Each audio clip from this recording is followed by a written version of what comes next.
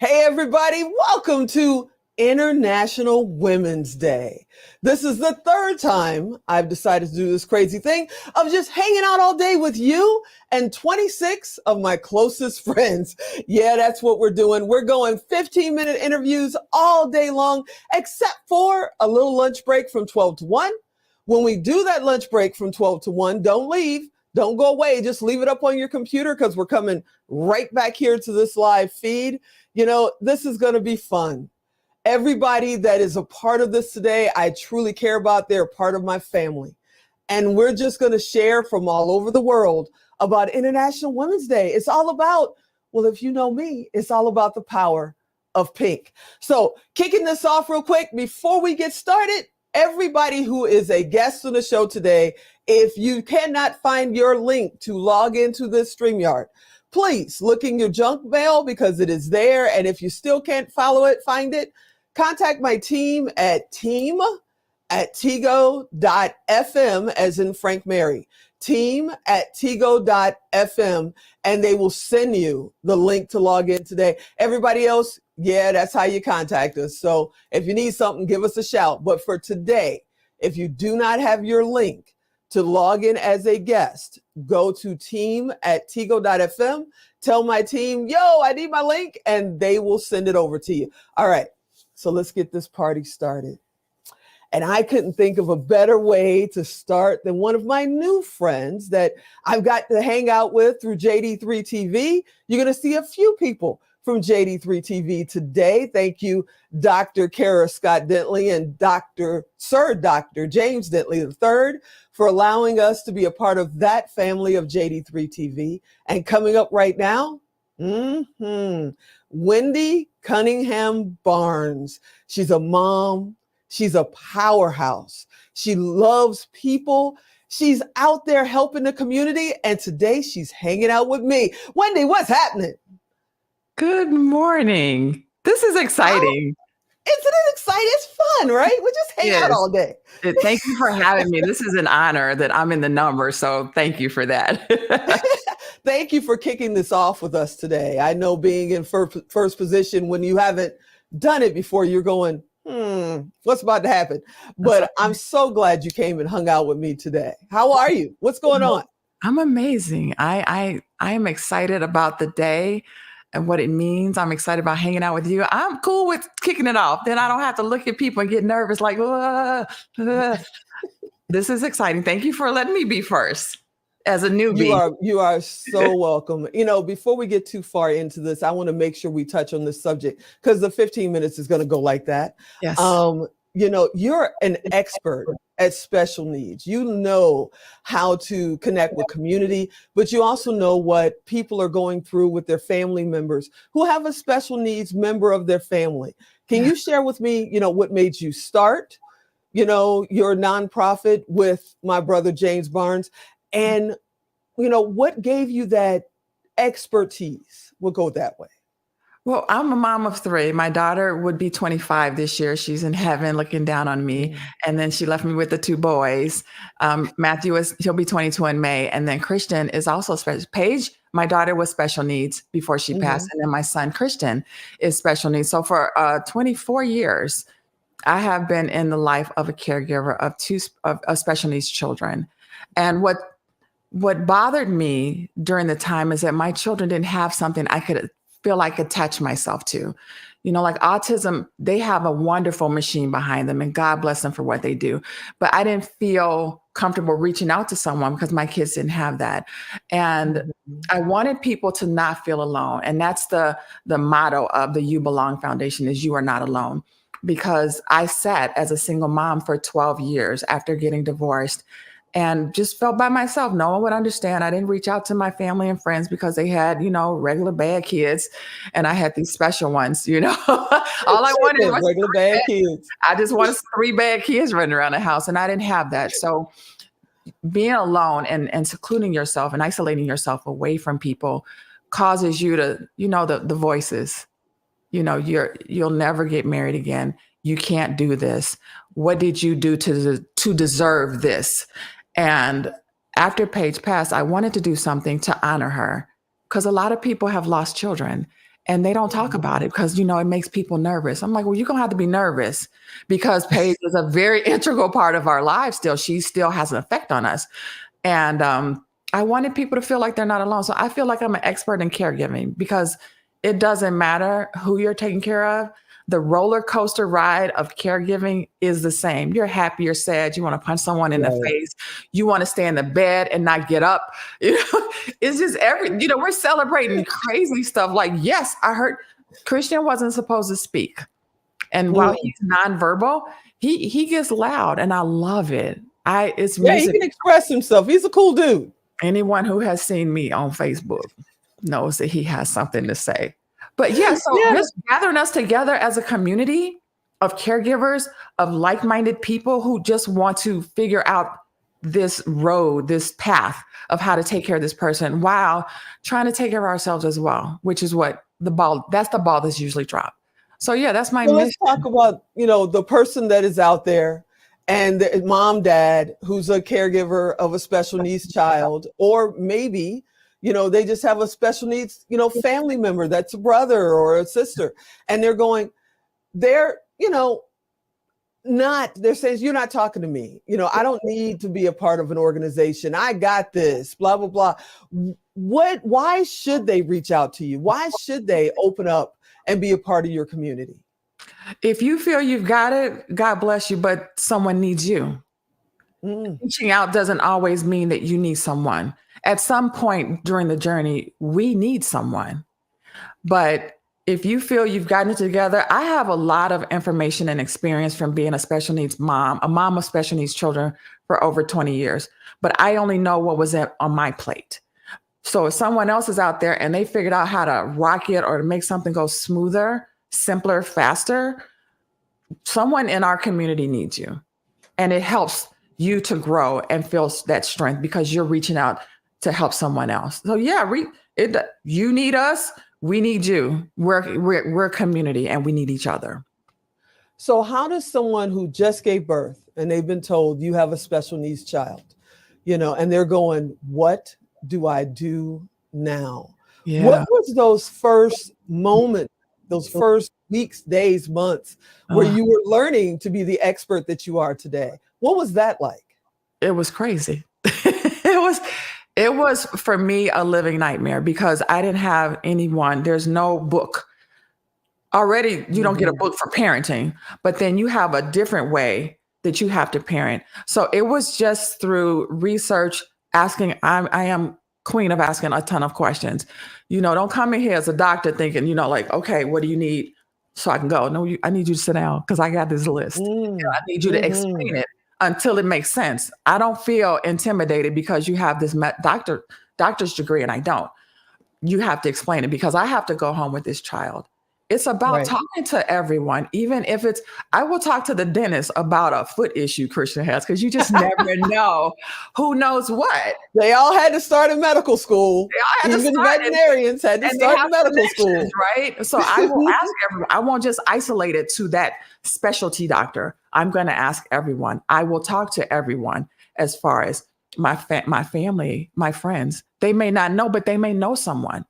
But in them knowing someone, they're learning as well. And that's what I need to teach people too. Those who they're not in that caregiving position. We still need you. We need donations. We need that compassion. We need you to not park in the handicapped parking space. Ooh, say that one more time because that drives me crazy. Do not park in the handicapped parking space because although you say you're just going to be a couple minutes, that's just when someone who needs that space comes and they can't find a space. Exactly. And we need that big space with the lines on the side. Right. You need the van accessible space. Yeah. And I get grief all the time because I have a handicap placard because I'm a disabled veteran. And, I refuse to park in the van accessible. It really came to light because a good friend of mine, my brother, David Lieto, he's a quad and he's got a wheelchair. And it's like, we go out, we go to dinner or something. We can't find a place to park and he needs the ramp to be able to go out, So he's always like, oh, just go over here to the field somewhere and it'll go. It's like, that's not fair. It's not right. So if it's van accessible, I don't care. As a person with a placard, I don't care. keep your butt out of it if you do not have to get that ramp out there, Thank because you you're for messing that. with people's lives. You're Yeah. messing with people's lives. Okay, so now I got to ask you, Okay. mom, wife, Yes. speaker, author, talk Yeah. show host. I'm Yes. asking, what's your show about? What's the name of your show and what's it about?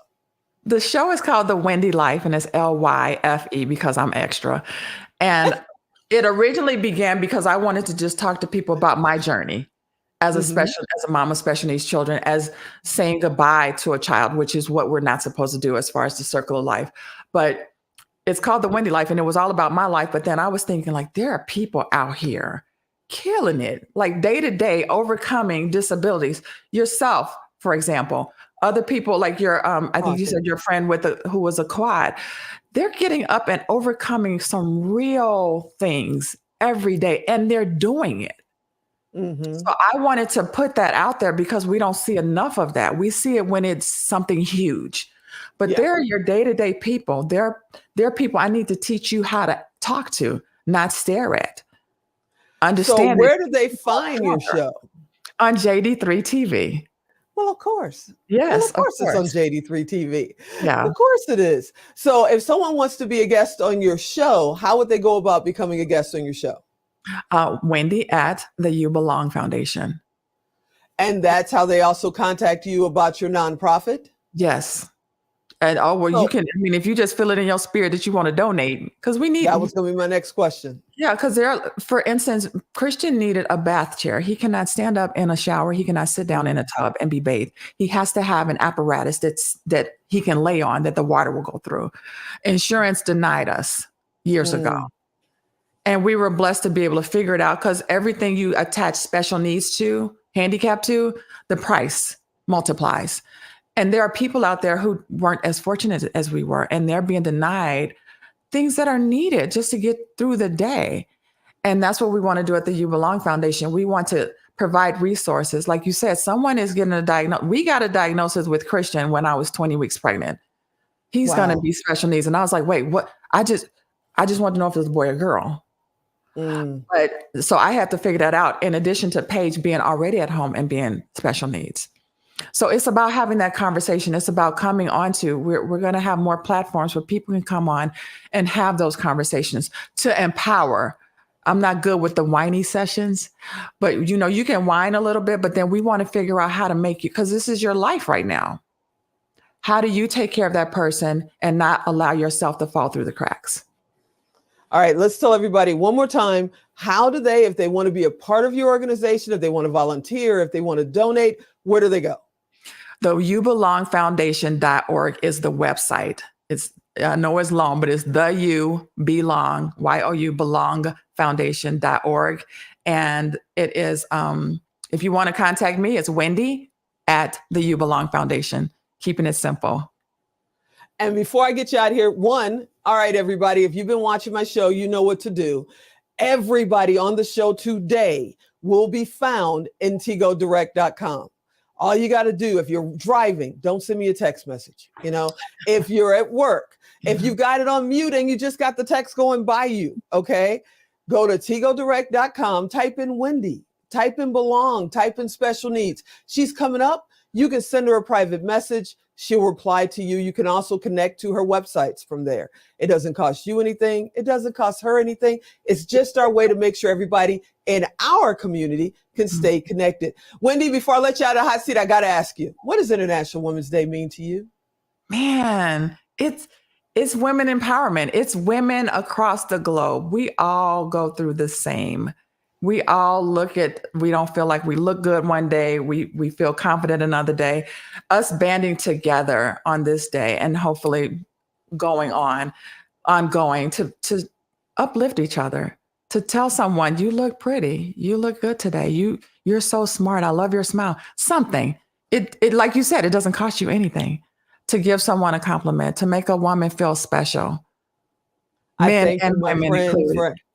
I thank you, my friend, for hanging out with me today. I can't wait to see you at Limitless in like a week and a half or something like that. With our It's going to be amazing. You are the best. You are the best as well. Thank you for having me. This was an honor. Thanks for hanging out. All right, everybody, stay right there. Don't go anywhere because we got somebody who's fabulous coming up next. So sit right there. We'll be right back.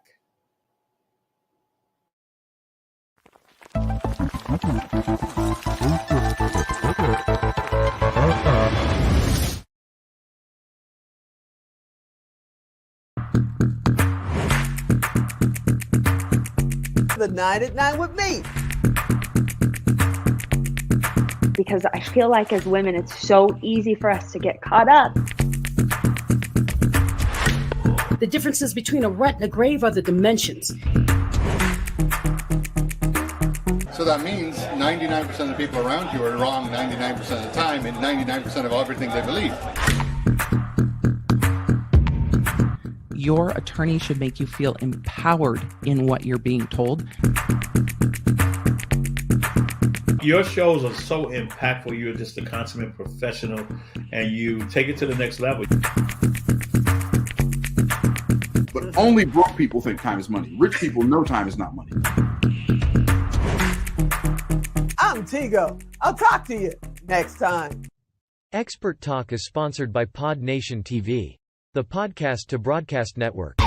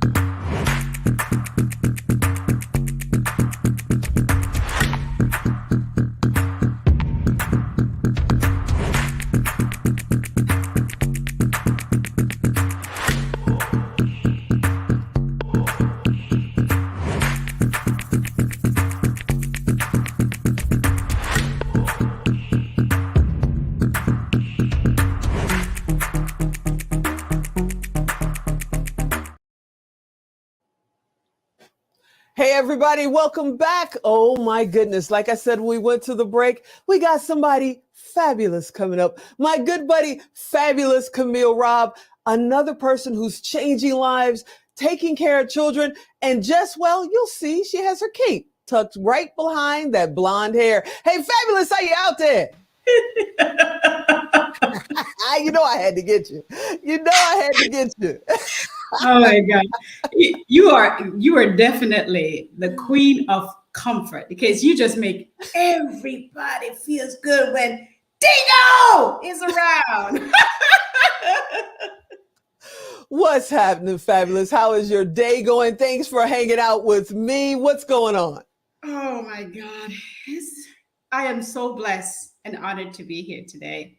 I'm so excited. I can't wait to find out what you're going to be talking about today because I know how you work. You just throw it at me and I'm here. You know I'm about to because we just had our good buddy Wendy on and she was talking about special needs. And I thought, we didn't schedule you guys. We let you just pick your times. And it was just ironic that you guys ended up back to back because you're both at the soul. You're taking care of children. You're a nurse, you're a nanny, you've got programs, you got international students living in your house. Woman, why is taking care of children, making sure they're eating well and have a safe place to go, why is that so important to you? Because I was once that child, and the way how people see it, a lot of people don't pay attention to kids because they're small, they're little people. But you have to take time out to educate them, take time out to learn about them. I was one of those kids. And being an international mom, they call me a global mom. I love it. That you touch kids all around the world and make a difference. Everybody wants to feel love. And that's what I give. I give love. You do. You light a room. You come in and I mean, we're all big kids. When you come in the room, we all sit up straight. You know, it's like, here come Fabulous. We all sit up straight, make sure our collars are right. You know, you are amazing. But can you share just a little bit? Because you said this is your story. You were once that child.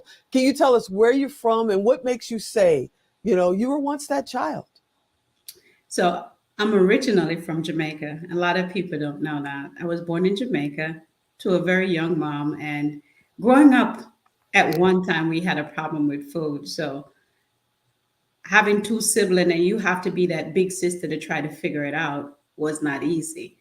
Mm-hmm. And learning how to feed yourself as a child, that's a task by itself. And I decided that I will not allow that to happen to any child, whether they're near or far from me. My job is to feed the need. So you need food, I'm here. You need clothes, I'm here. If you need shelter, I'm here. If you need education, I'm here. I'm just here to fill that gap where other people won't. And she's not kidding, y'all. She really is there. You know, how would somebody get in touch with you, get in touch with your program? I know you're based in Florida. You know, what's the best way to reach out to you? Well, you can do it in several different ways at jfcforyou.com. So it's jfcforYou.com. Mm-hmm. Visit my website and I can help you in anything that you need. Or you could just simple call me. You know me. Have my number 407-473-1832 and just call me. I'm on WhatsApp. I'm available. Conversation helps more than anything else. And she's on Tigo Direct, you guys. You know how to do this. Go to TigoDirect.com, type in Fabulous. She's coming right up. Let me ask you, Fabulous, we're great to come into spring break, you know, and they have quote unquote lunch programs and food programs at school. But when they hit spring break or they hit summer break, those schools are closed. How would you tell these families to feed their children, especially in this very interesting climate we have right now with our economy? You know, I just had three family that called me because of that reason, because spring break, there's nothing to eat. And they just call my phone. That's what they do. They call my phone. Now, I have people that are set up that will help you in different countries or different state. But to get to me, I'm in Florida. You just call me. We have a lot of people that have children that right now, they're not getting what they need. They're not. Mm-hmm. Especially this summer. So now I have this summer program set up. Finally have a 501c3. So now I can do more on a bigger scale. Because before it was just my husband and I just using our own money, doing what we need to do to feed the need. You know, recently we were on the Marketers Cruise together. We all had a blast. We networked. We met all kinds of people and floated all over the, I think, Eastern Caribbean, I think is what we were in, Puerto Rico and all that good stuff. And you told a story, you know, about a child. We were at dinner at the captain's table, actually.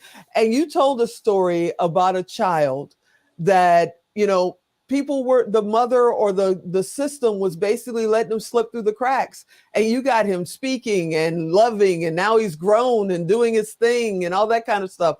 How important is it? Because a lot nowadays, especially young parents, they put a tablet in front of their kids. They sit them in front of a television. It's like electronics is babysitting their child. How important is it to directly connect with children when they're infants, when they're 1, when they're 2? One of the most important thing that a lot of parents are having a difficulty understanding that this equipment that you give your children is a little brain killing machine. Ooh. Can you imagine? Yes. Can you imagine handing your 5-year-old your cell phone? Oh, go on YouTube. Oh, go on TikTok. Now on TikTok and all those social media, they have all kind of negative stuff. I had a message sent to me via YouTube, and it was talking about how they can help me to get myself together. And at the end of it, there's a guy standing there dressed in black with all kind of Google stuff going on. Another one where I had a parent call me. She trying to figure out how her son got out of the house and went to go visit somebody, because it's coming through the cell phone that you hand your children. Their brain are not ready for that. Have a conversation with your child. When my kids were growing up, we didn't do cell phone around the table. Now when my children are grown, my daughter is 28 and my son is 24. When they come over, they know just to put the phone down, because I'm not having it. You sitting around at my table, we're having a conversation. Talk to your children, because if you don't, this will, and you're not going to like the result. She said, and you're not going to like the result. Now, on top of all of that, you've even, been in connection with celebrities and their children. On top of all of that, you and your husband, decided, well, let's just invite international people into our home so that they can go to school in America. Huh? What? How did you get in that? Why did you get in that? Okay, so when I migrated from Jamaica, I wanted to go to college here, but it was so difficult. And being from Jamaica, the American system was not friendly to me at all. Number one, people were saying, oh, you're coming here to come take my job. And you come, no, I just want to go to school. I just want to make myself better so I can help somebody to get better. And it was not what I thought it would be. I thought everybody would reach out and help me. So I had to figure it out myself. So this is one of the reasons why I opened up my exchange student program, so I can help other students that's migrating to the United States, to help them to reach their goal, because it's not easy when you come into a country where you don't speak English. And I spoke English. I have guys from Saudi Arabia. I have guys from Brazil. I have guys from Germany, Spain. So my children have come from all over the world. And when they come to comfort. I provide a home away from home for them, so their parents don't have to stress, because it's not easy trying to speak the language and trying to figure out your way in this big, I tell them, you come into the ocean and there's some big sharks there. So you've been doing this for years. This isn't something new that just got started. And we got a couple of minutes left, I know. But when COVID hit, I know that hit your entire hemisphere like everyone else. Now that COVID is quote unquote over, which we know it's not, and you're back in your system, how did you restart? How do you feel? Has it been changed and different since before COVID, or is it pretty much, hey, you're back home, let's go? No, it was when COVID hit, it shut the whole world down, and it did with my business. I remember my husband calling me and crying when he dropped off the last student at the airport, and he was crying. He said, man, this is hard. I said, yeah, but their parents want them to come home. And when it shut down for 2 years, there was no one coming, nothing happening. And then once it started, so we started, it's just word of mouth. All of my information is word of mouth. You want to know what it's like coming to my environment, into the fabulous home, you go to justfabulouscare.com and you can see all of what my students and I are doing. It's amazing. It's amazing how it flows. When you have the students there, learning the culture, loving on these guys, it's absolutely fabulous. I love it. And you're right. I mean, we all call you fabulous because truly it's her name. It's not, this is who she is, what she does. Every time you walk into a room, every time we listen to you tell and share your stories, we all kind of get more centered. I know I do, and more focused instead of looking at all this craziness out there because we're getting hit with things all the time. I start concentrating on the moment. You really teach us to live in the moment. And I want to thank you for hanging out with me for this moment. You're amazing, Miss Fabulous Camille Robb. I can't wait to hang out with you again. Thank you so much for being on the show today. Oh, thank you for inviting me. And I cannot wait to see you in 2 weeks. Hey. Limitless, here we come. Let's go. Thank you, my dear. You're such a fabulous bright star. I love being on your show. Thank you so much. I'll have you back. You coming back? Yes, you coming back to Expert Talk? Yes. Awesome. Awesome. Have a great day. Have a fabulous day. Right. Stay blessed, stay safe, and stay absolutely fabulous. See you guys soon. Bye-bye. All right, everybody. I hope you enjoyed that episode or that interview. Coming up next is my real estate sister, my buddy, my pal, and your yay lady. So sit right there. We'll be right back.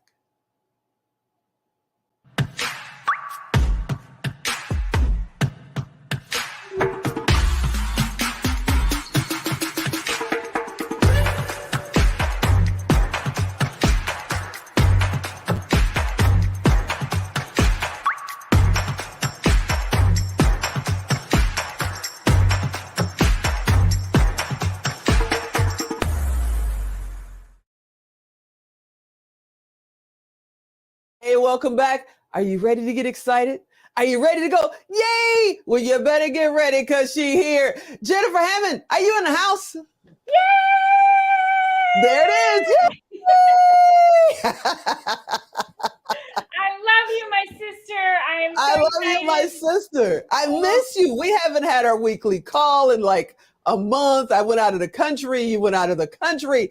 You know, we could just sit here and talk about our trips and catch up and, you know, talk about the weather. But I think people might hurt us if we did that. I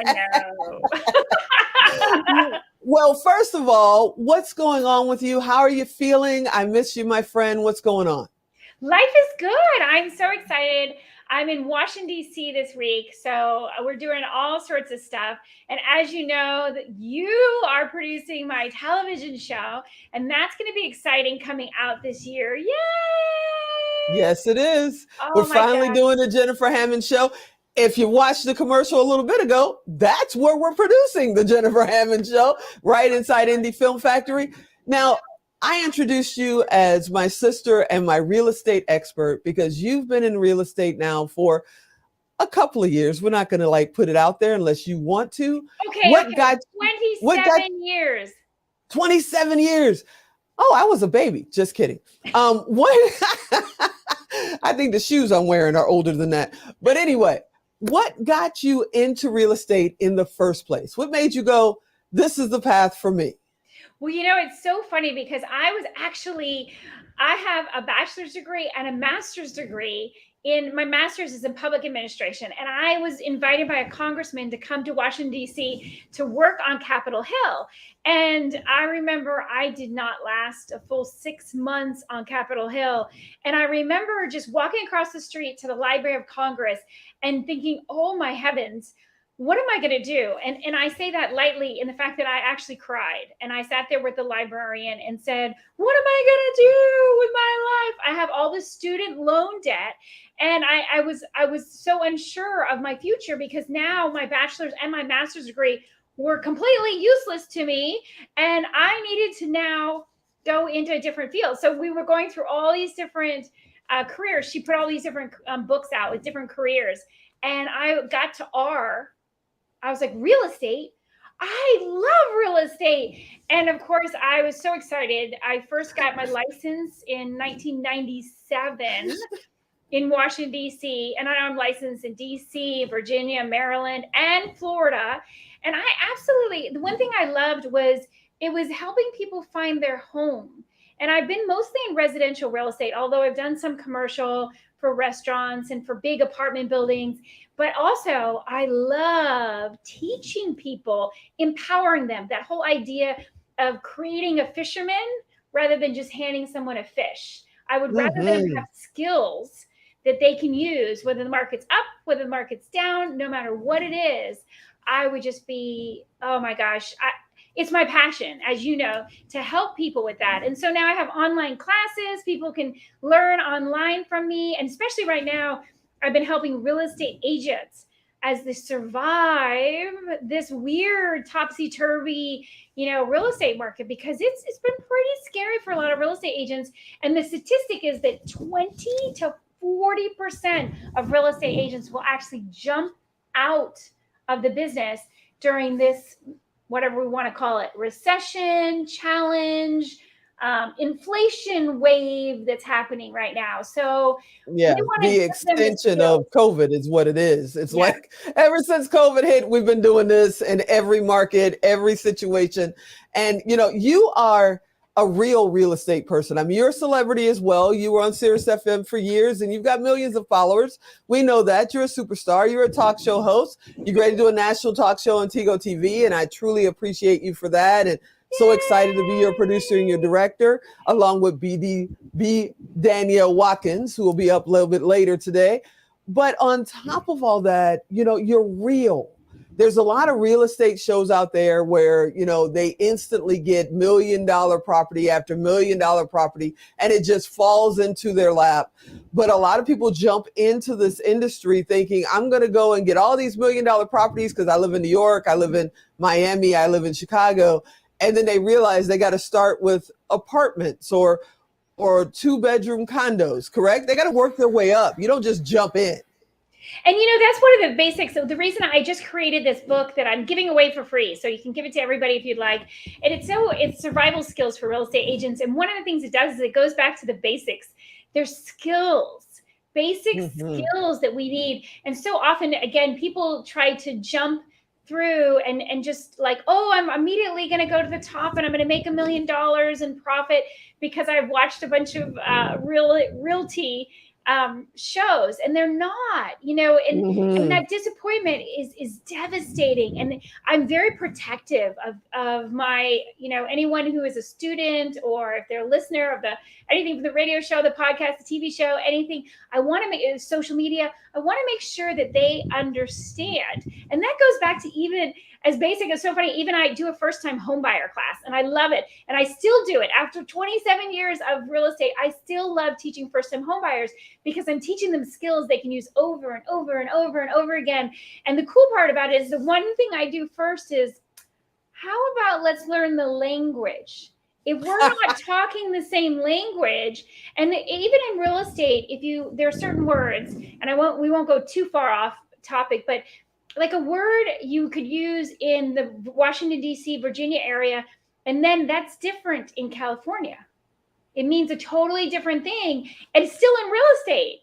And that's just how different it is across different states. Never mind if you've never bought before, how do you know what this language is? And if you don't know the language, you think about if you went to a different country and you didn't speak the language and nobody spoke your language, English, what in the world would you be doing? You'd be lost. And how do you make good financial decisions if you can't speak the language? So anyway, we start with the basics, including what are the words that you need to know so that you can be successful and make good decisions in real estate. Yay! Now, how important is what you're doing right now? How important is social media? How important is podcast? Is video live streams? Is having your own talk show? How important is it for the real estate industry? I mean, back in the day, they didn't have all of that. They put a sign up front, somebody called the phone number, boom, you got a sale. Well, it didn't really work that way, but that's what they taught you. How important is social media now? It's so important. Just like the podcast, it's really important that people can get to know you. Again, people love to work with people they know, they trust, and they like. Well, how do they get to know you? They get to know you through your social media, through your podcast. They get to know you through your, anything you're doing to really make sure that you're contributing. And people also want to know. I mean, think about it. Even now, people are so aware of a social consciousness. And are you somebody who's going to contribute to your community? Are you going to help other people? Are you just in it for the money? And that's one thing you talked about in the beginning about real estate agents not surviving this market. There are a lot of real estate agents that won't survive this market because they didn't get in for the right reasons. They didn't get in to help people. They didn't get in to help someone understand their financial decisions when they're looking at, should I buy a condo, or should I buy a house, or should I buy a townhouse? It's amazing. I think it's one of those things where each one of us can make the world a little bit better place. But what are you willing to do? Because that means you constantly, like everything else, it's always changing. I always use that example of, if you think about an old house, if you ever walked in an old house and you look at a window and the window's kind of sagging and you're like, oh, it's sagging. And you're like, what's happening? Well, guess what? Everything is in motion. So nothing stays the same. Not even that piece of glass. Over time, it's moving. It's actually sagging. And I remember thinking, windows don't sag. What's that about? And I was like, oh, when you have to go back to the basics. So as a real estate agent, if you're not constantly learning and constantly figuring out, okay, what are the new laws that are coming up? What are the regulations? If you're a short-term rental owner, like a landlord who has Airbnbs or for sale by owner or any of those things, it's so funny. You've got to learn all of the regulations. So the real estate agent is becoming more and more valuable if they have a podcast, if they're knowledgeable, if they have all those survival skills that I'm always talking about. So yeah, that you're always teaching me about. And that's why we have you, well, your family, and you're an expert, but we have you on as our VIP expert for real estate on Expert Talk, because you always bring us new information and all that good stuff. And I know we only have a couple of more minutes. We got to have our call this week. I'm just putting it out there. Yes. But we only have a couple of more minutes. What is going on with real estate with this inflation and interest rate and all that kind of stuff? Are people still selling houses? Are they still buying them? Or is everybody just kind of sitting still waiting to see what's going to happen next? So it depends. It depends on your market. And this is one of the things they used to say this about politics. Every market is local. They used to say politics, it's all local. It's very important for you to really look at what is happening in your specific area. Like, for instance, I'm going to give you an example. In Washington, D.C., you could have a one block area and you could have 2 condo buildings on one block. And guess what? Both of those buildings actually have different values. And why is that? You need to know all the nuances that are happening in your specific market. Like with 2 different condo buildings, it might be that this one, the condo fees are actually going up. They're going through the roof. Whereas the other one has better condo management. So from the outside, on the surface, they're in the same location. They're relatively the same size. Things look like, it's all the same. It's not.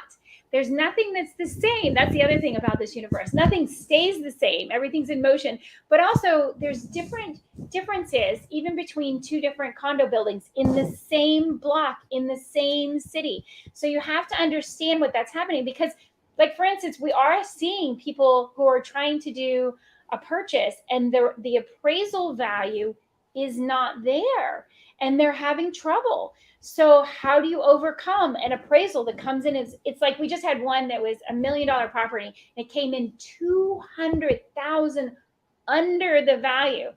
And we were like, whoa, how did that happen? Because if we were talking about this last year, it was multiple offers. People are paying way over the asking price.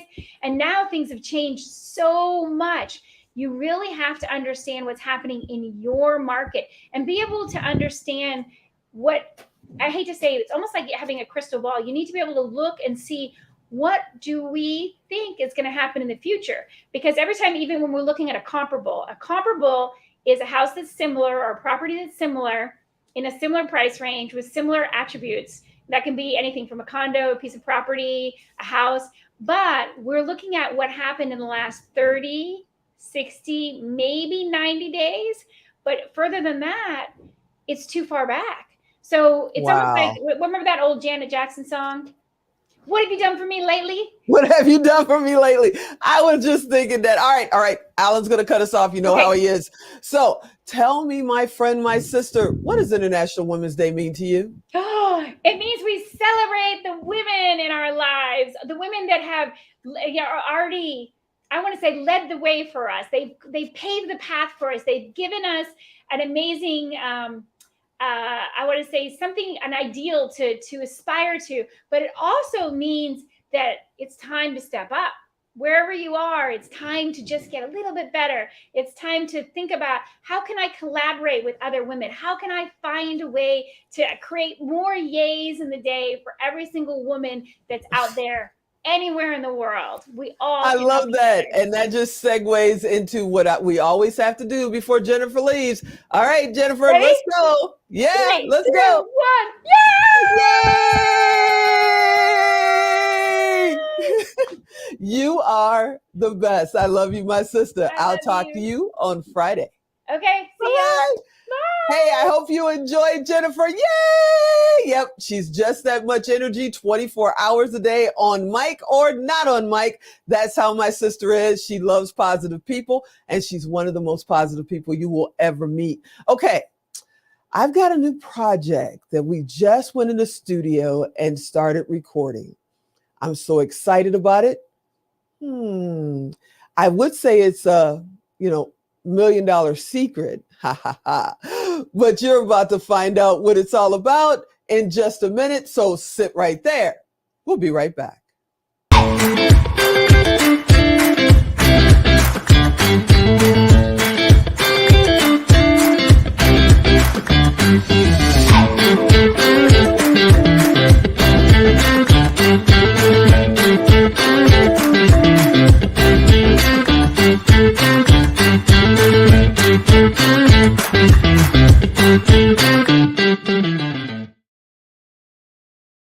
Hey, everybody, welcome back. Yeah, I was teasing and playing a little bit because my good buddy, my good pal, Hillary DeCenza is here.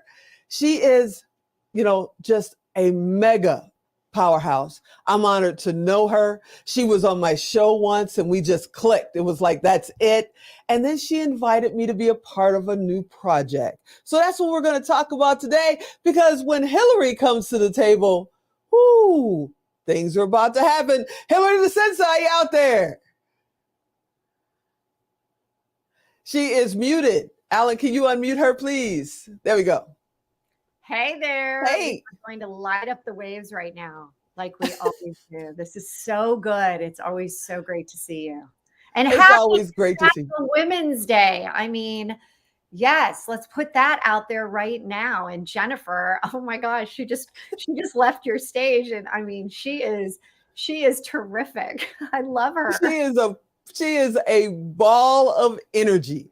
That is our Jennifer Hanneman. She is a ball of energy. Whether you're talking to her in person, virtual, 3:00 in the morning, you're going to get the yay, because she is truly the yay lady. All right, woman, we got to talk about this. We got a new project. We're relaunching something. What are we doing? Tell everybody. I'm so excited. I am so excited too. And I love how you said, this is truly the $1 million secret. We are going to be allowing women to elevate themselves, to have a show that will be coming on once a month. It will be on the third Thursday. Although I have to say, Tigo, this is so powerful that I bet it ends up being a weekly show. But right now we're doing it once a month. And it's really designed to let women feel empowered with information that, as you and I both say, I didn't know that. I didn't know that. I didn't know that. I didn't know that. And when you can be genuinely honest about, like, hey, that's super cool. What is going on in the world right now? And let's give you the deets on, hey, this is impactful to you and why. This is so important to your business, to your personal life, and why. That is where I think you and I have magic. And it really is where you come at life. And I love the way you described that, you've got your MBA from the School of Hard Knocks, and which is so terrific, because I feel like being a part of the Silicon Valley and growing up here and launching businesses and being in high tech for over 10 years, I had to put the boxing gloves on and fight our way to the top. And it's now open. It's like hunting season, where all of a sudden it's like, oh my God, more millionaires were made after the financial crisis than ever before. And that is where we are right now. Our goal, Tigo and my goal, is to create as many millionaires out there. And remember, you got that right. Only 1% of companies right now that are women-led reach that 1 million mark. Why is that? It's exactly what we're celebrating here. We need to lean on each other for the wisdom. You've heard me talk, Tigo, so often about 3HQ. And what is that? And why is that so powerful? Because IQ of the 60s, 70s, 80s, intelligence, all in your head. And we as women have a tendency to be like, oh my God, what else can I be doing? Do, busy, busy, busy. I got to keep going. And that's how you end up getting burned out.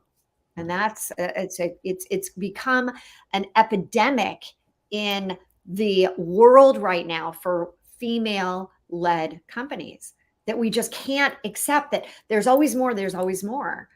And then when you burn I gotta ask you something. Yeah. I gotta ask you something. Everybody has fears. My mother told me that when I was a little kid. Everybody has fears. But you have literally, generated over $1 billion in Silicon Valley. You're a number one best-selling author. You're an amazing speaker. I'm loving co-hosting with you. We've only had one session, but now we're about to do another. And I agree with you.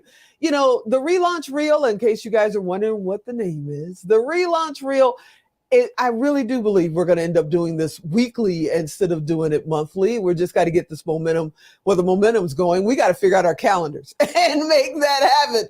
Exactly. But how do you address fear? I'm going to assume that you have fears as well. And how do you address fear? Because there's somebody sitting maybe in a CEO chair in a major company. And one of the things that may be holding them back, I won't say her, but them back, is their own fear. How do you address fear? Oh, you know what? It is probably the number one thing that holds you back in elevating your business, in scaling your business, in terms of profit margins, being able to take more money home. And I heard recently that there are 50 fears that have been identified, 500 phobias. And so when you add all of that to, our brain is hardwired to look for the negative. 85% of our thoughts are on that negative spectrum. So what we want to be thinking about is, when you start to have one of these limiting beliefs, I call them your bugs, your beliefs underground surfacing. We all have bugs. Okay. We all have them. But what, as a human being, we have a tendency to do is, you have a fear, something comes up. Oh my gosh, I'm having a roller coaster revenue ride in my business. What can I do? What can I do? Oh my God, fear of failure, fear of failure. What if this doesn't work? I'm going to have to spend more money. I've been spending too much money on the business. I'm not getting the impact. All these things. It's like a snowball effect, right? You get one fear going and then it another. And so I have to say that I'm a junkie on neuroscience. I eat it up. And over the last 10 years, so many advancements. And what we've taught people is that you need to get rid of your bugs through a process I call the belief blaster, in order to elevate your business, in order to have the success. Like, if you're not where you thought you'd be at this point in your life, ask yourself, what is that fear? What is that limiting belief? Is it a fear around money, right? And Tigo, there's this whole fear that's come up around the fear of success for women. Yeah. What if I become too successful? What will that mean? How will I still be a good mom, a good wife? Will I lose everything as I go up the chain to have success? It's a real fear. And so it is a real fear. And when you talked about foundation in the last, with Jennifer, and I call it the core. Just like you're an athlete, just like you're going into the gym and you're trying to work on that core, you got to be working on the core of yourself, of how you are showing up, because your business is a direct reflection of you. Take that in. Your business is a direct reflection of you. If you're not exactly where you are from a revenue perspective right now, what's going on the inside? What are the fears that you have? What are those bugs? And I just went to see Jay Shetty last night. I'm in San Francisco, and he was talking about, hey, the biggest thing right now that we are going through is this sense of loneliness. Well, guess what? Being a CEO, business leader, entrepreneur, it's a lonely place to be. And that's why TV is so impactful. International Woman, it's like, we have to come together and build each other up so that we can create more millionaires with women and helping others. And it doesn't matter if you're with one other woman that you start out in a group, or if you come and be a part of, Tigo and my group that we're creating, that's directly for you. Let's elevate each other. Let's learn from the wisdom that we have. And I've never seen more people want to help others than I have right now in our world. We're all Isn't that true? That is so true. And it's like, even kids, I had a young man the other day hold the door at a store for me. First thing went through my mind is, I'm almost 60 and I've gotten to the grandma level and, and I'm moving a little slow. That's the first thing. Then I thought, here is a young man that is holding a door. And I thought those days were long, long gone. And it was great to see that happen. You know, I'm sitting here listening to you, watching you. I still pinch myself that we're doing a show together, that we're friends, that we, you know, you're coming to Vegas, hanging out with us in studio, which is amazing. Thank you so much. You know, and I know somebody out there is wanting to start their business. They're retired from their first career and now they want to relaunch into their next career. And they're going, Hillary, what do I do first? Okay. You know what? This is becoming more and more common. People are struggling to figure out what is next for them. It's a purpose and a passion play. I wrote this book, Relaunch, Spark Your Heart to Ignite Your Life. It could have just as easily been Spark Your Passion to Ignite Your Purpose. We are relaunching. And so there's a couple different things that you can do right now. First off, if you're interested in a women's retreat, absolutely, you need to be in a women's retreat this year because one, it's the connection, the community. So we have one of those that we are offering at the end of May in Boulder, Colorado. You got to get around not like-minded women, but like energy. Energy is where it's going to take you to help you.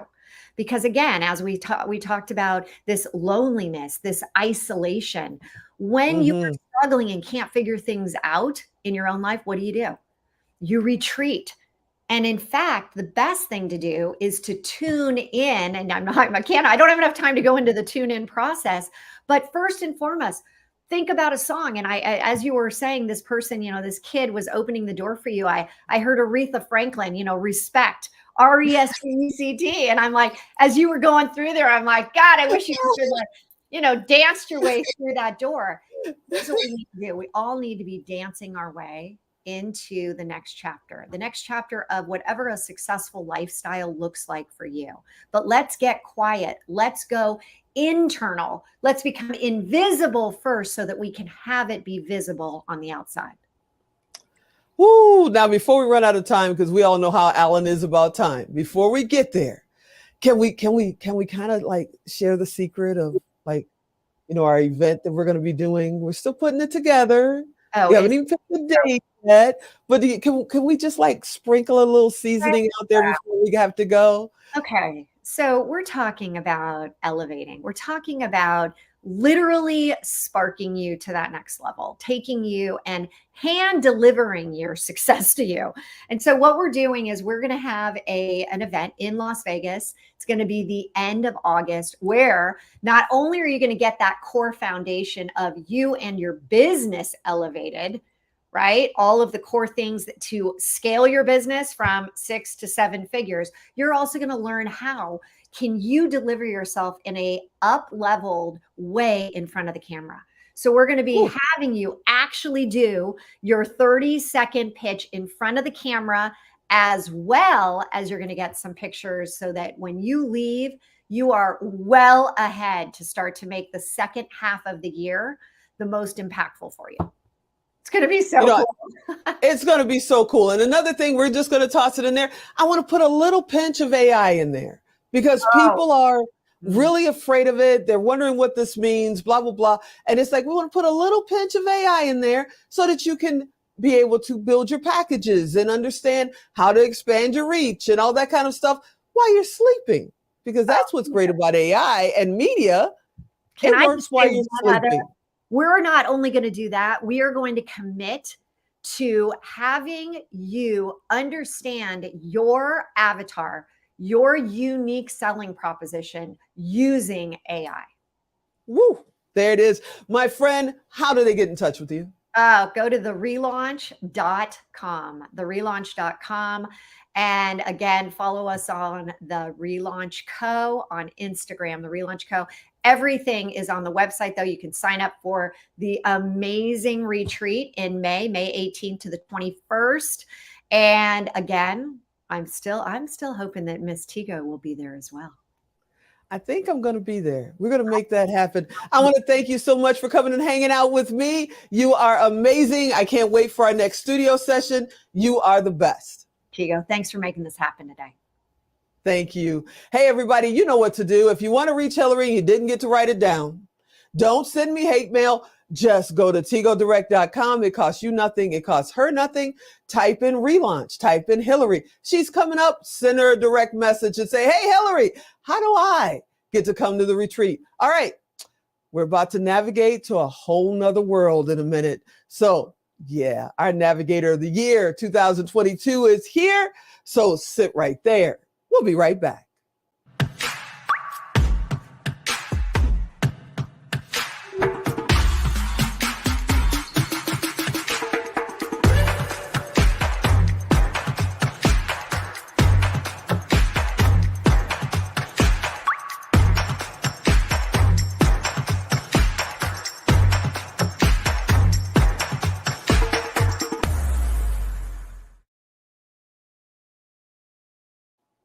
Hey, have you set your sails yet? Coming up next is my good friend. She's like a sister to me, Annie Evans, and she is our Navigator of the Year for the Now Honors last year, 2022.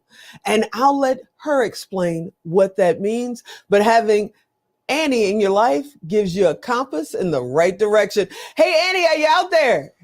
I'm here, and I'm so excited about International Women's Day. I've been watching in Dubai the 3050, and to have this here and be part of it, I am sure that it's going to be impactful for so many people. And it's great that we're, really shining. So, yeah, thank you for having me. I'm thrilled to be here. I'm thrilled to have you here. Now, we call you the Navigator, so much so that we honored you as our Navigator of the Year last year for the Now Honors. Why are you a Navigator? What does that mean to you? Well, it means a lot to me. First of all, I was a navigator. I logged 44,000 sea miles before GPS. So I was using the sun, the stars, the moon, and all sorts of almanacs and things. And it was the beginning of my life as a productive person and going into business. And what I realize now, and truly, especially after getting the award, is just how really knowing what navigating is can be really critical to how we move forward. And so I'm glad that I get to share this. Thank you very much. Now, when you're talking about navigating, you're not talking about on a cruise ship like we just did with the Marketer's Cruise, right? You're talking actual sailboat, correct? Actual sailboat, actual sextant, actual almanacs, actual charting each direction change we made on paper and charts. And navigation is how we discovered the world before we knew that it was round. And so the navigators all through ancient history and everything really mapped this whole world. And, even though it's great that we can just dial in to, where we want to go and where we are, the truth is that it's much more complicated than that. And if anything tech-wise goes down, you better know how to figure out how to get to where you're going. So I think it's a really valid thing to be carrying on. Let me ask you, I've never asked this question to you before. How many countries have you seen while you were out there with your 40 some odd thousand, sea miles? How many different parts of the world did you see? I saw a lot. I saw, sometimes it was only a day, or you stop in and you go swimming and surfing and stuff like that in a bay or something. But I didn't think to count up all the countries, but I lived in Costa Rica, I lived in Panama, I lived in the Marquesas Island. I lived in French Polynesia for actually quite a long time. So, and sailing in between all kinds of islands, and the cultures, unbelievable. I mean, it was like 3 graduate degrees. I mean, I had to deal with governments. I had to deal with, you know, fixing the boat and boat yards and all sorts of things. It really gave me a basis to move on, which I was quite successful for the rest of my career in corporate. And now. And now, and now. So people have problems, especially after COVID. I have to say, I even did a couple of second thoughts too after COVID, of just going out of my front door, just getting in my car and driving to the grocery store, because now you've had this pandemic that they say could kill you just by breathing in the wrong air. But nothing has stopped you. I've known you now for almost 2 years, and nothing stops you. So what do you do about fear? How do you motivate yourself to just keep going, keep navigating? Well, the sea will teach you that living in fear is just not acceptable. I mean, it's a calm, beautiful place most of the time, but it can turn into just complete raving maniac and tossing and turning and literally churning you into kindling wood. And actually, after I left the boat, which I still have some guilt about, the boat got lost at sea. So it's no joke. And but what it did teach me is that I had to manage fear. I was part of the crew, and if I didn't sleep at night, I was putting the rest of the crew at danger when I was on watch. So it really teaches you a lot of responsibility. And I was responsible for where we were and where we're going. And I did get us everywhere we had to go. I missed a couple places, but made up for it after. So it's really taught me so much, and I live by it now. I mean, I persevere. I meet deadlines. All of the things that just were put into me, and fear comes up for me very differently. And working as a supply chain director for many years in 8 different Asian countries, you know, I had to deal with all the viruses and bird flus and everything. So, and we should all be prepared. You know, this isn't like the one and only. So stay on board and keep navigating, right? And keep navigating. Exactly. Now, keep watching. You're an author. I'm an author. You're an author. You're a television host. You're a real estate agent, which I found out not too long ago. Last fall, I found out you were a real estate agent. And been a real estate agent forever. Yeah. Now you just told me, you know, supply chain. It's like going through those different careers. Yeah. How did your history in sailing and setting your sail, and we'll tell everybody what that means in a minute, but in setting your sail, how did that help you navigate in other careers in your life? Oh, hey, it was the key. It was the core. I mean, I have gone to some college, but I taught myself everything. And when I saw, first of all, the navigation, I learned the navigation. I wanted to go to sea on this boat, and I did. But after that, every job, everything that I wanted to do, it was a goal. And I learned what I had to do to get that job, despite not having all the degrees and everything that most people had. I've been in senior management for decades. So no longer corporate. I'm an entrepreneur, realtor, TV host, and all of those things, sharing my experience. But it was key to my whole life. Okay, so I've been teasing about Set Your Sails for, you know, ever since you came onto the show today. Can you tell everybody about your show, because that's what it's called, and who you're talking to, what's your topics, and why did you, name it Set Your Sails? Well, first of all, one of my biggest heroes that I got to spend a lot of time with was Jim Rohn. And as he says, trim your sails and set your course. And I lived it. And it's really true. So you know, you have to ask yourself the really hard questions in order to really set yourself up for where you really want to go and what you really want to achieve. And and taking the sailing is like, you have to literally, you know, trim your sails, like sometimes every 5 minutes. You have to set your course. You have to keep asking your questions. Am I on the right course? What do I need to adjust? And so I just really, you know, think that it's really important that people really look into who they want to be. So many of us go into our careers totally on remote. You know, their parents say, oh, I want you to be a doctor, or somebody gives you, you know, some avenue into a college or something. And if you're not really looking deeply into who you want to end up to be, you might end up going 20 years before you go, oh my God, what am I doing? So I really want people to know that you can take charge of your life and navigate your own course. And so that's, you know, set your sails is what I'm all about. And I try and help other people set their own course. So let's give a little advice, because, you know, I look to you and I lean on you for advice from time to time.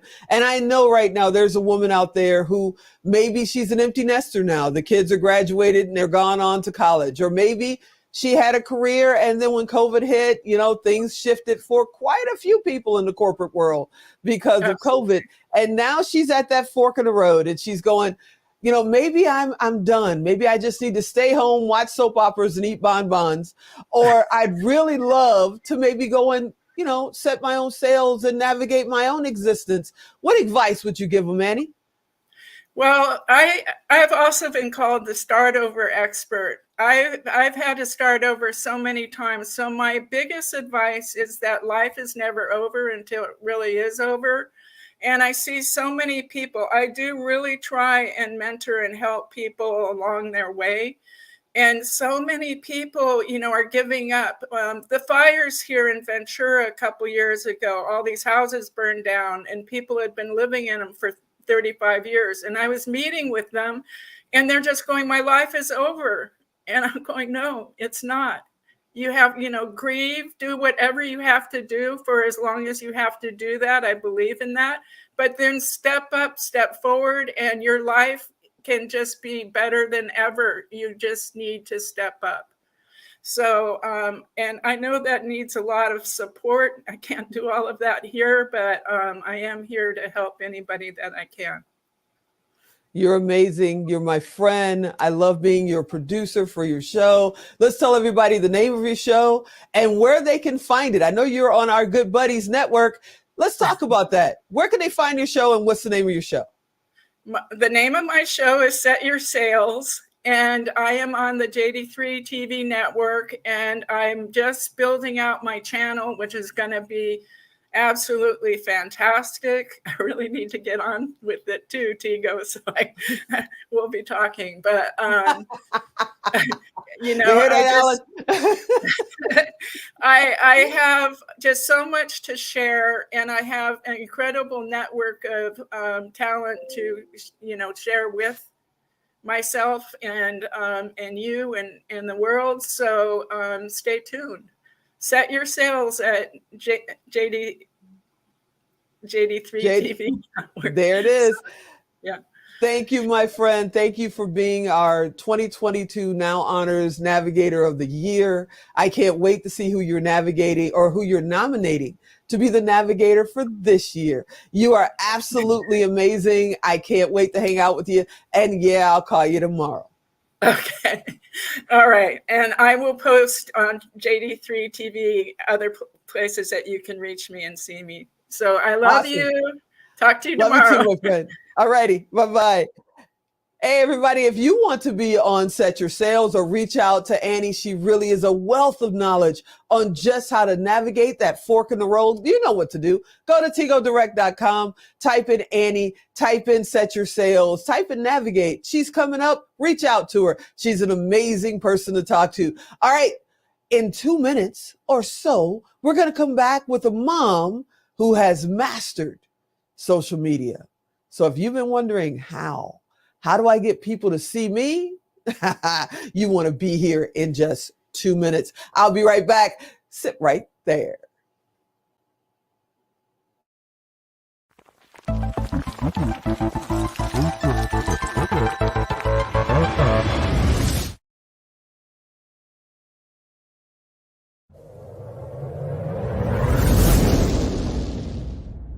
Hi there, I'm Peggy McCall, New York Times bestselling author and manifestation mentor.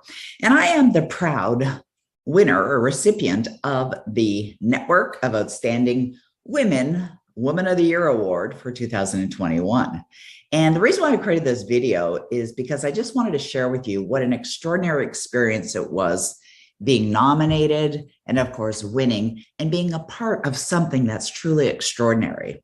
Throughout my career, I've been very blessed to network with some amazing individuals. And of course, being a part of this organization has really invited such a wonderful opportunity to share, to learn, to grow, to contribute. And that's what I believe that this opportunity does for every single person that's involved. It was such a fun experience. It was incredibly rewarding. And what I loved most was the sharing part of it, the opportunity to share in some of the experiences that I've had and what really led me to create the great success that I'm very blessed to enjoy today. That took me from a place of poverty, misery, debt. And actually, many years ago, I was at a point where I had no will to live, to be in a point now, to be a multimillionaire, to be continually experiencing wonderful success, to be surrounded by love, to work in an industry that is so rewarding and so fulfilling. So what I want to encourage you to do is to be a part of this network. They're all outstanding women, every one of them, right from the founder to every single member. I'm certain that you're going to enjoy the experience. I certainly did, and I'm very grateful to have been the recipient of the award. And my wish for you is only success.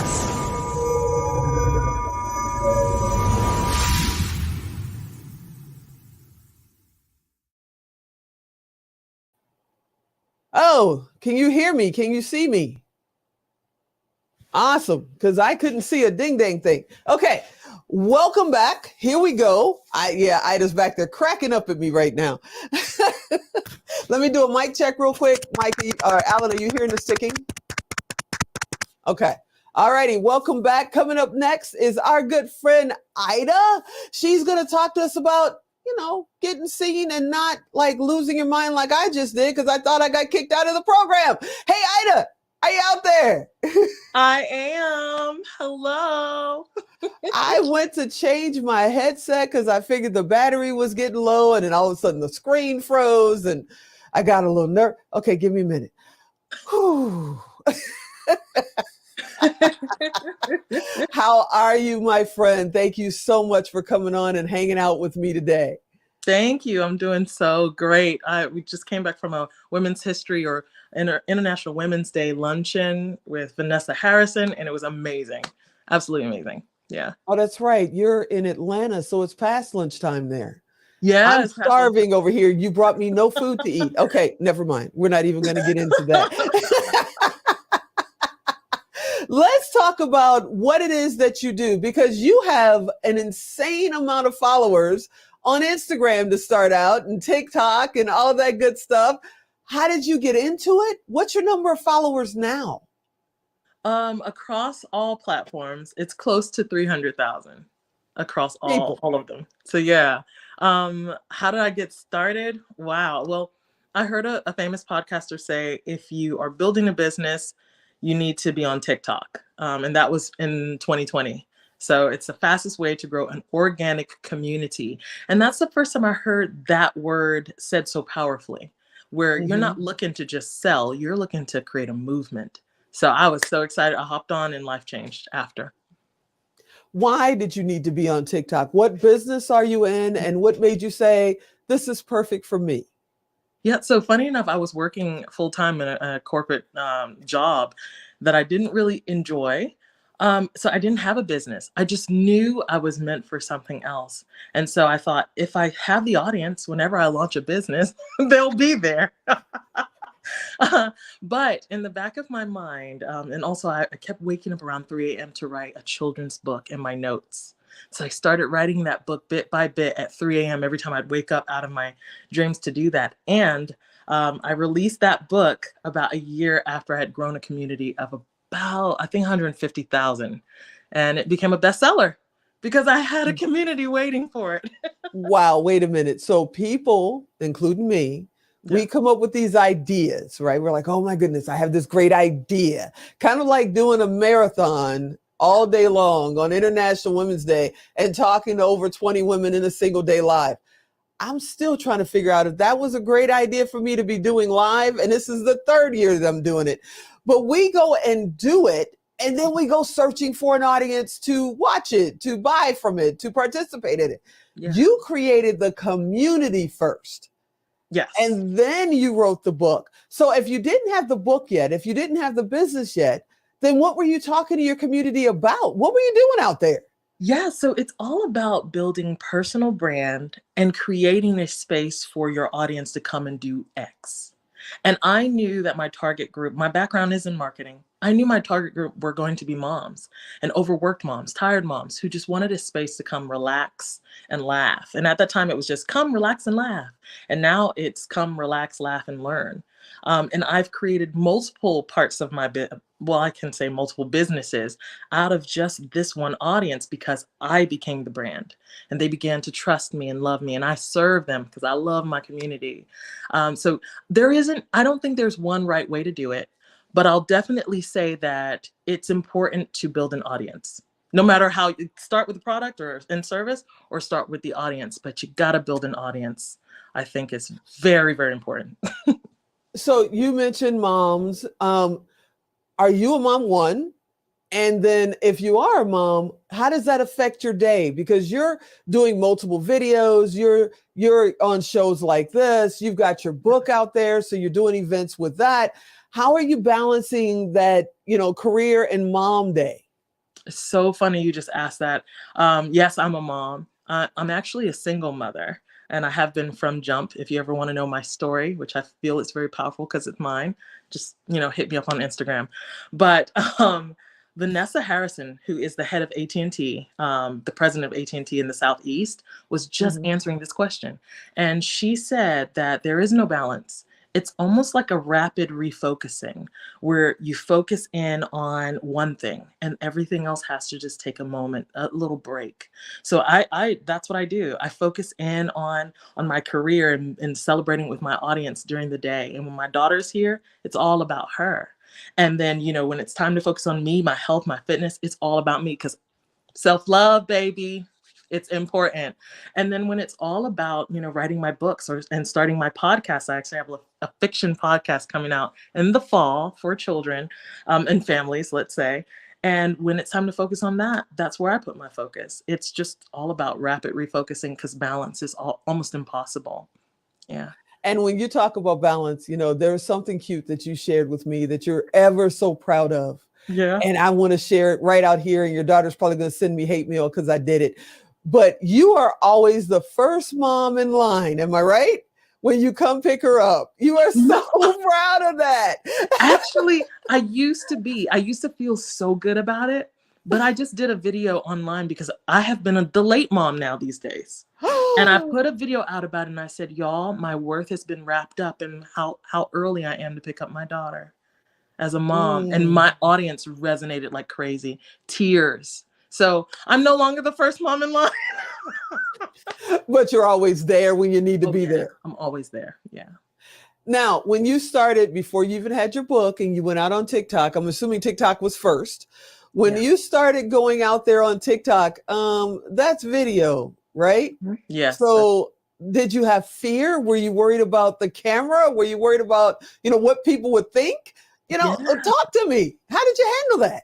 I did the busy procrastinating that we all do. We're like, okay, well, first I'm going to write down my ideas. I did all of that, which is important. Like it's good to plan and strategize.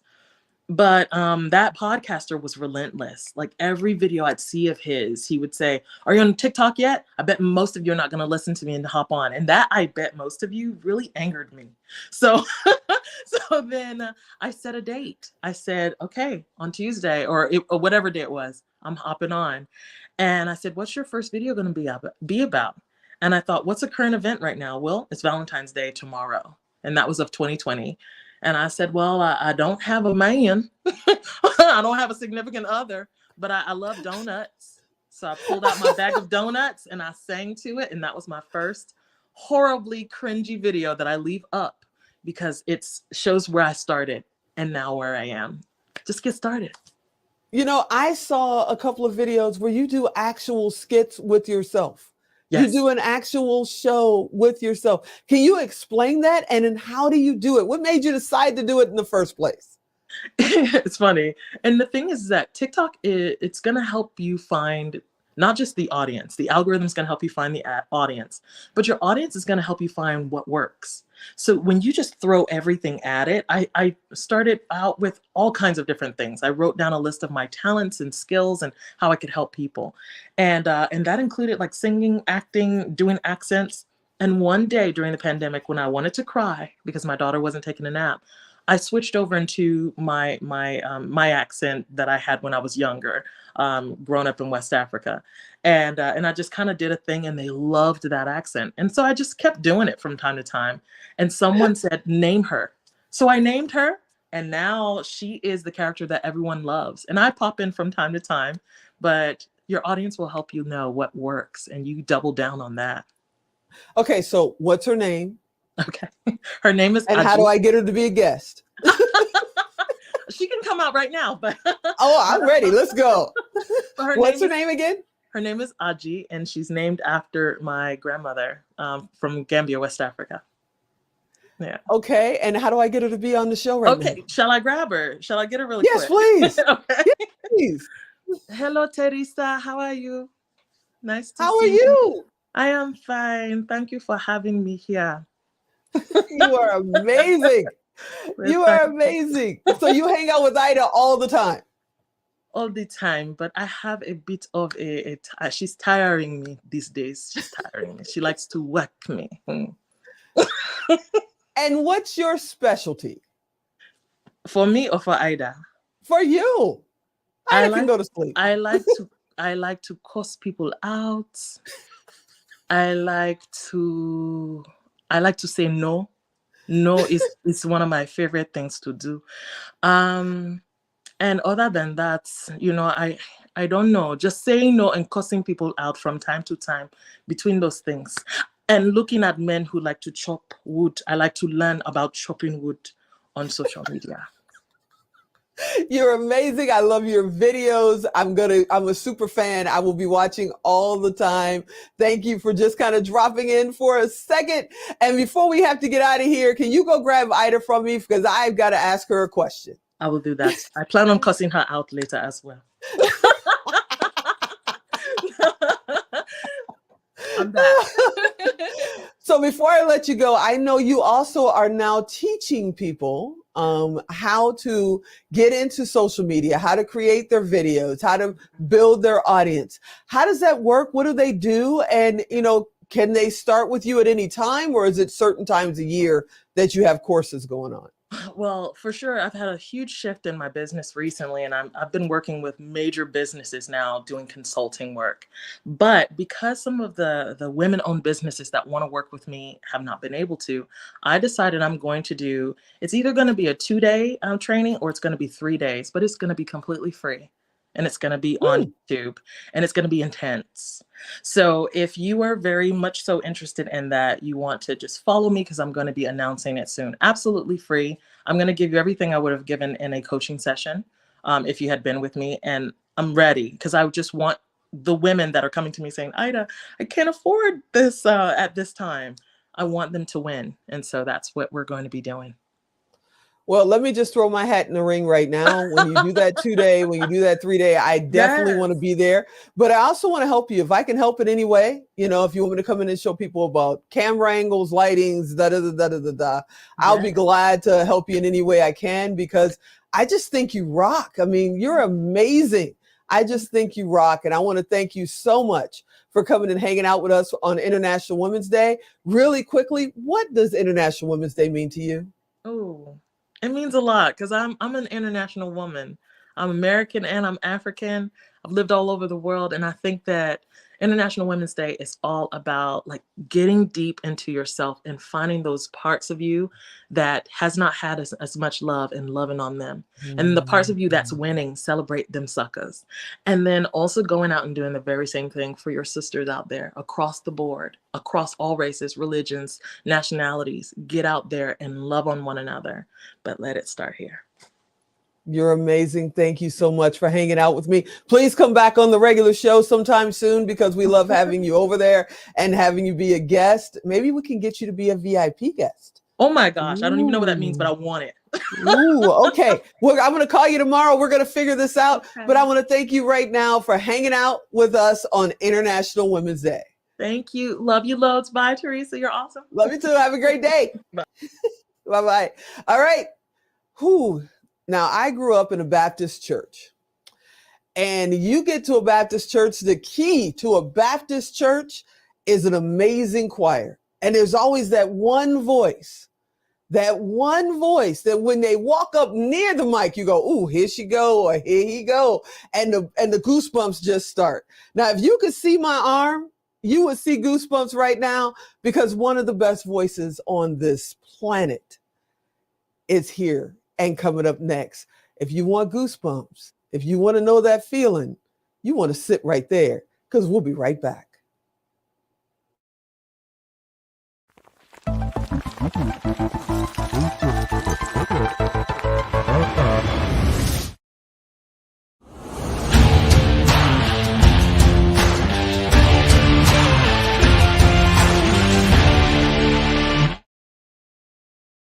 Hey, welcome back. Yeah, you got that right. I wish I could zoom in right now. You can see the goosebumps on my arm because Tawanda's here. I went to a speaker training with Sir Dr. James Dentley in Chicago a few months ago. And I had the privilege, the opportunity of meeting this wonderful woman, named Tawanda. And everybody's talking about her voice. And I'm like, we're at lunch. How good is your voice anyway? And she broke into song, and just thinking about it gives me goosebumps. Tawanda, are you out there? Yes, I am. I'm so excited to be here. I'm so excited to have you here. And the first thing I got to ask is, have you always wanted to be a singer? When did you know this is it for me? I'm going to sing. I believe the moment that I learned how to talk, I wanted to sing. Wow. Mm-hmm. Wow. And you're not just singing in the mirror with the brush in your hand. You're performing with some of the most amazing gospel artists that we've ever had the privilege of hearing. Do you mind just sharing just a little bit of your resume? Well, currently I am singing on the praise team at Smoky Northfield, Pastor Smoky Northfield's church. Right now we're in Dunwoody, Illinois at the Perimeter Mall, or near the Perimeter Mall. I'm loving him. I have been with him for over 15 years in Illinois. And then he happened to transition here and open up another satellite church in Georgia called Victory City, Atlanta, where I've been singing with him since. Prior to that, I was singing with Bishop William Murphy and Pastor Tasha Cobbs. And my list goes on, but I won't continue. I'm just so grateful that I love singing and I have the opportunity. No, I know people out there going, but she's not singing now. No, she's not singing now. We're live streaming. She's going to blow out her mic if she sings right now. But if you want to see or hear her sing, Tigo, I'm always going to find a way to bring everybody together. She is actually, Tawanda, you're going to actually come to the Power of Pink and the Now Honors, and you're going to sing for us. Yes? Yes. I am so excited. Yes, I am. So, what are you thinking you're going to sing? Have you thought about it yet? I'm just excited that you're going to be there. I got goosebumps again, just thinking about it. Oh, I'm all over the place with it because I write my own songs, but I also want to be impactful. It's more important for me to be impactful than it is to be talented. We have the talent, but are you changing people's lives with it? And that's what I want to do with my voice. Ooh, and speaking of your voice, Yes. you, like I said, I met you at the speaker training with Sir Dr. James Dentley. You're also a public speaker. Yes. What is the topic you love to speak about? When you take the stage, what do you want to talk about? What do you want people to know? When I take the stage, I want people to be inspired. I want them to be moved. I tell them a little bit about my upbringing and how I went from crawling to now walking and the journey to it, because I've always, you don't want to give up. You want to continue with the pursuit. I talk about the pursuit, being on purpose, living a life that is purposefully in pursuit, to live a life to go after all your dreams, all your desires, no matter your age, no matter your skin color, and no matter what type of person you may deem yourself to be. There is somebody out there waiting on it. When you're not singing, someone as a young person sitting at home, maybe they should be in class. I'm just saying we are live. Y'all should be in class right about now. But all she wants to do is sing. That's all she can think about. But she's also not thinking about having, a second plan here until you make that break on the stage. Yes. How important is education? How important is to stay focused and being on your path? How important is it to bring home your voice and actually learn how to properly sing? That is great, Tigo. Well, first of all, I believe in education. I have 2 degrees. My background is a real estate paralegal. I really do believe in a real estate banker. So I really do believe in getting an education. And I don't necessarily use it as I won't say that's my backup. I will say that's my support, because you can't be a starving artist. You can't focus on the craft when you got bills to pay. You can't even develop the craft when you have bills to pay and you can't pay them. So when you have when you have a way of making a means that is not only impactful to yourself and your family, but it creates a means for you to support yourself and then to support the dream. So when you have that support, you can go out there and pursue all the necessary classes, all the necessary auditions, and anything you could do to build your craft, even karaoke night. You can't do that if you're working all the time. So little girl, little boy, go and pursue education, pursue a craft that will provide you with the finances so that you can pursue your real dream, which is singing. If you have that, please do that. We all are so gifted and we have more than just talent. You can be impactful. In my particular field, I have been able to put people in many homes, help them keep homes. And that was an impact that blessed me financially. So I'm now able to pursue my passions because I was able to do it and sow into myself financially. Get your education. It is important. Ooh. Now I gotta turn left a little bit because you said something I don't even know what it is. Yes. What's a real estate paralegal? Okay. Well, a paraprofessional is a person that doesn't have their law degree. However, we assist the attorneys who are licensed in particular jurisdictions, aka or districts, and we help them do practice law. In my case, I was focused on real estate law. So those who are purchasing homes, those are investing in homes, that's still a purchase transaction. If you're refinancing, that's still a transaction. If you are second home purchasing, that is still a transaction that needs and often needs legal assistance. And me working up under attorneys and being led by attorneys I cannot give legal advice, but I can assist the attorneys with providing legal advice to their clients on if that is a good deal, reading over the contracts to make sure the contracts are in favor of our client or they are amicably agreed upon by both the parties that are in the transaction. Sometimes there are several parties in the transaction. I loved it.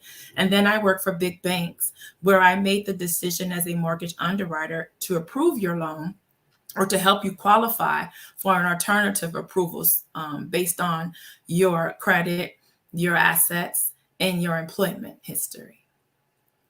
Now, when someone is getting ready, because we have real estate agents on quite often, good friend of mine, sister of mine, Jennifer Hammond was just on, and she's been in real estate for years. Yes. They don't realize that the whole closing, the day you close, because the first time I closed on a house, it was like, we're doing what? And we were there for hours. Yes. What is the closing process when you're buying a home, and how long should you anticipate sitting in front of that stack of paper? Do they still do that, or is it now Yes. technical and on a computer screen? No.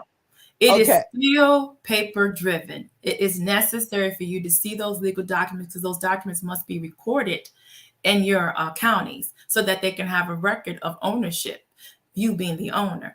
So the process usually takes about 2 to 3 hours on a new purchase transaction. You have the realtors involved that have to get their checks cut. You have the negotiation process between the realtors, the sellers, and the buyers. And all that has to come in alignment and be approved by the lender. So there are at least right now averaging 80 to 100 documents that must be explained to the buyer via the paralegal, and often the attorney has already solidified the process, and then the paralegal is responsible for making sure all parties sign and be educated. So that process is lengthy because there are so many documents, and we work to ensure that the buyer is fully aware of the transaction in which they are purchasing. And then you have the seller. You have to make sure that there are some documents that they have to release it's called a release deed, and other little documents that they have to of that said property. And then there are the keys, the final transaction, and you pass over the keys, and then you cut the checks to make sure all the parties have been paid, or all the funds have been dispersed, is the language that we called. And then one major check has to go to the lender, and which is being paid off, which is the seller's lender. So I can go on and on and on, but it is a lengthy process, but it is a process that is worth having, because then you have your home. Wow. If there's not courses out there that teaches you about this, I'm going to suggest, and I'll help you do it. You do a course in this, because when you walk in the door, you know, you walk in the door and they slap that stack of, of paperwork, and you go, I thought I was just walking in to pick up the keys. You don't realize what that process is. And I'm telling you, if there isn't courses out there, especially for new home buyers, I would love to connect you with Jennifer Hammond, because there needs to be. People need to know that. Now, before I let you out of the hot seat, I know there's somebody out there right now, and they're going, look, I'm not a kid, but I've been singing my whole life, and I want to sing, outside of my house, because I know a whole lot of people that are what I call bathroom and closet singers. They can jam. But the minute you tell them to stand in front of even their friends and family, they go, oh no, oh no. How do you address stage fright, and what advice would you give someone who is, they're in the middle of their wonderful lives and they want to take the stage? Oh, that's beautiful. Okay, first question is stage fright.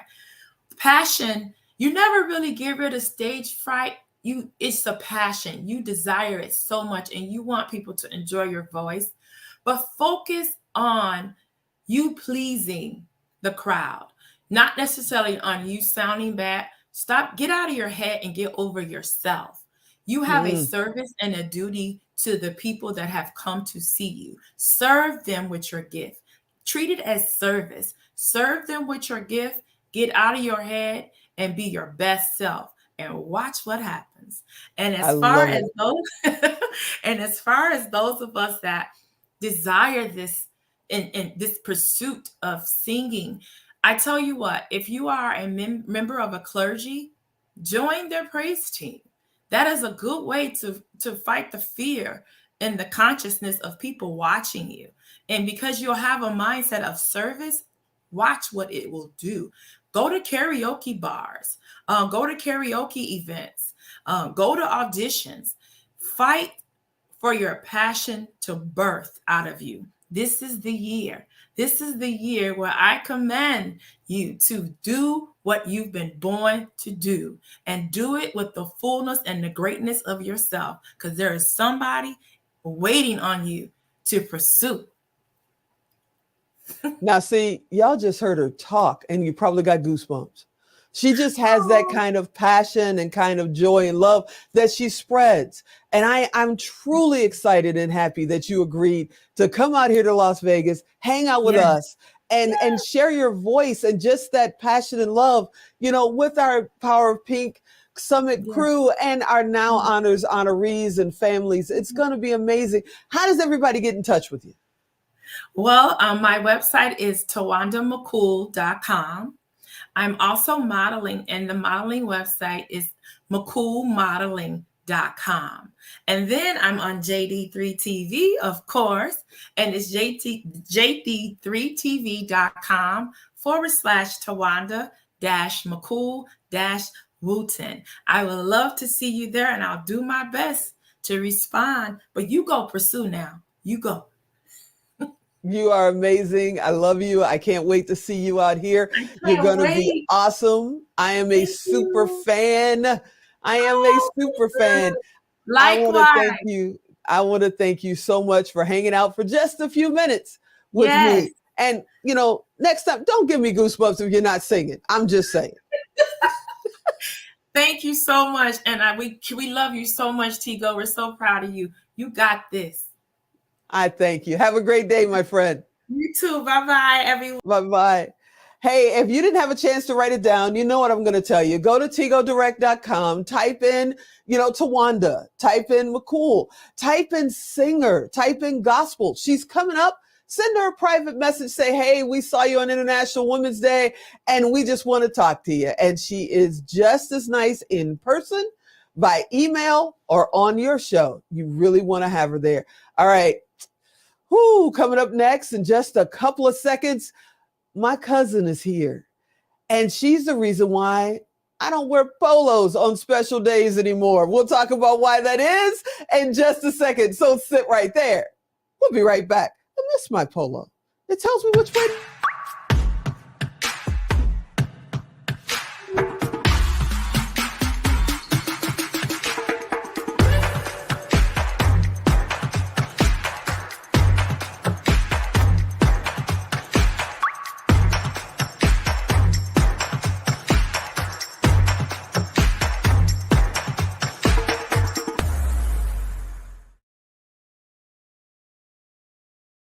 Yeah, you heard me right. If you guys saw pictures of me where I put it up on social media when I said this is how it feels to be an ant, because I had that big giant screen above me and I was in an amazing silver suit. Well, my cousin is responsible for the silver suit, for the blue tuxedo, for a couple of really cool things that are coming up, including a pink suit that she got me in. Yeah, you heard me right, pink. That's right. Sandra Falk is here, and we're going to talk about Sandra Falk Couture. Hey, cuz, what's happening? Hey, you were so crazy. I am a little nuts, but you're getting used to that, right? Yeah. I think it runs in the family. A little bit. Did you notice? I didn't put on a Sandra Falk because I was going to be sitting and crunching it. I just couldn't do that. But did you notice I didn't put on a polo today? Just because of you. So proud of you. We just had this conversation the other day. I'm so proud of you. You look amazing. I'm not gonna tell you that below this is shorts, but okay. Hey, it is all good. The camera is here and above, right? Evidence here and above. Okay, we got to talk about the fact that fashion is your passion. Yes? It is. It is. What made you decide that this, because you're brilliant, you could do anything. What made you say, nah, fashion is the way I'm going to go and couture is the lane I'm going to stay in? Well, I mean, throughout my career, I worked for retailers and I absolutely loved the connection that I would get with my clients. You know, people walking into the store, they're looking for something special for an event. And they just needed guidance and a little bit of direction. And, you know, my mother was a fashion maven, so I think I get all my fashion sense and my true passion for fashion from her. And I just love the one-on-one connection that I have with the client. I mean, I could have gone and produced a line and put it in a bunch of stores. But then for me as a designer, I prefer to have things that nobody else has. And I've been that way my whole entire life. And I figured, you know, I'm going to be in fashion. I want to be the kind of designer that can give clients those things. They can come here and they can get things that nobody else has. A silhouette is a silhouette is a silhouette. There's nothing anybody can do about that. However, it's the combination of textiles that you put together that makes the garment or the design unusual and unique to that person. And that's just what I absolutely love to do. Now, can I tell you a secret that's not such a secret? Okay. Before you and I started working together, I saw Sandra Falk Couture, and I thought, okay, couture to me means like unique to you, custom, blah, blah, blah. But I thought that the only time you see couture is like at the Grammys or the Oscars or, Fashion Week in New York, that quote unquote regular people could not get a couture suit or gown except for maybe weddings. How do you get the message out there and let people know? Because if you guys don't know, you can. This woman controls my wardrobe now. You can get custom clothes exactly made for you, especially female, from Sandra Falk. But what made you decide to say, yeah, this is what I'm doing? And everybody, whether you're a size 2 or a size 22, can have a Sandra Falk Couture gown, suit, or outfit. Well, couture really means how the clothing is constructed. You take measurements from a person and then you construct the patterns and everything to fit that individual. So it's individual sewing, which makes it unique because it's only going to fit that particular person. So it's not retail. You could take the design and mass produce it, but then it wouldn't be special anymore for me. And I just decided that any and everybody can afford a piece of couture.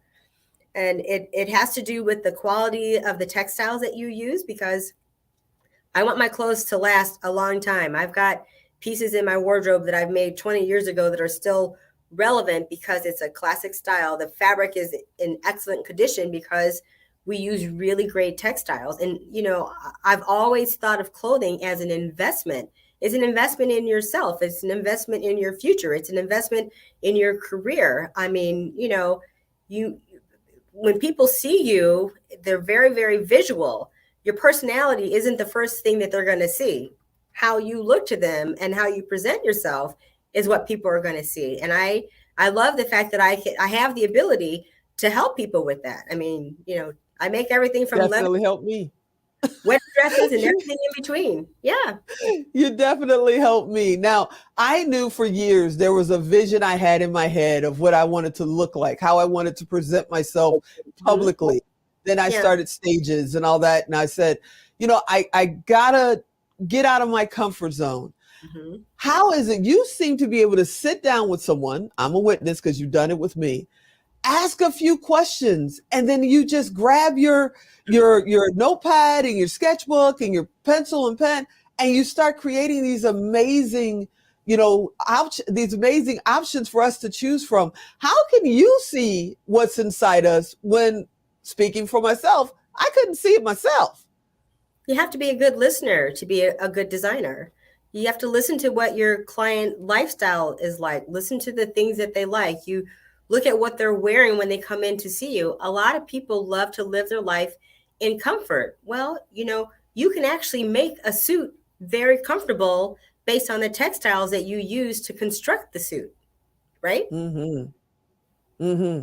Linings. I mean, as I was taught in school, just because something looks good on the outside, it has to feel good on the inside. And that's the difference when you're making clothes for people. You can find the most supple fabrication so that when they're in their clothing, it makes them feel so good they never want to get out. And yeah, I mean, for me, listening to the clients and what they really, truly want, you can pull a lot of information out of a conversation for a person. And I have to testify to that and put a check mark next to it, because we just did the Now Honors this past October. And thank you so much again. Sandra Falk Couture was one of our main sponsors. And the suits and the clothing that you made for me, especially, I wore that all day. And it looked great all day. It never fell apart. And on top of that, it felt good. It felt like it was a part of me. I didn't feel, kind of restricted like I do right now in this jacket. But that's beside the point, because this is not one of yours. We need to talk about that for next year. I need to make sure I'm wearing one of yours. But how do you do that? How do you know what fabrics? Because you just came back from Paris.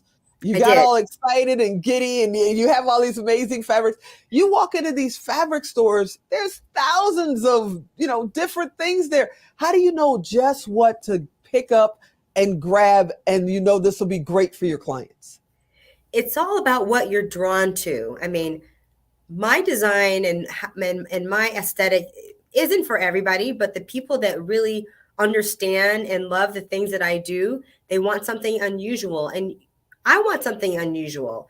And I always, when I have that front of mind when I'm looking for textiles, I want longevity in the fabrication. I want a good quality textile. I want something that's different and unique. And always in the back of my mind, I have other textiles and components that I can put together to create something. Because as you know, I never throw anything away. I've got bins of stuff because you only need, this much to make something really, really cool. And so I always keep that front of mind when I'm shopping. I absolutely love texture and color. And I think everybody should have a little bit of color in their life. You shouldn't never just live your life in just all black and white and beige, pink and purple and greens and prints and whatever. Yeah, I know. She's introducing me in the colors too, and I I'm am. I'm getting there. I mean, other than the little bit of purple that I'm wearing, from our broken healers, this is the only color I have on today, and I know Sandra's going to give me a lecture about that after the show is over because she wants me in color. Before we get cut off, because you know how Alan is. Yes. Somebody's watching right now. They're in fashion school. They're about to go into fashion school, or they're just at home going, man, I want to be a designer. What are a couple of tips you would give them to just get started? You really want to be a designer, check out schools. Education is really, really important, especially if you want to make it your career. You can be a wonderfully self-taught seamstress, designer, pattern maker, but when you go to school, you'll learn techniques that you wouldn't necessarily learn by being self-taught. So I would just say, find a technical trade school to go to, investigate, go and do a tour and see if it's something that you really, really are focused on.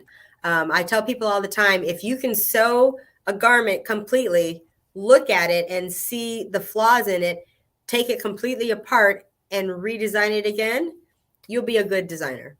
Yeah. Wow. So if someone is interested in possibly, ordering an outfit from you, having you do their entire wardrobe like you're doing with mine, I know this jacket is never going to see the light of day again. How would they get in touch with you? We have a website. You can go to www.sandrafalcouture.com.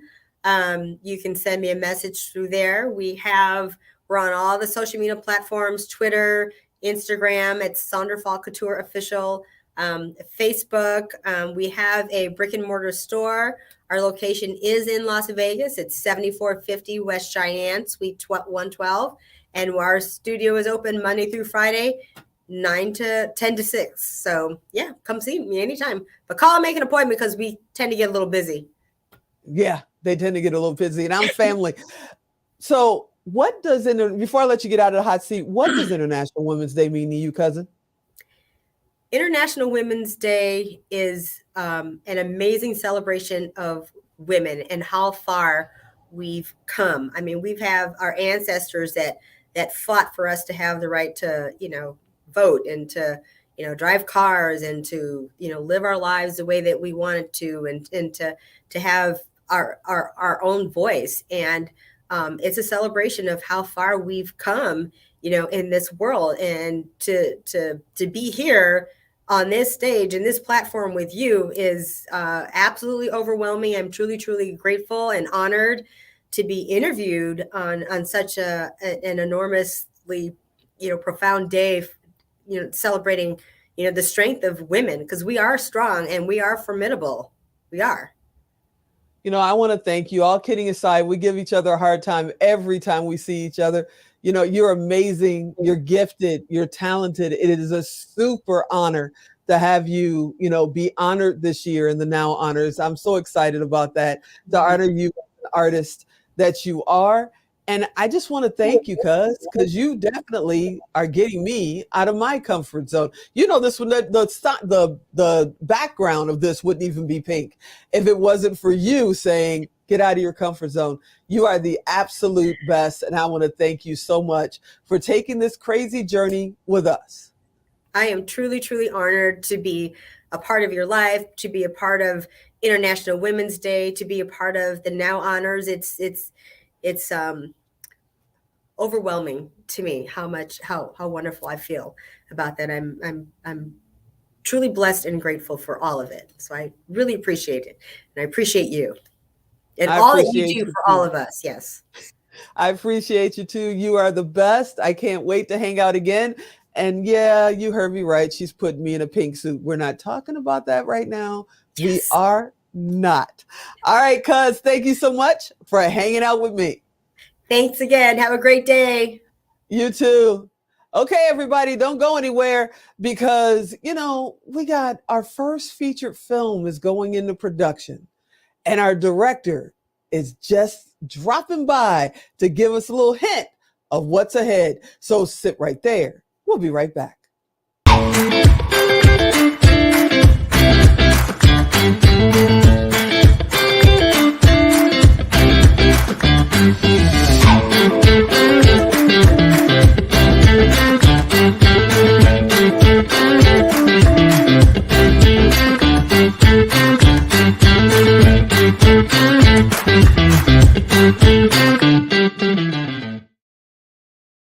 Hey, everybody, welcome back. Yep, you caught me looking at my phone to see who was next after my great director, who is cracking up at me because she always tells me to be on my mark and hit my cues. And I missed on both counts with her watching me do it. Yep, our director is here, B. Danielle Watkins. What's happening? Good afternoon. Well, actually, it's afternoon where I am. Good morning over there. Yeah, it's morning still. We're still over here starving, as you guys have already had breakfast and lunch. We're not going to talk about that, but that's okay. Did you see me miss my mark? Did you see me miss my time? But it came back and you're looking down at the phone. I said, oh, maybe it wasn't time. maybe Alan came back too early. I don't know what's going on. No, Alan came back right on cue. I was the one that was off. I'm going to admit it.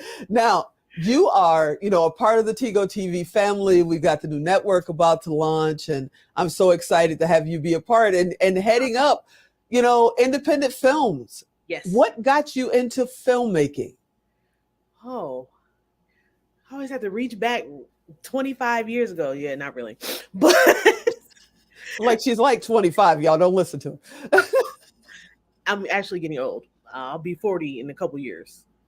Ooh, shut up as I'm knocking on 60 this year. Keep going. What got you into filmmaking? So I made my first movie because one of my best friends, Onyx Keisha, I had already written screenplays and been an author and all of that. She was heading up a film festival and she needed support for the film festival. And I was like, well, you have to have films to curate a film festival. So what I did was I got a team together. Actually, my first DP worked on Game of Thrones and I just like made it look like I had been doing this forever.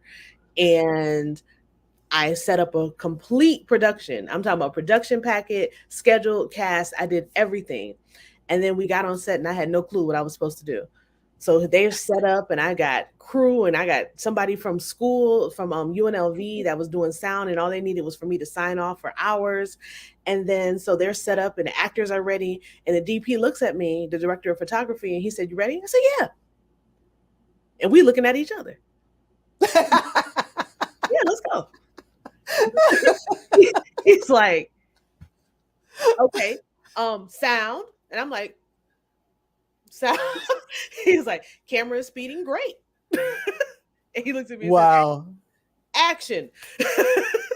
I had no clue, but I knew I needed to create a film. And it's amazing. You know, for it to have been my first film, it looks and sounds amazing. The script itself had been in a couple of contests prior to that, but that film ended up going like all the way to China, to the Women's Film Festival in China. It was really pretty amazing. That's awesome. You know, it brings up the memories when I did my very first talk show and didn't even know what craft services was. I literally thought craft services was a tray of cheese. I am Me not too. That is so funny. The first time I heard the word craft, I was like, oh man, you only get finger foods on set. That sucks. I'm gonna get real food because my set's gonna be better. And it was still craft services. Didn't matter what it was. Interesting. Interesting. So what took you, you know, from being, you're an amazing writer. Let's go there. You're an amazing writer and you write screenplays and you actually went to school for all this. Yes. You know, you didn't just get up and watch YouTube videos and say, hey, I'm going to go do this now. You actually are very educated in this field. What made you say, you know what, I'm going to go to the other side of this and not only write the screenplay, you know, have the initial concept, but watch it develop and develop it as a director? What made you decide to take that director's seat? You know, the first time somebody else directed one of my scripts and they changed something, it like did something to me. And it was a whole argument. I was in Vegas. I had written a script they were doing the 48-hour film festival in Atlanta. So, you know, with the 48-hour film festival, you don't know the genre. You don't know anything that's supposed to be in the script until 7 p.m. Friday night. And you got to turn it in at 5 o'clock Sunday evening. So I write the script, I do everything, and I send it. And they send me the film Saturday night as they're editing. And I'm like, I see a part. And I said, I ain't write that. What was that? So I go back to the script and I'm comparing, right? I got the script here and I'm watching it on my computer. And I said, I know. That's not what that says. So now I'm calling to Georgia. I'm like, so what happened here and how do we fix it? And the person who was directing was like, well, I mean, had the nerve to get nasty too. She said, well, once it's out of the writer's hands, it's the director's baby. Yeah. Yeah. I said, oh, so now it doesn't need to be in your hands. Now I need to come ensure that my vision is executed correctly. So there, I do pick and choose what scripts of mine that I direct. I'm not going to lie. Sometimes I'm just like, whatever, go do whatever you want to do. But there are some stories that I'm like, okay, I need to ensure that this is told correctly. And if a change needs to happen on set, I wrote it, I can change it accurately. You know, when I heard, because this is our first adventure into featured filmmaking with you, and period for me. This is our first adventure. We're talk show people. You know, this is what we do. And I want to learn about making films and producing films and distributing. I'm learning every day about distribution all the way around for media. And we're really getting into it. But when I first heard that there's 4 versions of a story, it blew my mind, because it's like, if it's a book, that author has a story, and then they turn it into a screenplay and it gets tweaked a little bit. You know, screenplay, definitely you can't change for TV. Absolutely. Yeah, it has to get changed, because you got to be able to tell people whether they're walking, they're in the sunset, if they're sitting on a bed, whatever it is. And I went, oh my goodness. And then they said, yeah, then you hand it to the director and it's her or his vision of what they read in the screenplay and how they want to interpret it. And I'm like, wow, that's got to irritate the person that put all those hours in writing that down, you know? And then they say, oh, and it doesn't stop there. I'm like, what do you mean? Well, then you hand it to an editor. Yes, and the editor goes, that didn't look good from that angle. So what I'm going to do is completely cut that scene out and do something else. You know, like, it is. Absolutely. It's amazing. And that's why people may not realize that's why sometimes when they go see a movie in a theater and they've read the book and they go, it was nothing like the book. Well, no, it's gone through at least 2 other hands, maybe 3 or 4 other hands. And you don't realize that's the process. And it amazes me. They always have those director cuts. So like that new Justice League came out and it was like 4 hours long by itself. And then they released the director's cut and it was 4.5 hours. And you're like, what? What just happened? And What's going on? Max, right now, they have the director's cut of Set It Off for the first time ever released. Oh, I got to go watch that. But I didn't realize that's what I was watching. So the scene comes up that I've never seen before. Never seen before. And I'm like, I've been watching Set It Off since I was like 7. Okay, I don't want to know that, because I was nowhere near 7 when Set It Off feels like it came out last week. No, actually, so Set It Off came out like in 96. 1990, 98. Yeah, 97. Yeah, I know. So I was like 11, but still, I've been watching this movie a long time, and this scene comes up, and I'm like, so I press pause, and it says director's cut, and it says that it's only a few changes, but they're so noticeable, and it's like, oh, they should have left that in. Like, you know, it's so it's so enriching. But I'm a director, and a writer, so I get when you write these pieces, and you're like, that does make something from the story. Does it take away from the original film? Of course not. The original film was a classic. It was amazing. But those little details, you see different parts of the relationships. You see all these different things, and you're like, oh, I understand why the director wanted that. That was important. So now we're going into a movie. You know, we went to interview Sharon Lecter, as a matter of fact, and we're in the car and we're headed back from interviewing Sharon Lecter. And you mentioned this movie that you're like, I'm going to reshoot this thing. And I'm like, wait a minute, it's done? It's done. You're redoing it. You're like, yeah, I don't like the way it feels. I'm going to fix it. And I'm like, okay, how do I get to be a part of it? Because I'm one of those people that, yes, education, all of that good stuff, I've done it.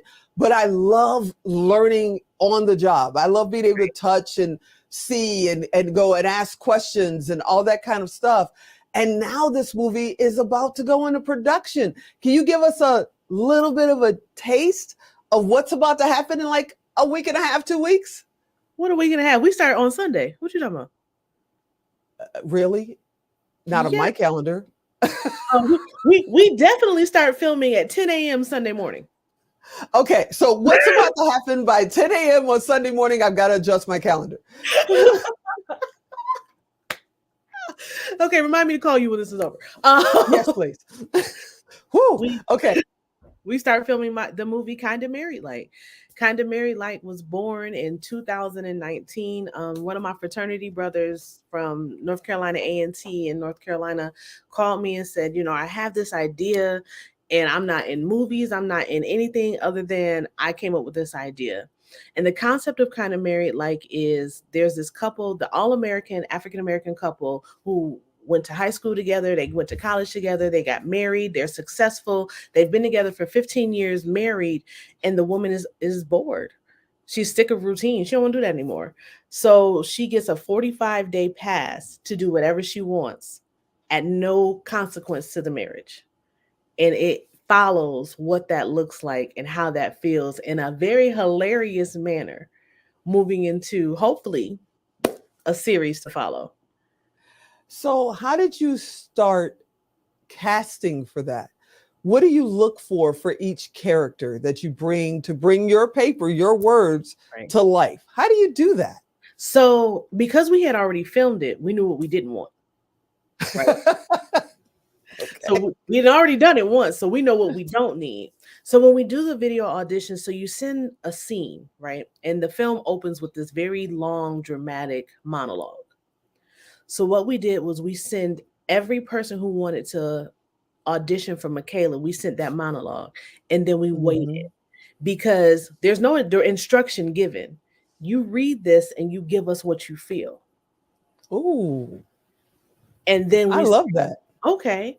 And the person who got it, she actually sent her audition in first. And when we got it, she had full attitude. You could tell she was fed up with something that day, or she's just that good of an actress. You know what I mean? Because she just going in and you could see it, and you could see the drainage in her. And it was like, wow, that's Michaela. That is Michaela. Because Michaela has to be able to give off this, I am sick of being sick and tired. And we shouldn't have to tell her that. If someone wants to be an actor, because we've got like 3 minutes and Alan's going to cut us off. If somebody wants to be an actor, how would you suggest they get started? Look for acting gigs, but don't be money hungry. Everybody loves money, right?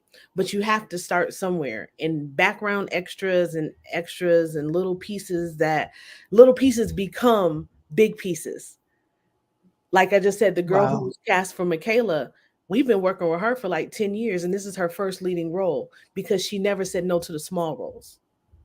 And we were finally in a position where that is amazing. You did that. We just filmed a movie in January, and she plays a nurse in the movie. She probably in the movie for 3 minutes. And but now she's the star of the new movie. You have to be humble to move forward. How does someone get in touch with you if they want to, possibly audition for your next big movie? Well, if somebody's in Atlanta right now, we have a couple of small roles we need to fill. Facebook, social media, Instagram, Twitter, anything. If you type in B. Danielle Watkins, if you Google B. Danielle Watkins, every way possible to get in contact with me pops up. You can find me anywhere. And, what does International Women's Day mean to you? Pride. It means that we're doing something right. It means that for once, even though we're always, those of us who live the life of a woman, right, we're always amazing. But it means that in this moment, internationally, we get to stand together and be great together. You are awesome. I love you. We got so many cool projects coming in. I mean, we've got National Pastime coming up. We've got this Christmas story that's going to be hilarious when we do it. And then Tigo TV. I can't wait to see all the films and stuff you bring into Tigo TV. You are absolutely awesome. Thank you. You're amazing. And all right, everybody. All right, everybody. We're going to take a couple of minute break and then we'll be right back. Thank you so much for hanging out with me, my director, B. Danielle Watkins.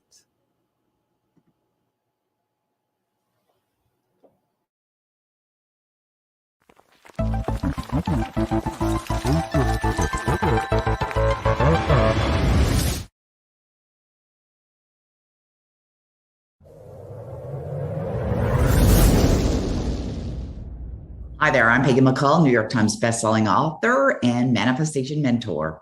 And I am the proud winner or recipient of the Network of Outstanding Women Woman of the Year Award for 2021. And the reason why I created this video is because I just wanted to share with you what an extraordinary experience it was being nominated and, of course, winning and being a part of something that's truly extraordinary. Throughout my career, I've been very blessed to network with some amazing individuals. And of course, being a part of this organization has really invited such a wonderful opportunity to share, to learn, to grow, to contribute. And that's what I believe that this opportunity does for every single person that's involved. It was such a fun experience. It was incredibly rewarding. And what I loved most was the sharing part of it, the opportunity to share in some of the experiences that I've had and what really led me to create the great success that I'm very blessed to enjoy today. That took me from a place of poverty, misery, debt. And actually, many years ago, I was at a point where I had no will to live, to be in a point now, to be a multimillionaire, to be continually experiencing wonderful success, to be surrounded by love, to work in an industry that is so rewarding and so fulfilling. So what I want to encourage you to do is to be a part of this network. They're all outstanding women, every one of them, right from the founder to every single member. I'm certain that you're going to enjoy the experience. I certainly did, and I'm very grateful to have been the recipient of the award. And my wish for you is only success.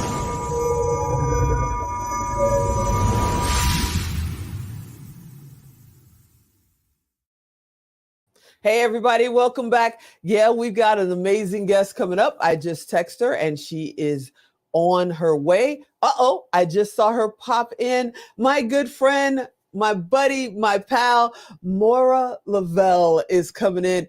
We're about to get silly because Maura is about to tell you how to live a better life, be healthier, and stand in your own power. Hey, Maura, are you out there? Yes, Tico, my girl. I am so happy. It's always really good to see you, darling. You look It's always great to see you too. And I know you've got thousands of things going on with yourself right now and everything that, I mean, how did you find the time to even come and jump on this?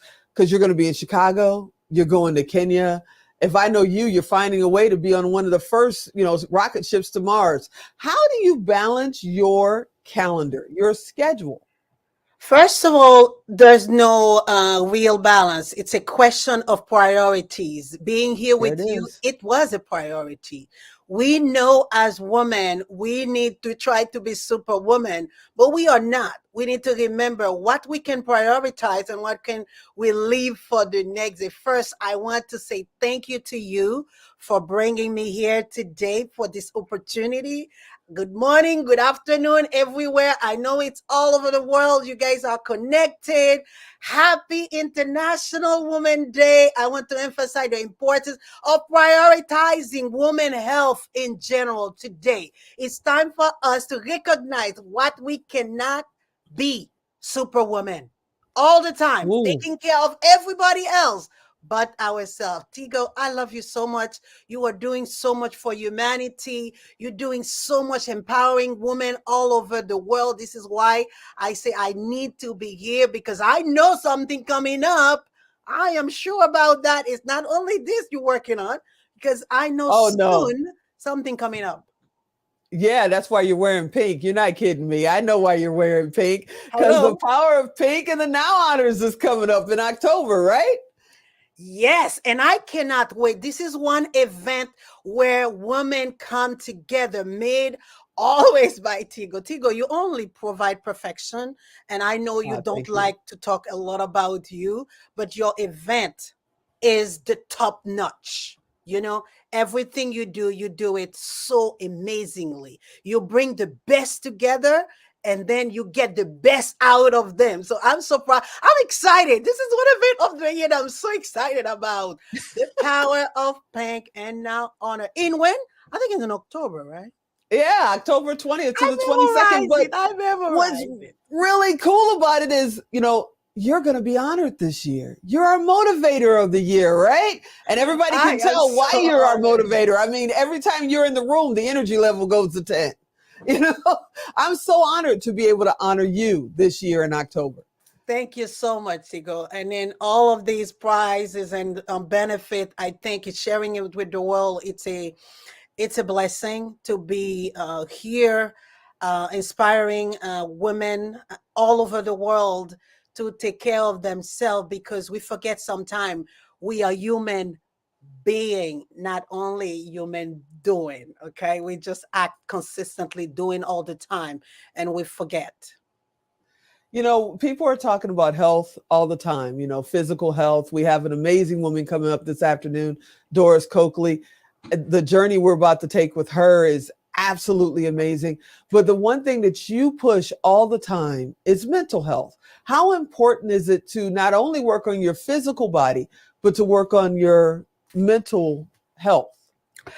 Tigo, as a licensed mental health counselor and soon to be doctor in integrative medicine, both work together: physical, mental, and spiritual.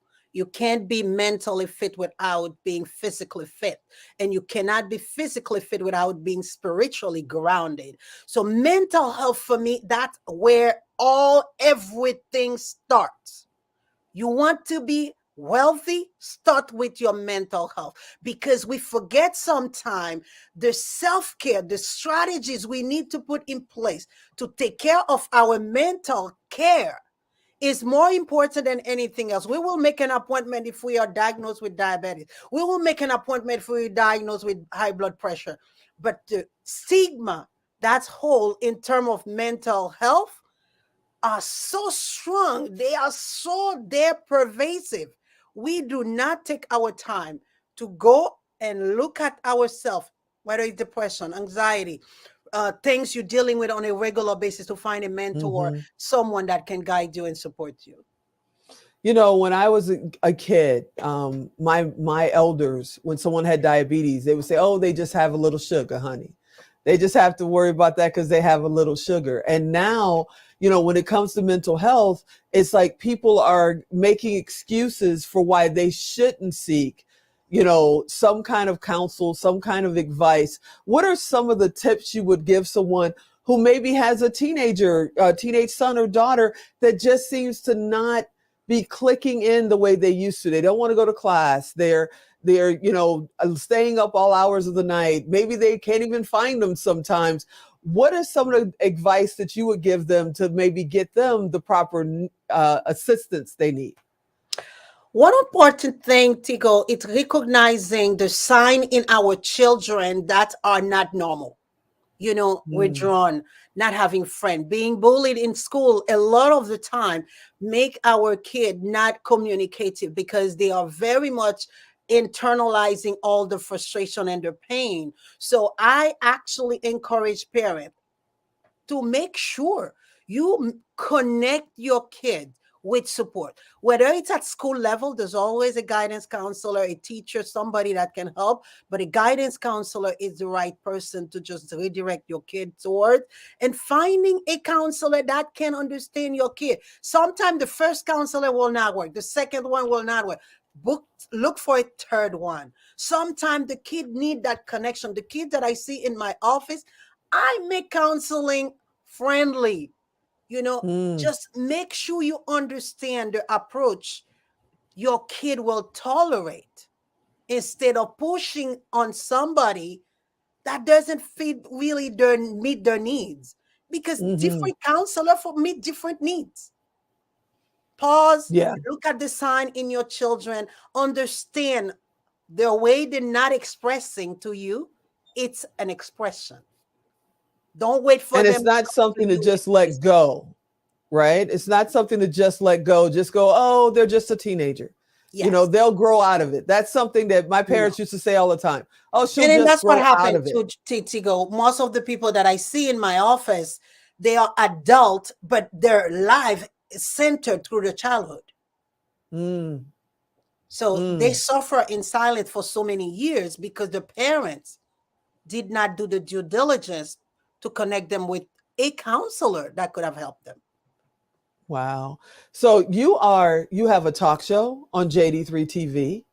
You're speaking on stages all over the world. I'm so jealous. I want to go to Kenya so bad, maybe next year.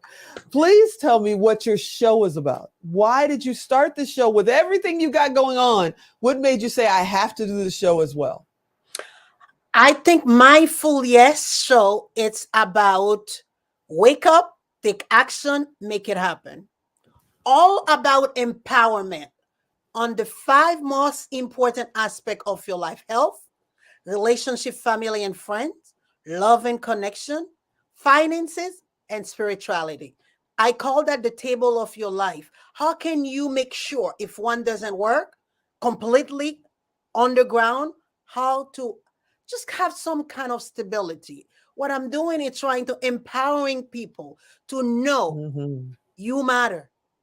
And if you surround yourself with the right kind people like Tigo, these kind of event to just nurture your spirit, guess what? Your professional life, your life in general, to serve the community you were meant to serve, it actually expands in so many ways. What does International Women's Day mean to you, sister? International Women's Day serve for me as a reminder of the incredible achievement and contribution of women throughout history and the ongoing work that remains to be done toward achieving gender equality. However, this celebration and recognition for women cannot be limited to just one day. We must continue to honor and support women every day in our personal and professional lives, and in the policies and decisions made by government, by communities, and understanding the abilities of women and working toward empowerment. It cannot be dismissed. We can create a brighter, more equitable future for all and just live, I will say, happily ever after.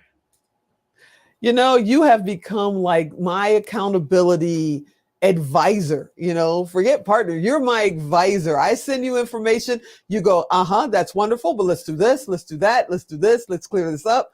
You are absolutely amazing. What scares you? Does anything make you stop in your tracks and go, not going to do that? What scares me is not dreaming big enough. Ooh. Ooh, y'all see why she's our motivator of the year 2023. Because Yeah, even the that's what it moment you start is. shrinking and your goal are bigger than you, now you live in comfort, and confusion can really pair together. So I live with that mindset that every new step has to be scary. And if it's scary, then I'm in the right path. And I'm surrounding myself with women like you that encouraging. I know what I do for you, it's less than what you do for humanity. Oh, I Encouraging thank you you. because I know you actually try to be superwoman all the time, Tigo. You serve consistently. I know. I've seen So you. before we I keep go, you close. yeah, I know you keep me in the spotlight. You really do. So before you go, and I know I can do this with you because you are quick on your feet. You're quicker than I am. There's somebody sitting there watching right now and they go, there's nothing out there for me. I have no reason to get up. I'm just going to sit here in this darkness and watch this production. And then I'm going back to bed. I'm going back to watch television. I'm going to go lay down. What would you tell them to get them up and out that door? The only way you can live your dream is by being committed. We make our commitment, we make our decision, and our decision and commitment turn us into who we meant to be.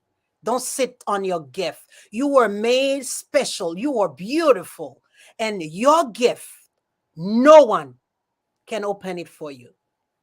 And if you sit on it, it will not be open. You will not make justice to the world and to your ancestors and to those women that fought for you so hard so you can lay in peace. So don't lay in peace. Go and shake up, because what you're sitting on, there's someone there that waiting on you to be inspired, empowered, and change lives. You're amazing. I know you're a key speaker at Limitless coming up in just a week and a half. I'm so excited you're going to be on our stage speaking at the Power of Pink in October 20th to the 22nd. And we get to honor you as our motivator of the year. How, if someone wants you on their stage, if someone wants to reach you maybe as a counselor, how do they get in touch with you?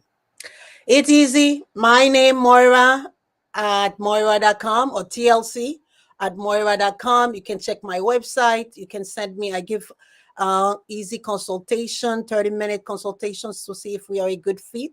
And a lot of the time as well, when we connect, we are able to do, whether it's life coaching, I'm a life coach, whether it's functional medicine, integrative medicine, where we can develop protocol individualized for the patient. I do that as well, or counseling, because I actually start to offer a 360 one for all. And then because mind, body, and spirit, all of them are interconnected. So it's easier for me to serve you fully than a part of you. Well, I want to thank you so much. I know I got you on one shoulder. I got Alan and G and Sandra on the other, and a whole team of people that love me. And I love the fact that no matter what, you always got that one little positive thing to say before you tell me to get off my butt and get to work. You're amazing, my sister. I love you. I can't wait to talk to you again. I love you, and I can't wait to see you. I'm looking forward to our event, Limitless for Women in Chicago. I'll see you next week. There it is. I'll see you there. Have a great day. Take care. Bye-bye. All right, everybody, don't go anywhere. One of the nicest people I have ever met. She's an amazing mom. She's a podcast host. She's a wife. She is power in this very small little body. That's right. Katie's here. So don't go anywhere, because we're about to have some fun. We'll be right back.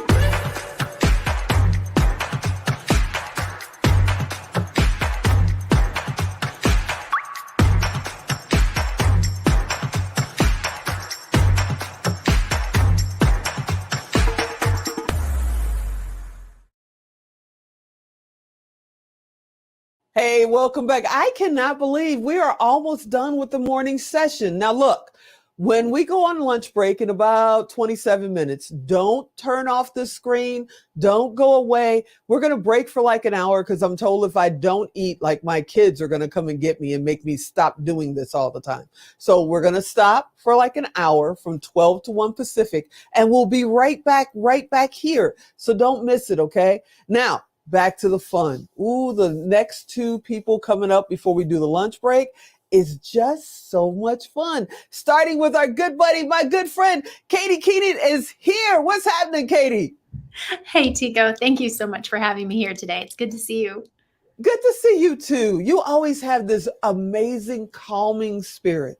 I can be all over the place, and then somehow, I don't know, little birdie tells you, you'll pop up in my Facebook Messenger and just say, hey, just thought about you, want to say hi, blah, blah, blah. And I'm like, how does she do that? How does she know that now is the time? You have one of the most amazing spirits. I wish you lived closer because I'd be hanging out over there with you and the kids all the time. How have you been? What's going on? Why did you start a new show? So we are doing fantastic. And we just transitioned Family Success Secrets into Her Home and Heart podcast. And we're just speaking more directly to the homeschool moms and the special needs moms who need to be seen and heard and who need encouragement and support.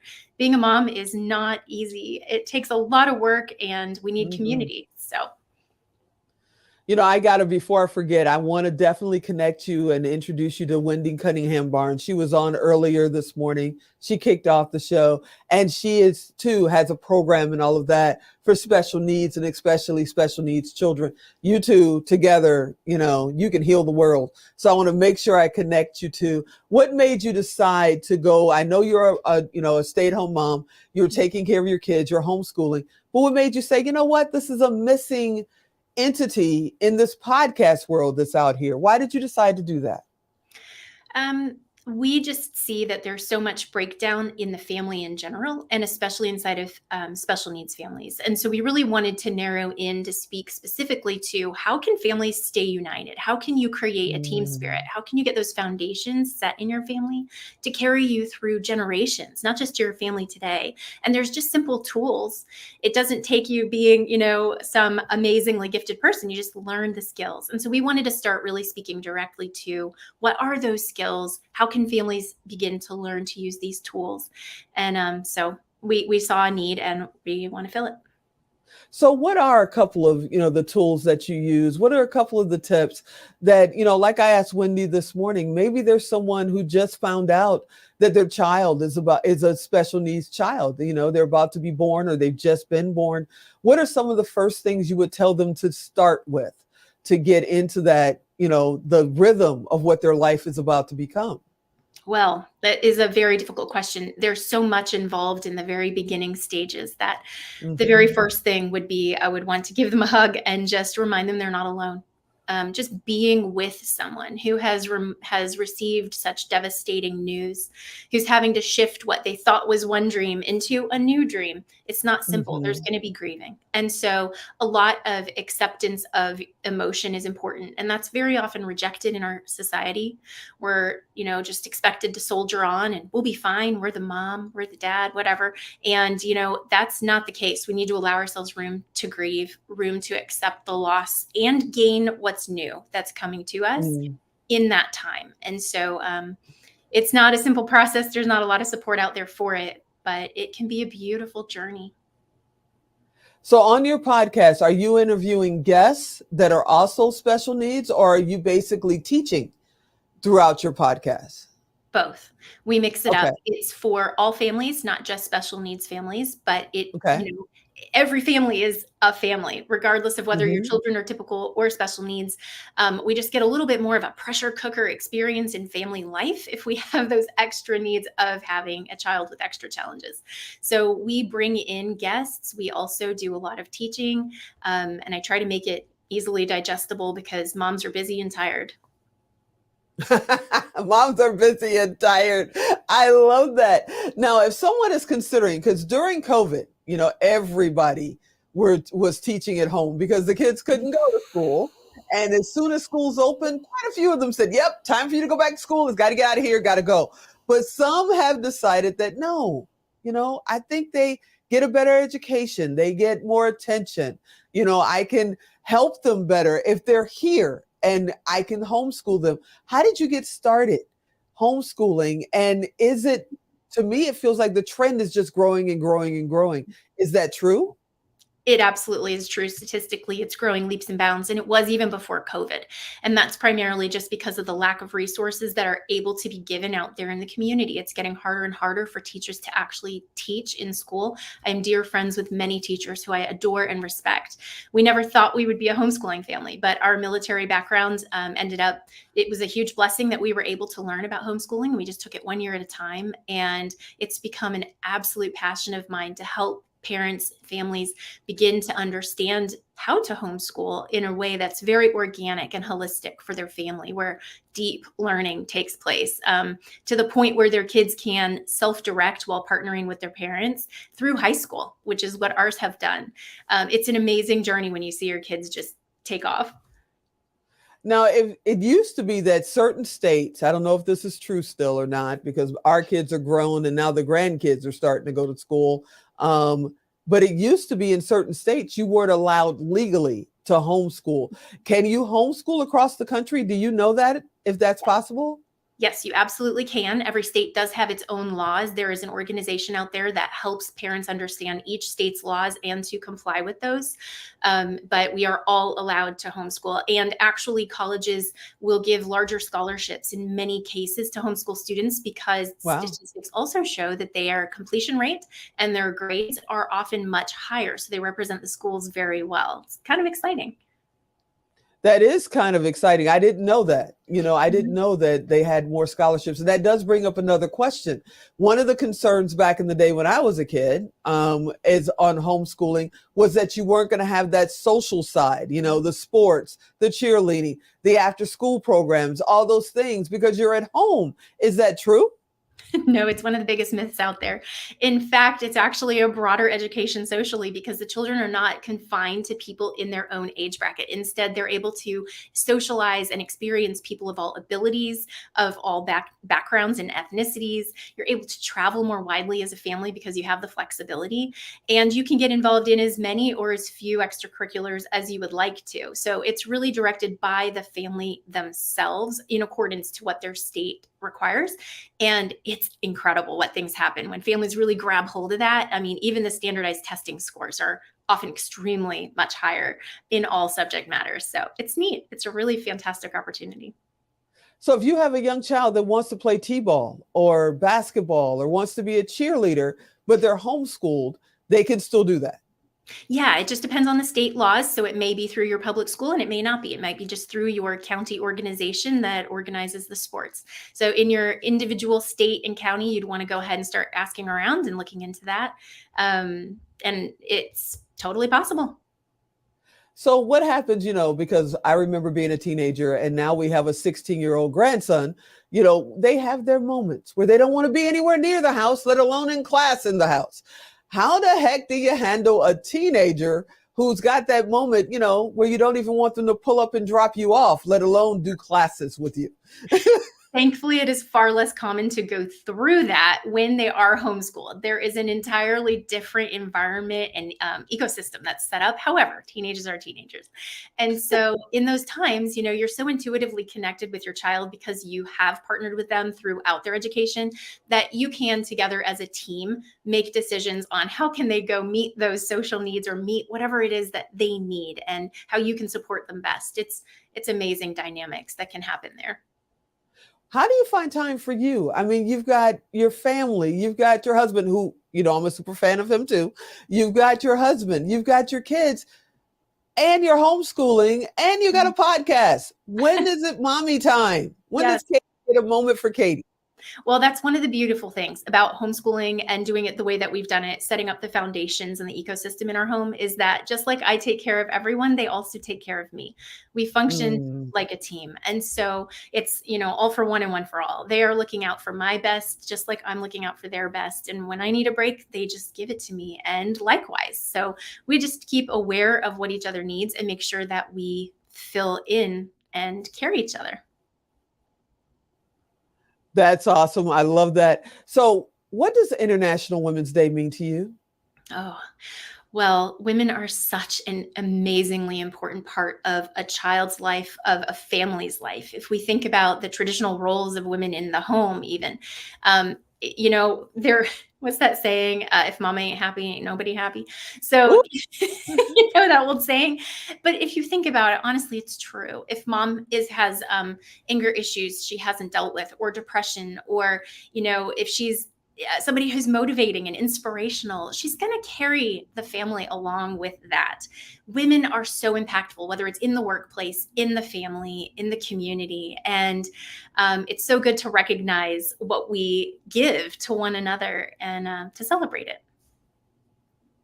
You're amazing. I know you probably didn't know that you're one of my calming spirits. I really do, look forward to just your little messages. You never really want anything. You never, it's never a certain cause. It's just every once in a while you think about me, you drop me a note, and it really does make my day. I'm so glad that you shared this experience with us today.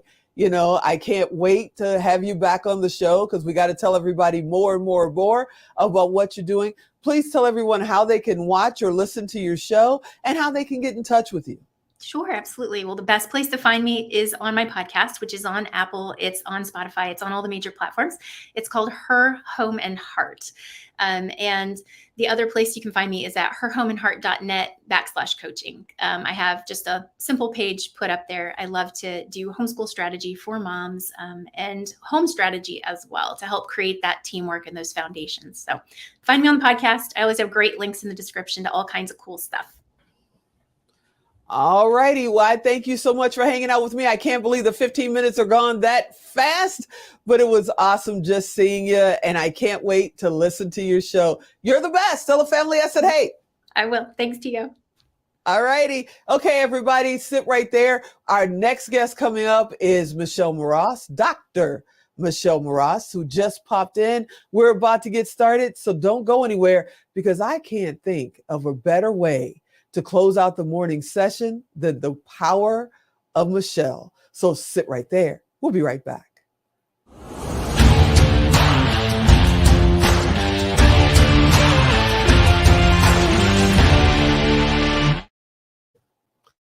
Back. Yeah, you heard me right. Dr. Michelle Moross is here. She was our 2022 Survivor of the Year for the Now Honors, the very first survivor for the Now Honors. She is power, she is joy, she is energy, and she makes you get focused like that. My friend is here. Hey, Dr. Michelle, are you out there? I am here. I am here. You are amazing. We put a little clip in. We have to send you the teaser reel for the show, and you're in there. And it's this quote that people even write me about and say, you're like the difference between a rut and the grave of the and dimension. a grave is the dimensions. And it just makes you sit up straight and go, what did she just say? That's amazing. You are a powerful speaker. You are a award-winning author. You are one of the coolest people I know on the planet. But on top of that, you're a survivor of breast cancer. Where do you find your energy? Where does that come from? Source. The energy comes from source. It is not me, because when I got hit by everything with a brain injury and then breast cancer, it wasn't like, ta-da, suddenly I'm just going to do it all. I had to get quiet and listen to what was really coming into me. I found power outside of me, that source inside of me, that's inside of you, inside of all of us.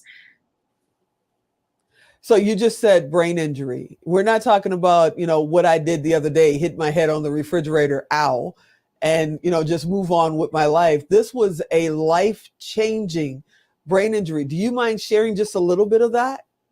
Sure. In 2014, I was running political campaigns and doing that kind of thing. And then my car got hit by another car.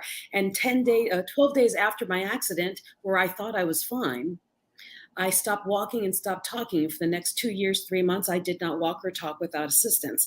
And well, did not walk without assistance. And I had to relearn how to do everything.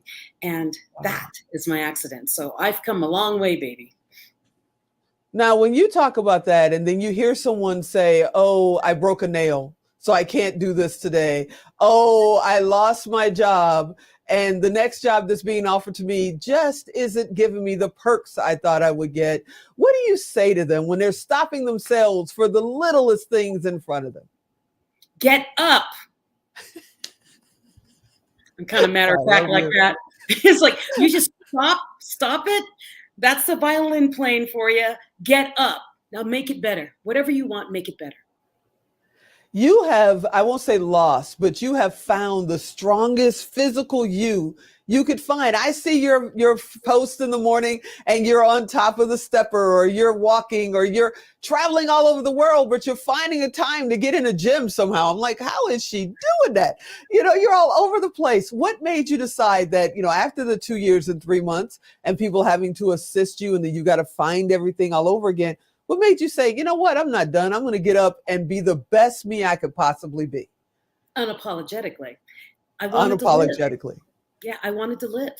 I mean, with my brain injury, I needed to feed my body, feed my brain so my brain could heal. And then with the breast cancer, I needed to feed my body so my body could fight back. And so what I learned is that mind, body, soul, it's not a pick one a day. It's an all three things every day. You have to feed it. So I couldn't find time to work out once my day started. So I make my day start earlier. At 5:30 in the morning, I am at the gym. Why? It's my time. It's for me. I schedule it, I block it, and I feed my soul before I go and feed everyone else's soul. Fill your pitcher first. And that's what I do in the morning. I find the energy because I love me so much. And I love being alive and waking up every day, that I do everything in my power to make sure I do more of it every day. And part of it is waking up and going to the gym. You know, there's somebody that's coming up at, I think she's at 3:45 Pacific today. Her name is Doris Coakley. I so want to connect you two together because she is just power, literally. Championship lifting, body, natural. It's amazing. You know, the transformation she has made for herself and for others. She's all about service. And she's about to start a journey with me that we're going to talk about this afternoon. I want to put you two together. Yeah, I know that means I need to come out to Colorado and go to the gym with you before you even say it. I'm already scared. I'm already worried about that, but I will be there. I promise. I'll go to Las Vegas and work out with you. It's warmer there. To Vegas and get in studio with me. Let's talk about that too. But let's talk about fear real quick, because you know me. I love those people that challenge me with fear. I always have my opinion about it. You have faced life-threatening fear. You have the absolute right to go and curl up under a really comfortable blankie, eat bonbons and watch soap operas for the rest of your life if you want to. And you said, What do you tell people that are going, fear is stopping me, I'm afraid to do anything? Wow, I forgot the acronym, what fear used to stand for me. But it's basically, there is no fear but you. There is no fear but you. I have dropped 240 pounds at an age where they said menopause would keep me where I was. I was told you're going to die. I mean, there were so many things fearful in my life that I could have curled up in a ball. For those of you who are out there facing fear, realize that fear it's imaginary. It's in your head. The things I feared were the things that would actually now has moved me to who I am today. So if you're afraid of it, more than likely you're afraid of it because you don't want to fail. You don't want to fall down going in that direction. We are built to fall. We are built to fall down and get back up. So go toward your fear and find out what your real destiny is, because I'm telling you, it's on the other side of fear.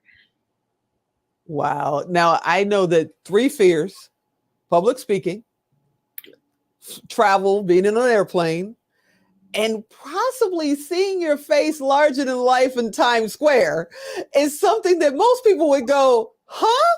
But you do it all the time. Talk to me about that? What makes you go, there is no stage that I will not conquer? And not only do you do it, but you're teaching other people how to do it too. What made you go in that direction? Well, because I learned so many people have stories. They have lessons to learn, to share. And there's so many people in our world who are afraid to even step to where these people are. And so I like, go out and share your message. That way, what was my big line? We are all the cave painters of the future. And if we don't go out and tell our story and write our story, the future isn't going to know who we are. They're going to say, wow, these people were perfection. Look at them on Instagram and TikTok. Holy smokes, that glamour thing. They all are so glamorous. And they're going to get lost in the minutia of who we aren't. So my sharing of getting up on stages and teaching other people to share their message effectively is because I want our story in the future to be told properly. I mean, we're about to go through such a massive technological change in the next 5-10 years that we haven't seen in over 100 years. We are going to grow that quickly. And what we need is the real us, those of us without the mask on, take it off and share real life pain that we have survived, because people are moving through life so quickly right now on computers and all AI and everything. We're going to forget we're human. I want to preserve and capture that we are humans who experience pain and that we can make it through it, because someone in the future is going to need to know how to get through what we've gone through. You're an award-winning author, which is one of the reasons why your face was all over Times Square. We're going to talk about that. But can you tell us, what's your current project? What's the current book that you have out there, and how do they find it? Well, my current book is called Unapologetic: From Pain to Pride. So an entrepreneur's journey from pain to pride. It's basically the beginning of my dissertation for my doctorate. And I just put that one out. And to find it, just go to my website. It's my name, michellemarass.com, MICHELLEMRAS.com, and go scroll down to books, and it's got all my books, and you can order it from there, and I will autograph it because it goes straight to me. That's awesome. Now, how did you get on Times Square? How did you get up there? I saw you. You were up there. You were prepping for it. It's like, it's going to happen right here. Come back right here. And then, boom, there you were. How'd you do that? My publicist did it. I had my publicist, well, my publisher told me to screen and start filming, do a Facebook Live on the screen because something magical is going to happen. And I thought it was going to be his son's book. And then, so he made arrangements with my publicist to do this. Now, what's really cool is because I had such an amazing experience. Jody, you didn't know that. Jody Watley was on right before my book, and I was filming, and I went, "Oh my gosh, I love Jody Watley!" And then my book popped up, and I started screaming like a maniac. And Jody Watley wrote me and congratulated me on my new book, and then shared the reel that I had put up. So I had great success with that being spread from Times Square, that my publisher, Dr. Smiley Ken Roshan from Perfect Publishing, he's awesome. I love Dr. Ken. I love that man. So he's made this big thing called the 100 Author Tour, and we're bringing 100 authors. It doesn't matter who you publish with, as long as you've got a book, and you can come with us. And we've got a bigger Times Square jumbotron, and we're just going to put them all up, and they're going to run all day. So if you're interested, write me. I answer. Write me through social media. I want to go. Come. Come with me. Come. I want to go. Okay. And now I'm all excited. I want to write him. Yeah, let's go. I want to party. It's awesome. Let's make it smile. Keep smiling, Dr. Smiley. So before I let you out of this hot seat and before I let you go, I know that International Women's Day means so much to you. What does International Women's Day mean to you? I'm every woman. It's all in me. That's what it means to me. It means we've come together. We stand in our power. We are unapologetic on our feminine, who we are, and that we stand together united around the world with our men, our male counterparts who are there to support us. I find that International Women's Day is such a huge event that we need to celebrate, because women forget how powerful we are and how much good we bring. We are the cradle of civilization. I mean, without us, life does not come out, right? I mean, even if they make us in test tubes one day in the future, they've got to put it in something to make it grow and come out. So stand in who you are as a woman. Do not apologize for your femininity. Stand strong in what you bring to the world. That is what International Women's Day means to me. Let's go do it together. I love it. You know me, wherever you say go, I'm right behind you. Let's go. I want to thank you so much for hanging out with me. I want to thank you so much that almost every time I call, I say, can you, will you? You said, I'm there. Even if you're on the road, even if you got other things going on, you make sure you make time for us and for me. And I appreciate you. And I still get goosebumps thinking about the fact that you were our first survivor for the Now Honors in 2022. And I cannot wait till 2023 and we present the next survivor with the Now Honor Survivor honoree. And you're amazing. You are simply amazing. Thank you so much, Tigo. Thank you so much. Tell everybody how they can get in touch with you. Oh, that we split. Tell everybody how we can get in touch with you and where you're going to be next. Oh my goodness. Well, right now I'm in Utah with really bad service, and then I'll be in Orange County getting an award, and then I'll be in St. Louis again at the end of March, and then I'll be at the Jumbotron. Okay, so you need to write me if you're interested in doing that, because we will be in New York for 3 days straight. To find me, go to michellemoross.com and connect. Or you can find me on all social media, but I think michellemoross.com is the best way to reach me. That way you see what's coming. You are simply amazing. Thank you so much, my friend. I'm so excited. I want to go. I'm going. I'm just saying it. I'm going. All right. I'll talk to you really soon. Okay. Have a great rest of the day. Happy winter. Thank you so much. Bye-bye. All righty. Bye-bye. Hey, everybody. We are about to wrap up the morning session. This is going to stay open. We will be right back here at 1 o'clock Pacific time, right here. So don't close it. Don't go look for another link. Don't do that. Don't do this. My hero, I should say Shiro, saved my life. And it's the first time I'm going to get to interview her, and she'll be here pretty much not too far after lunch. So I'm super excited about that. I hope you enjoyed this morning. You know I want you to be here this afternoon. I'm going to go grab something to eat, and we'll be back here at 1 o'clock Pacific time. If you want to reach anybody that has been on the show so far or is coming up later today, you know what to do. Go to tigodirect.com, type in their name, type in their subject, type in, love. Most of them are going to come up. All right. I'll talk to you soon. Don't go anywhere. We'll be right back at 1 p.m. Pacific.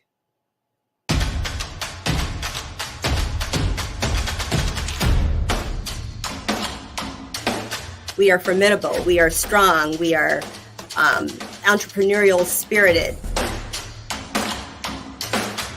A really amazing, supportive sisterhood when you find women who are your people. Culture you're in, what country you're in, or what the circumstances are, as a woman, we get things done. What walk of life you've come from, it's never too late to step into the best version of yourself. Women, we all just want the same thing: to be loved, adored, admired, respected, to know that we matter. Prosperity is generosity, and that really is who you are. You're very, very generous with your time, with your knowledge, with your expertise, with your words.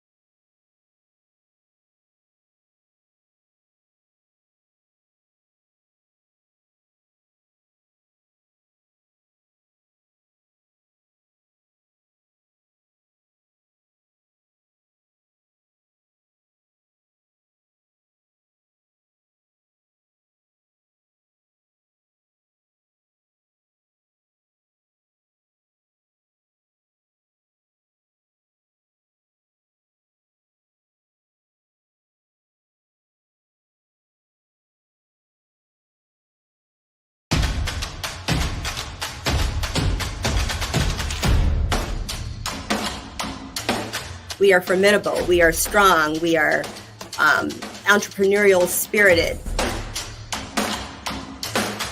A really amazing, supportive sisterhood when you find women who are your people.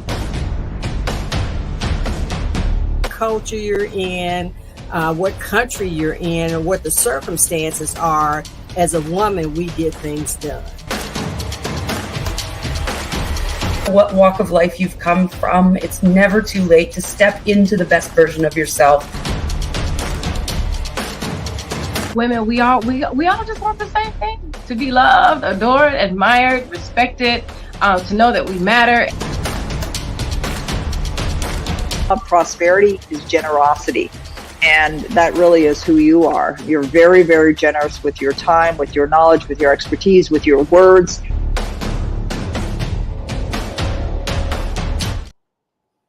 Hey, everybody, welcome back. I hope you enjoyed lunch. I hope you had a great little snack. I did. I had an amazing lunch, and now I'm fired up. Well, actually, I'm trying not to fall asleep because, after you eat, you want to go take a nap. But I think you wouldn't watch if I was sitting here snoring on the air. Maybe we should try that. No, I'm kidding. So I want to just take a minute, and I know you guys have heard me say Alan this, Alan that. Alan is my business partner. He is one of the business partners of Melrose 11. He is my business partner throughout. He is also my producer. He's also my little brother. So he runs my life. And I thought, why not drag him up here on air so you guys can know who Alan is? Hey, Alan, open up your mic. Hey. How you doing over there? How's it going? Are we good? I'm ready for a nap. No. See, if I go to sleep, nobody's talking. If you go to sleep, nobody's on the air. We can't. No. Time out on the nappy. Don't say you're going to take a nap because then it makes me want to go. We'll just throw Sheila up there for the next 5 hours. Right. Yeah, Miss Sheila could handle it. Yeah, we could just let Miss Sheila take control and be. We could both go to sleep. So, what did you think of this morning? Oh, it was great. It's the words of wisdom from everybody this morning. So the afternoon, better step it up. That's my brother. He's always throwing down a challenge. Okay, afternoon people, don't get nervous. I just wanted to bring you up real quick and let everybody see who the heck am I talking about. Who's up on Expert Talk tomorrow? That would be Miss Hillary DeCenza. Ooh, we're going to re-air her interview. That was powerful. And she texted me after she got off. We got a lot of cool stuff coming up with the relaunch reel and Hillary DeCenza and everything. If you guys say, oh man, she looks familiar. Yeah, Hillary DeCenza was on Secret Millionaire. She truly is a secret millionaire. She helps people all over the world. So, but I just wanted to bug you, brother. I wanted to throw you out there and have everybody see your face. I'm going to let you go back because I know you got a bunch of stuff to do. And I'm going to kick off this second half of the marathon. I think next year we do a half marathon. What do you think? Nobody's going to let you do that.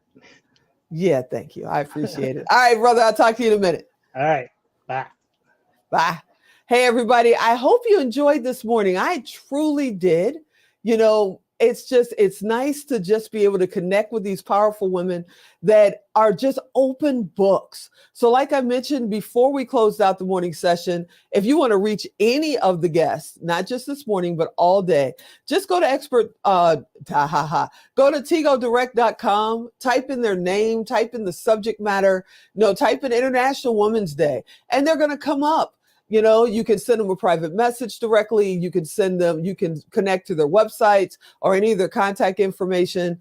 It's a great way for us to be able to make sure that you get to stay connected with these amazing people, not only on International Women's Day, but on my show entirely on Expert Talk with Tigo. So tigodirect.com, that's how you connect to everybody who's ever in the hot seat with me. Now, I got to straighten up my collar. I got to get into my production mode. I got to, get my voice in the right tone, all that good stuff, because the expert's expert, Miss Sheila White, is here.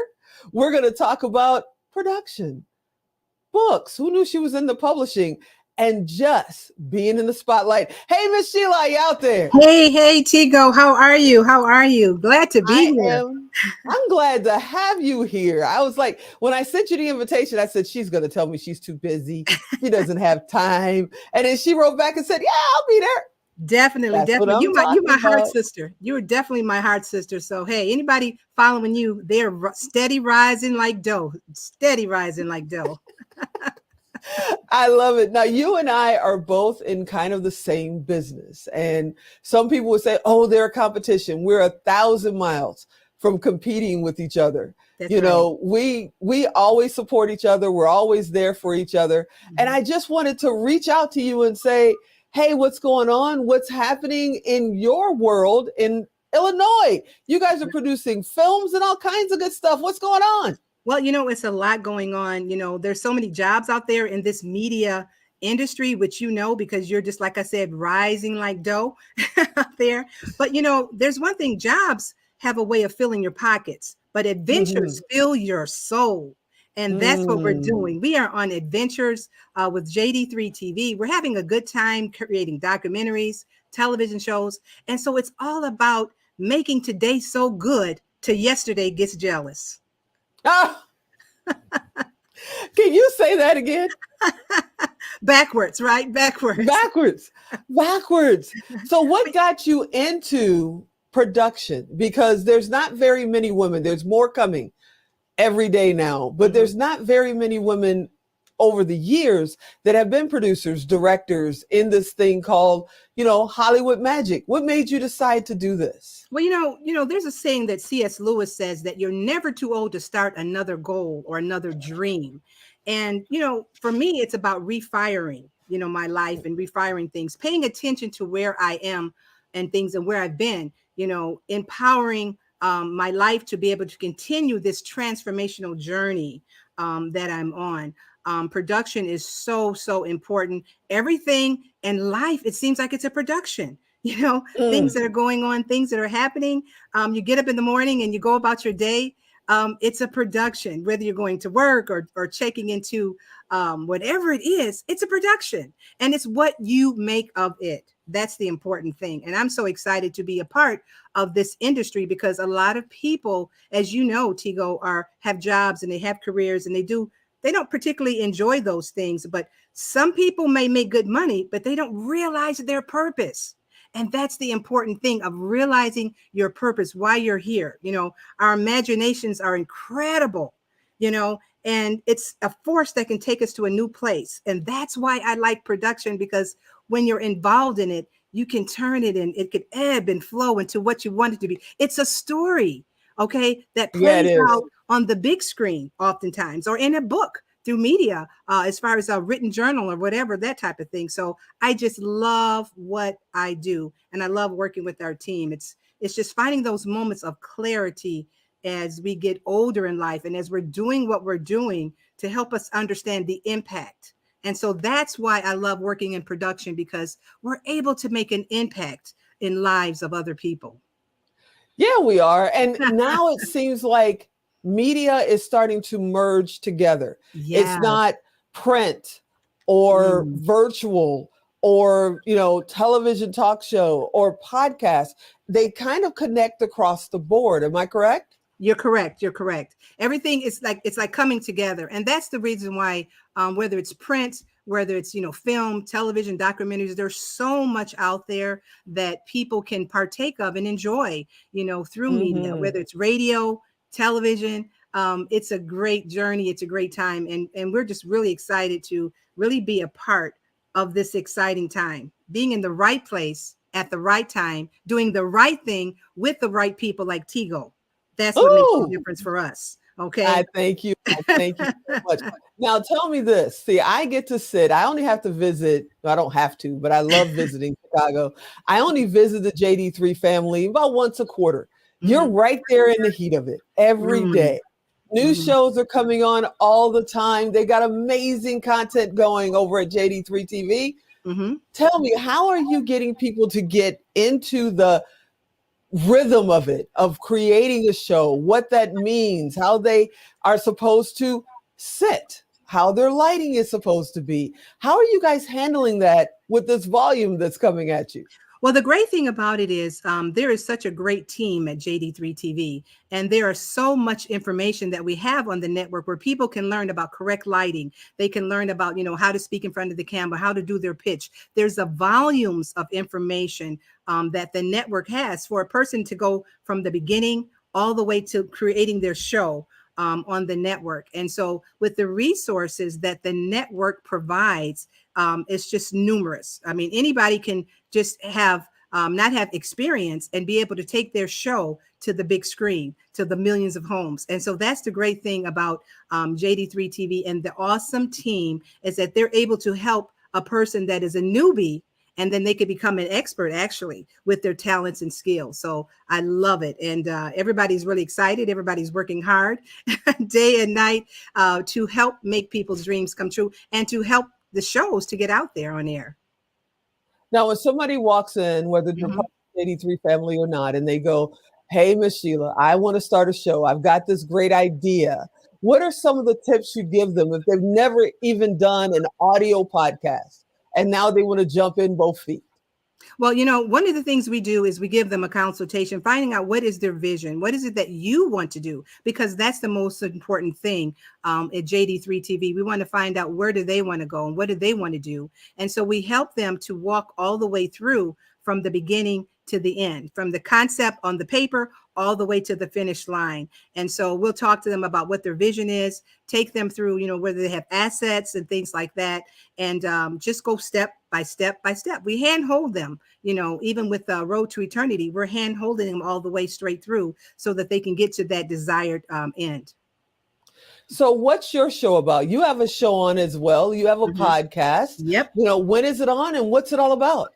Well, we have a podcast called Gifted, and Gifted is working with individuals that have gifting and bringing it out into the universe, into this great media universe. And so we talk to people that are using their gifts to make a difference in this world, whether they're a singer, whether they're an actor, whatever it is that they're doing to make an impact. That's the type of people that we're looking for to help share their dreams and share their gifts with people and show the world how they can make an impact. If you weren't in production and media, what would you be doing today? What career would you have been doing today? That's an interesting thing. One of the things that I love so much is being a mom, being a wife, being a mother, just being a woman in general. This is International Women's Day today. And being a woman for me means standing the ground that you walk on, being excellent in your role, and being a mom, being a mother, wife, and a mother. That's one of the things that I treasure, being a family person, because it pivots and has something to do with every area of my life.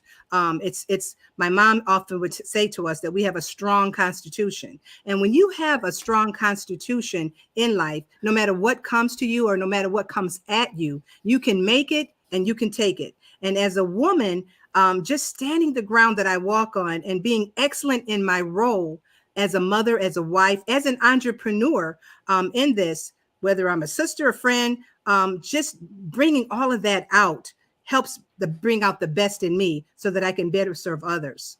So I would say being a wife and a mother is some of the best jobs out there, because you could be the president or vice president or whatever of a big conglomerate organization, but family, Tigo, is important to me. And that's why you're important to me, because you're my sister, you are family, and family is really important to me. And I think that if I had to trade off one thing for another, the one thing that I would want to have is a strong, solid family life, because that's going to affect my happiness. If you don't have the money, if you don't have the silver and gold and all those accolades out there that the world can offer you, at the end of the day, if you have the love of your family, your friends, close people, relationships, that's what's important to me. And I think that that's an area that I would be focusing, helping people in relationships, helping them grow and to be centered and balanced as a person.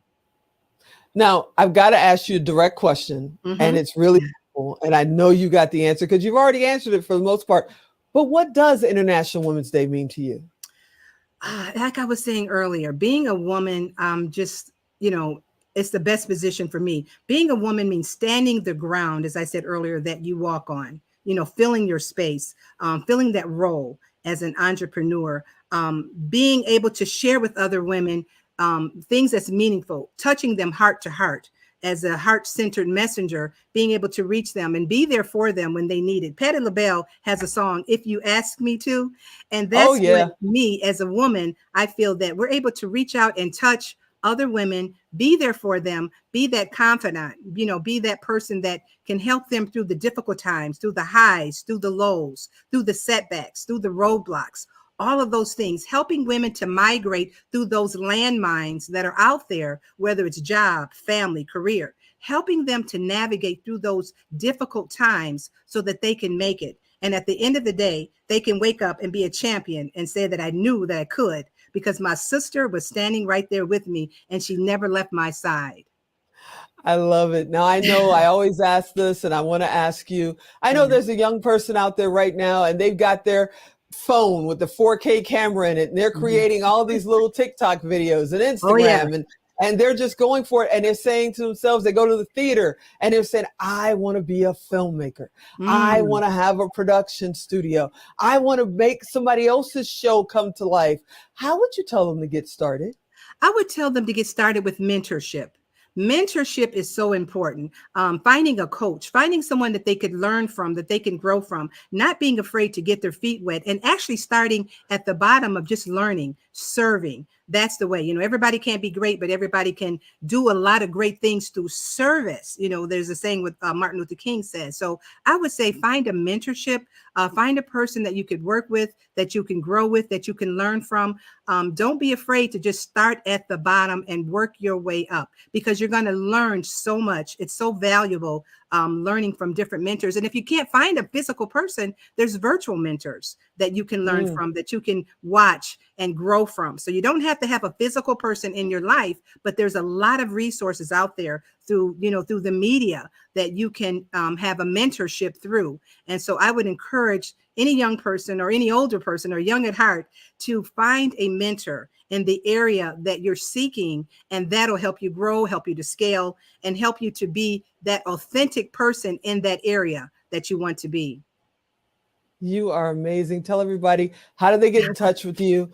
Where are you in the world? All that good stuff. Well, where you can get in contact with me through www.road2eternity.net. That is our website, road2eternity.net. And you can also email us at info@road2eternity.net. We're there. We're on all social media platforms.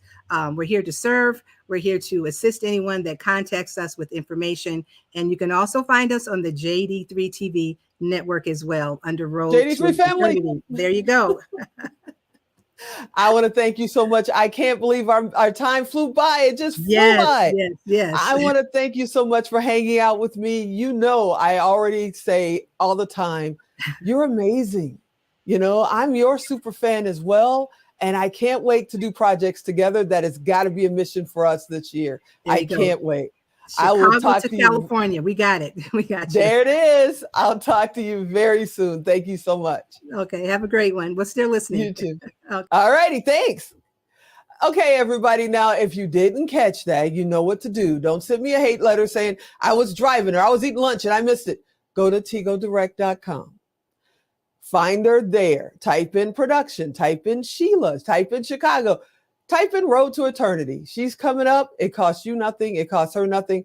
We just want to make sure you can connect with these amazing people, these amazing women that are hanging out with us today. That's how you do that. Okay, so I just went into nervous mode because I can see in the virtual green room who's sitting in the waiting room about to come up. She's my shero. She's my mentor, and she saved my life.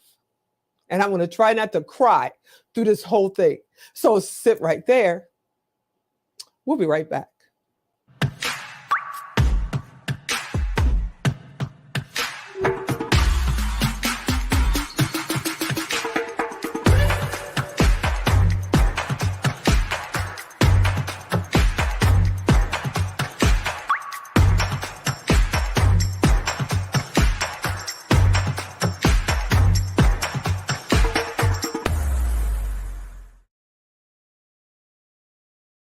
Hey, everybody, welcome back. Yeah, you heard me right. In 1995, I had decided this life was enough and I was going to go.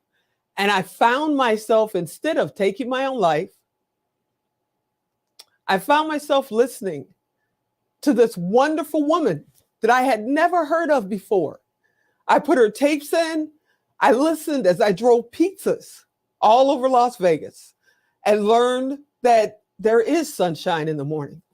You can make it through. And a miracle happened. I got to meet her in person. And now she's a friend. She's almost like an aunt to me. We're actually going to honor her as the Woman of the Year for the Now Honors 2023. Rita Davenport is here, and it's the first time she has ever been on my stage. Hey, Miss Rita, what's happening? Oh, baby girl, good to see you. I'm telling you, if I were you and all you've accomplished, I don't know why your head's not bigger than your butt. I'm just going to tell you right now, girl, you are amazing. I'm telling you, and I love that you're celebrating this day for women. But keep in mind, I do love men, especially short men, because they can't see your roots, and that's comforting. But what an honor it is to be here with you in any way. I could lick you in the face like a puppy. I love you so much, and to see you, it's just. I'm telling you, my tear ducts are attached to my bladder, so I'm trying not to break down and sob right now and get through this. I have to tell you this, so I do a lot of Zoom calls, so I have this mask made so I can put it on. And That's hilarious. I don't have to wear any makeup. I even got me a wig to put on top of it too. So as you can tell, I teach with humor because the retention rate is about 70% greater when you learn something while you're laughing and happy and having a good time. And I have learned so much today. I don't even know how you can do this. I mean, just hour after hour, girl, you are amazing. You're Superwoman. I'm just trying to walk in your footsteps. I mean, I watched you on stage. You invited me to one of your events here in Las Vegas, and I had the opportunity to see you live on stage. And of course, I sat in the back crying during that too. But I at least got to watch you and meet you after. And the energy that you bring to the stage. You're an award-winning speaker, trainer. You have done amazing things. But yes, you teach through humor, and your humor literally saved my life. And I want to thank you right now on all the platforms, everybody that is watching. You're amazing. And it's going to be such an honor to stand on stage with you in October 20th to the 22nd, and present you with the Woman of the Year. You know, Sharon Lecter's your best friend. I'm hoping she can make it so she can present it. But I am so excited that you just said, yes, you'll do it. Yes. It's an honor. It's a dream come true. You're amazing. Well, you're good at this, girl, because you know how to get your ass in gear. And so you're amazing to me, all the things that you accomplish and what you're able to do. You're one of the bravest people that I have ever met. And you know so much. You know all this technology. And honey, it is way over my zip code. I sleep with my IT department. I want you to know that. My husband's an engineer. He went to Vanderbilt, helped put a man on the moon. And I have to tell you this funny story. I was getting ready to do a Zoom training call for about 1,700 teachers. And I had everything set up. And all of a sudden it went off. And I went running in to get my husband to help me, and he was in the shower. And I said, David, I can't get the call up. And I mean, these people had hired me, and I had to do good. And so I went back and pushed a button, and wow, it was on. I was on camera. I looked around, and he had gotten out of the shower, and he was standing there, but he had a towel wrapped around his head, not around his twat. And screaming, get out of here, David, get out of here, I'm on camera. They booked me for 3 more speeches. So I was going to say, that was a special bonus. They probably booked you for more. That's amazing. They will not ever go forget that one that my IT department was there, just right out of the shower. Oh my gosh. But it's this technology it's challenging, but it brings us together so much, and we get to be with people all over the world and get to give virtual hugs, and we are blessed to have it. We really are, especially with someone that's doing the commentating like you. I mean, you just know everything. I just sat there and I thought, girl, how can you do this? I mean, it's just amazing to me. I'm so proud. I love to brag that you're my friend. I love to brag that you're my friend. Oh, thank you. I thank you so much. What got you started? What came first that made you say, you know what, I can be on stages. I can do this, because you literally started before. I mean, now, 1 out of 10 of the speakers that are out there are women. You know, you started, it was rare to find someone that could command the stage the way you do. Women decide to do that in the first place? It was truly a gift that I was aware of as a very young child. Actually, I was only about 11 years old, and I was the president of the junior high school, and I was facilitating the different meetings that we would have, and people would say, well, you just do really good on stage. And I didn't really take it seriously, but I thought, I got my sea legs doing that very young. And then it was just always, I think that I took to stage what I interact with people. Everybody's got an invisible sign that says, make me feel important. And I realized that public speaking, I heard someone say it earlier, is the number one fear in the world. People would rather burn to death than get in front of fire. Number two is death by fire. Number one is public speaking. Number two is death by fire.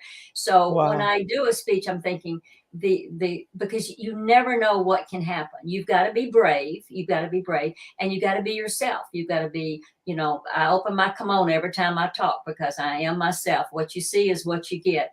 But I do think that it was my assignment from God. I really do. And by the way, God is a man. And I just want y'all to know that. By the way, I like to talk about this too, that even though God made man first, he created woman just to correct his mistakes. And I think this was it.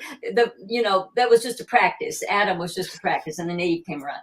But I laugh about that because God definitely. And by the way, a lot of suggestions. There's a lot of things that I respect about men and women, but we have an edge. I really believe that as women that we have a special gift. But in answer to your question, I was always pulled toward this. And even though I was told when I was a senior in high school not to go to college, that I wasn't college material. I had not taken preparatory classes. And my counselor said, you're really not college material. And she was right, because I was a social person. I was captain of the cheerleaders. I was president of the student body. I was majorette color guard. I was all about the people, but I wasn't very academic. So I didn't go to college for 2 years. And then when I was dating my now husband, I realized he's going to Vanderbilt. And if I don't make something out of myself, I maybe embarrass him. Maybe I should go to college. And I did go. I'm bragging now. But I managed to graduate in 3 years with honors. I received a BS degree, which I know I'm demonstrating right now, but I did get a BS degree. And then I was a distinguished alumni, and I invited the counselor that told me I wasn't college material to come to my graduation when I was then later awarded distinguished alumni and all of that stuff. And she, bless her heart, she was so proud. But sometimes when people tell you can't do something, that can be the fire to fire you up. That's the fire. And that's what, when people told me I couldn't do something, and I was raised in poverty, which was my gift. But the thing I have to brag about the most is that in high school, I dated a guy by the name of Carl Dean. His dad was my Sunday school teacher. I had known him since the 4th grade and really thought a lot of him. He was voted wittiest in our senior class, so you can see what we had in common. But he was a smoker. And if you're not a smoker, it's kind of hard. It's like kissing an ashtray.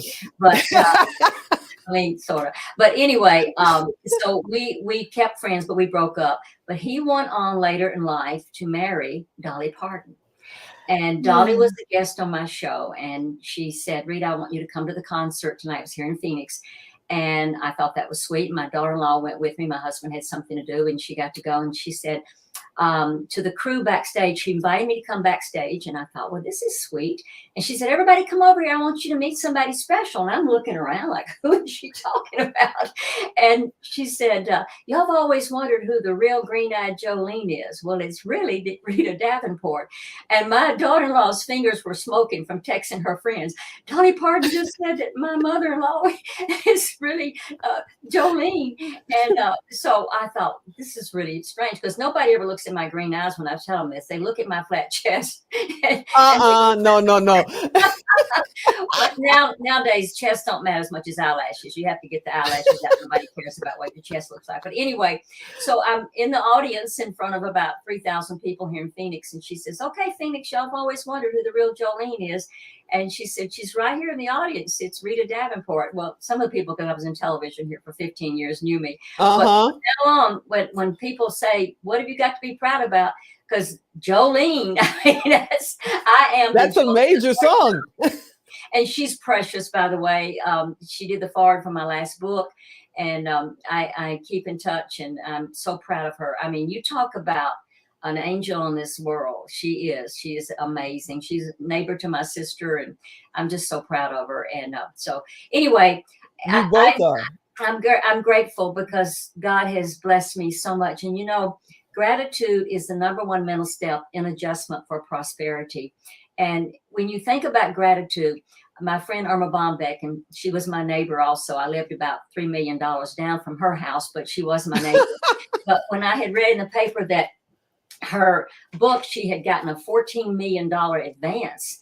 And I called and I said, Irma, what does that feel like? I mean, y'all, this was 30 years ago. I mean, that's a lot of money. I mean, it's a lot of money now too, but you can imagine. I said, what does that feel like, Irma, to get a $14 million advance before you've ever written a book? And I've written several. And she said, oh, Rita, she said, that's great, but I would rather have a kidney. And my friend Irma Bombeck was on kidney dialysis. And I say to audiences that you came to this presentation, you might have spent several $100s to come, or airfare and everything. But I want you all to put your hand back here, and you have a kidney. Well, to somebody, that would be worth $14 million because they didn't have one. And I said, oh, maybe go over here on this side.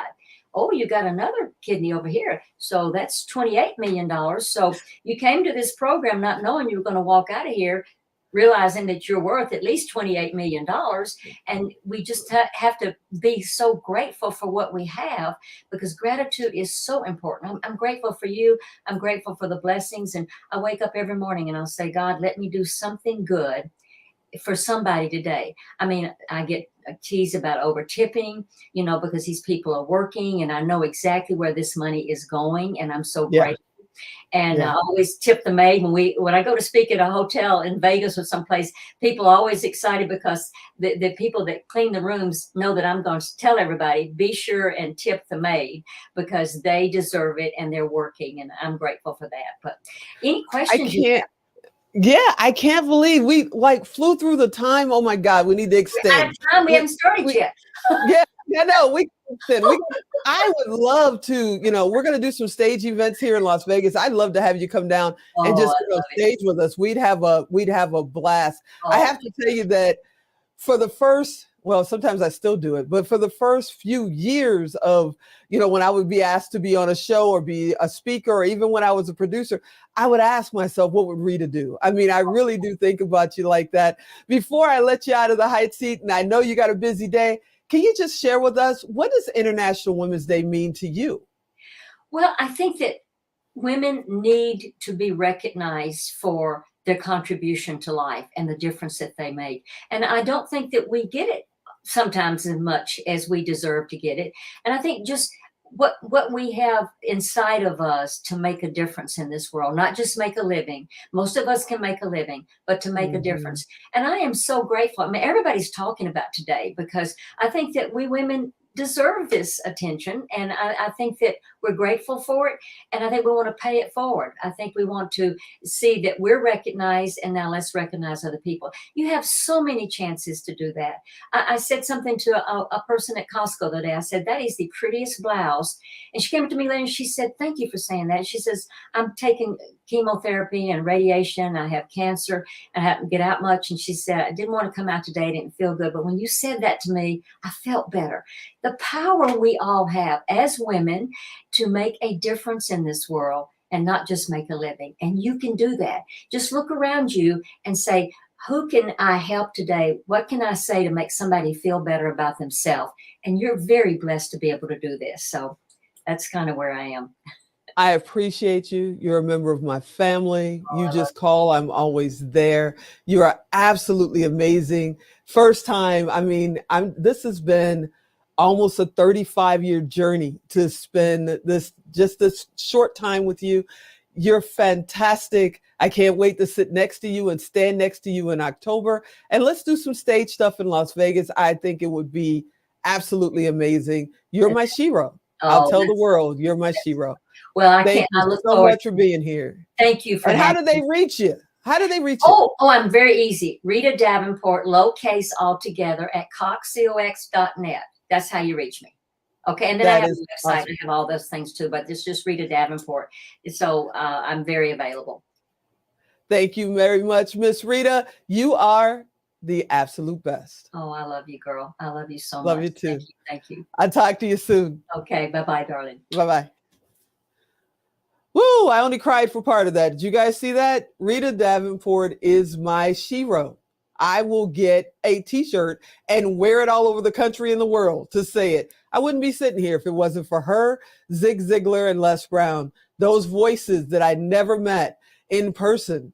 You know, I just met her. I met her in person a few years ago, and now I've had her on my stage. If you got a dream, if there's somebody you want to talk to, somebody you want to touch, you can do that because I just did. You just witnessed it.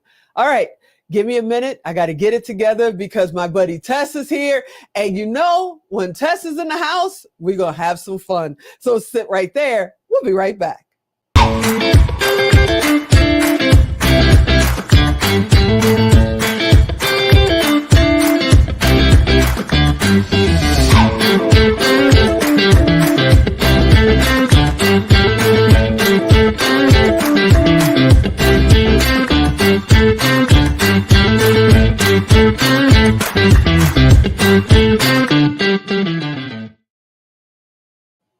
Hello, welcome back.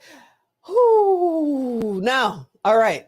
Met my shero in person, and now she's been on my event. I'm so excited. But now it's time to shift because we had Miss Sheila talking about production. She focuses on podcasts and streaming media and all that. Now we're going to talk about television and film. And my good buddy Tess Cacciatore has an amazing project going out right now. Hey, Tess, are you out there? I'm out here. How are you, my friend? I'm so happy to be here with you. You're my shero. So you have Rita, I have you. You know, we're all I good. appreciate that.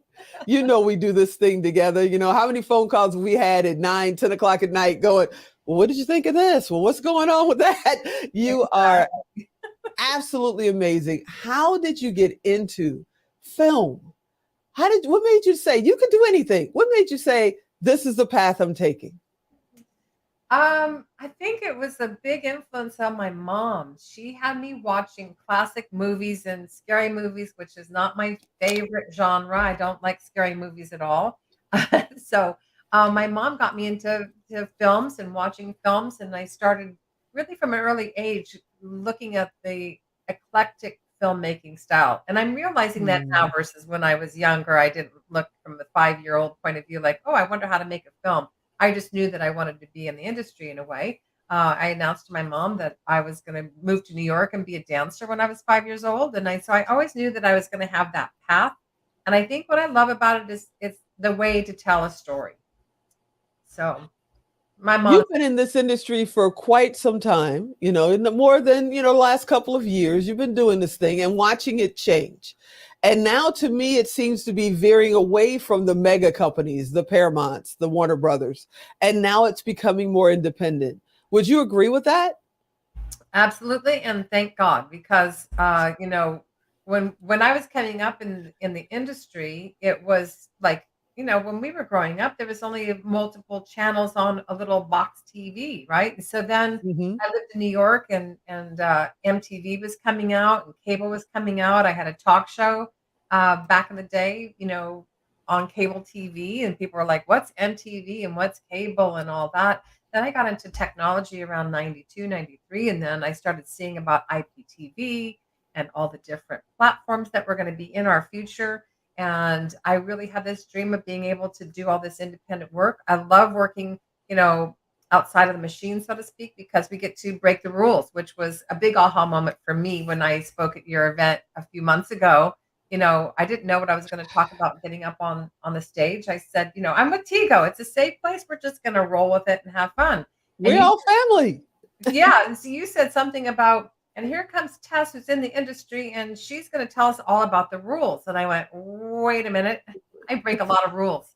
So I love being out of the machine because we can create our space. We can create the stories. We can do whatever we want to be able to bring those stories into life. And that's what I love doing.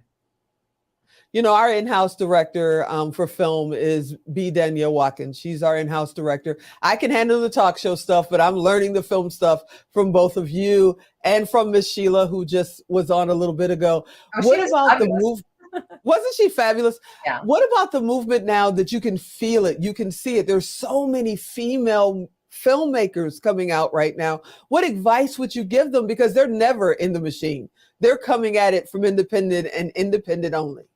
Well, that's what I love about the independent side because, you know, I want to say mentored, but I really didn't get the mentorship that I think in retrospect I could have had.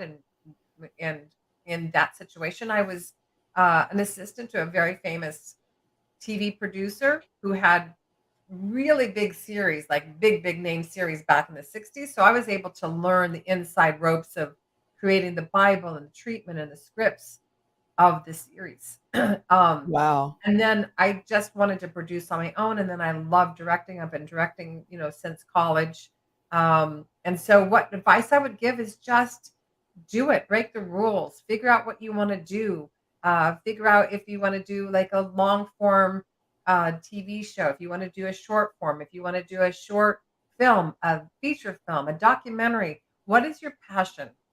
What is your purpose on the planet? Are you funny? Are you more serious? How do you integrate that project or that dream and bring it into reality? And we have so many outlets and so many platforms now. It's crazy. Yeah, it's not just the three majors anymore. There are hundreds, if not thousands, of platforms that you can distribute on. And we're getting ready to launch ours, Tigo TV. So there's all kinds of stuff going on right now.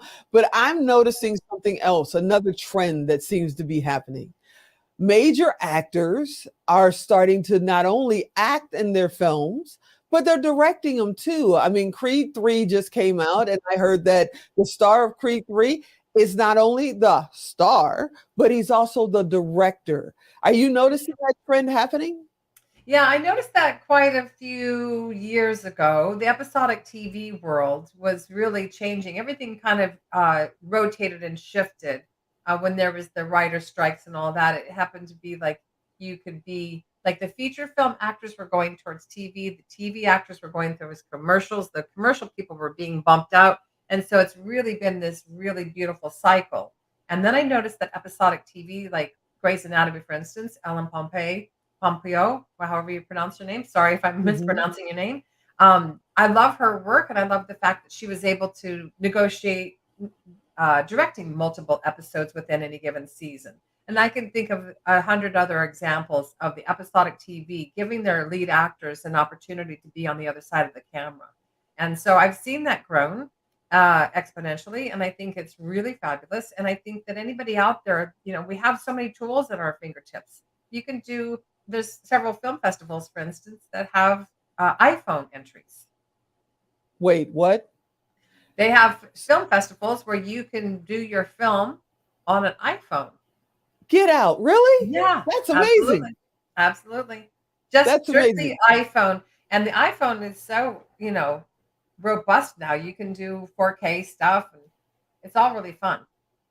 That's wow. I did not know that. And now, you know, I got this new iPhone over here. Now I want to run out and see what I can make. That's wild. So how do you, you know, because I always want to ask this question because when B. Danielle was on earlier, she's an author, she's a screenwriter, and she's a producer director. So when you have a project that is your baby, and then you turn that baby over to another director, or you turn that baby over to the editor, after you got it exactly how you wanted it, and you turned it over to the editor, are you nervous about letting that go? And how do you accept, or do you accept, the choices that they make with your baby? Well, because I wear multiple hats, I'm multiple hyphenated. I do my own editing most of the time, but on the bigger projects like The Right Turn, we have a team still on board of editors. And I absolutely love the opportunity, especially if they're great people like my team, that you just hand over everything to them and it comes back. There's a colorist, there's the sound sweetener for the sound side of all the audio stuff, and then there's my main editor. And to have them have that point of view and to take the footage in and bring it back to you, it's fabulous. I love it. he's doing a really great job on a cooking show that I'm doing out of Arizona. And I love seeing his creativity. It gives him a voice to be able to, tell the story as well. So I love the process. Okay, you mentioned The Right Turn. It's Yes. amazing, but everybody hasn't had the opportunity to see the trailer. And I'm just tell us a little bit about it, because I know people are going The Right Turn. What is that? Well, you got to make the right turns, but this one's spelled with a W, WRIGHT turn. We just launched on Tubi last Friday. We're also on multiple FAST channels, which is the free advertising streaming television. We're on Plex and More You, and that whole Best Ever channel family has really been generous to us putting our show out there. But the easy way to go is to go to Tubi, and then you put The Right Turn in the search button. We have 4 episodes out of 8 for season 1 up there, ready to binge and watch. I'm the co-creator with Tara Bennett-Smith. I'm the co-writer with Tara Bennett-Smith, and Tara plays our lead actress, Celeste Wright Turner. And it's the Right Turn show and the Right Turn PR, which is our showcase of ways that we can bring real stories through the PR firm. I play myself as the CEO founder of Global Women's Empowerment Network. So through my storylines, I can bring in sex trafficking, sexual assault, Oh, wow. homelessness. So we bring some really serious topics to the table. And we also do some fun things, like what happens to a woman when we're going through the changes in life. And a lot of us women don't talk about it. So we have a really fun scenes that I'll let you watch that, bring the dialogue up for women to talk about relationships and self-love and what we do in our lives and our friends and family and what we do in our community. So I'm really excited about it. So 4 episodes are up there now, so you can watch it. You already know I'm a fan, and I think you're so creative and so talented, and what you bring together, and you break the mold. You, B.D. Watkins, and Miss Sheila Wright, you all break the mold with what they think a producer director should be and what they assume the budget should be. Gone are the days of the budgets from the 70s, the 80s, the 90s. Now we get really super creative and have somebody like hold up a prop while we shoot this thing real quick. And break all the rules. Yeah. How does that affect you when you go, you know what? I want to get this film done. I'm tired of dealing with trying to fund. I'm just going to get it done. How are you finding your casting? How are you finding your team? What's the secret sauce? Well, coming from the industry for so many years, I've worn a lot of hats over the years. And there was a period of time, about a 4-year period, many years ago, where I was called a location rep, where I was still acting in front of the camera, but instead of going and getting a waiting job, I got a location rep job, which was very valuable to me because I was the first to leave and the first to arrive and last to leave. And you're the liaison between the property management team and the production heads. So we got to film in the Roosevelt Hotel. We got to film all over the place. And I just sat at the heels of the most amazing directors. And I saw everybody in play. I saw the grip and the gaffers and, all the way down to the craft service, the crafty table. And I watched every element, where a lot of people that were doing this job in my age group as actors, doing part-time job to supplement your income, they were, be flirting with the other extras and, all that kind of stuff. I used it as a training ground that was very valuable to me. I saw a lot of money being wasted during that time. Like one example, the Roosevelt Hotel, I won't mention the very, very big film. They literally went out and spent $10,000 on re-wallpapering a hallway when it was perfectly aged and beautiful the way it was, to buy this new wallpaper to ruin it and age it. $10,000. That makes no sense. And I'm like, what I could have done with $10,000, and what we've done with $10,000 in our series, because we've been really, very, very trimmed budgets. We've been breaking the rules in a lot of good ways, nothing illegal, but, we also filmed all the way through COVID. So there's a couple of scenes in there, multiple scenes in there that we had to have no crew. And when you see, for instance, one of my favorite pieces is in episode 3. It's the story of Celeste's daughter's best friend. And there's a whole serious thing going on about sexual assault. And because she had a young child, and it was the height of COVID. I got tested and I wore double masks and I went in and I did the camera, the sound, the lighting, the art direction, and everything, because we wanted to get that piece done. And she was getting ready to move to Pennsylvania. So there's so many examples. We could write a book on the examples of what we've had to do through COVID, for instance, low budget and all of that. And our cast came together through our community. We didn't go through the normal casting. I mean, we had a casting director on board, and Tara, who's my co-producing partner, she has a management company. So she brought like Tisha Campbell and Sherman Augustus and all kinds of amazing actors to the table. And my friend Isabella Hoffman and Sharmila Devar, and William Catt, we were able to bring this great cast together. And they just came for the love. I could sit here and talk to you all day, but I have got to get back on schedule. You know, the director's back there going, you got to roll. Please tell everybody how they can get in touch with you. So first off, go to Tubi and search The Right Turn. So watch that. And then I'm very easy to get a hold of. I'm Tess Cacciatore and all the platforms, and just find me and reach out. And Gwen.global is our website. And we're just in the process of doing some updates to give our new programs some light as well. So awesome. Thank you, my friend. Yeah, you can reach us through Tigo Direct. Thank you so much, my friend. You are the best. I can't wait to sit down and just talk shop with you. I'll talk to you soon. Thank you so much. Bye. All righty. Bye-bye. Okay, so we're not even going to go to break because I'm over time. And I've got my good friend, Michelle Jewsbury, sitting in the wings. And I know she's got so much great information. So I'm going to say this. Hey, Michelle, you ready to go? Yay. Hey, Teresa. Super excited about being here. Super excited about having you and having you be a part of, everything that we do. I call you the kid that drives you crazy. But you truly are part of our family. You truly are part of my family. What's going on with you? Let's talk about your organization, your trip. Didn't you just come back from like Africa or something? Okay. Stop. Let's start from the top.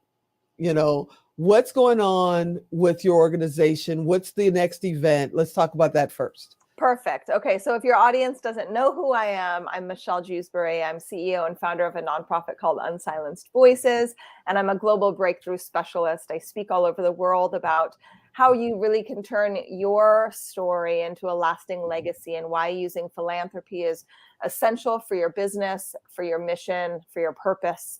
And I'm a survivor of domestic violence, hence why I started Unsilenced Voices. We began in 2017, started in Ghana, expanded to Sierra Leone, then Rwanda and the United States. And the primary focus of our programming and of our services are in the US and also in Sierra Leone. So I did just get back from Africa. Tigo just said that right. I was in West Africa and Sierra Leone, and we had actually partnered with a TV show called The Fixers, and The Fixers built an infrastructure build for us in one of the villages that we support. So then it's going to bring even more financial literacy, bring services to this village, help the women, girls, and of course the men in the area to bring in more funding. We're doing a lot of savings box programs there, and education about domestic violence and sexual abuse. So it's been really awesome. I've been back for only about 3 weeks and already done a couple events, and Unsilenced Voices is now going to be speaking at Secret Knock in a couple weeks, and then I'm speaking at the Biomed Expo, and then we've got a fundraiser in May happening in Tampa. So lots of stuff. What's the fundraiser in May? I don't know this. Okay, so May 20th, we have a fundraiser. It's very inexpensive. It's only $39 to go, and it's called Wine and Dine for a Cause. May 20th is a Saturday, so come and get your whining on, right, on a Saturday afternoon. And we just started and launched a program called Sponsor a Survivor. So if you visit sponsораsurvivor.org, you can actually sponsor one of our girls in Sierra Leone. And that pays for her vocational training, the materials, a monthly stipend, medical and counseling for her. $100 a month. We need 30 of our girls sponsored. We have well over 50 on the wait list. And we are also providing a curriculum that will be used in the United States, launching the end of this month. And you can sponsor a survivor in the US as well. Now, before we move forward, how do they find out, where is this fundraiser in May? Is it virtual? Is it in person? It is in person in Tampa, Florida. So it's at Cooper's Hawk. If you visit unsilencedvoices.org, again, unsilencedvoices.org, it's literally the first thing you see on the page, so you can't miss it. And like I said, tickets are only $39. Come and support. There's going to be a ton of raffle prizes and gifts. I believe we're doing a 50-50 raffle, and we're hoping to raise a couple $1,000s, if not more. And how did you get in this in the first place? I mean, what you're doing is amazing. Anytime we can help, we're always there. You call, say, bring the camera over. Here we come. With our little cameras. Right. Whatever we can. What made you say, what, we need unsilenced voices? It's not just what you see on the news or drops that you see on social media. It's very close to your heart. Why is that? Yeah, so it's interesting. It's International Women's Day, ladies and gentlemen. And Tigo, first I want to say thank you. I know Alan's behind the scenes right now, and hello, and thank you guys for putting this on. And it's so important to do so. Statistically speaking, domestic violence happens to 1 in 3 women worldwide. 1 in 4 in the US, 1 in 7 men in the US experience this type of violence. This is not including human trafficking statistics, which is a $300 billion a year industry, or sexual abuse stats, which is 1 in 4 worldwide women experience sexual abuse. And I was a statistic. I was involved in a very abusive domestic violence relationship for 4 years. And when I had escaped that relationship, I really felt a calling from God to do more with my story. And I ended up writing a play, writing a book called But I Love Him. And of course, in 2017, starting Unsilenced Voices, where we get to help through advocacy, education, and programs all around the world. You say that, and it's just, it flows so gently and we hear it, but it's a really serious message. I'm in Las Vegas, and sex trafficking here is absolutely insane, especially now that we have professional sports here. There's signs in the bathroom that says, if you need help, don't be afraid to reach out, call this number, visit this website, something like that. The numbers are just growing and growing. How would somebody who maybe they're watching right now on their phone and they're in a situation, what would you suggest they do to get into a safer space? Yes, there's many organizations, especially in Las Vegas, from the Shade Tree to the Cupcake Girls. We actually did an event in Las Vegas last year. It's a collaboration event called the Blanket of Hope, where you can call and you can get the services that you need, that you can really utilize what these other organizations have to offer.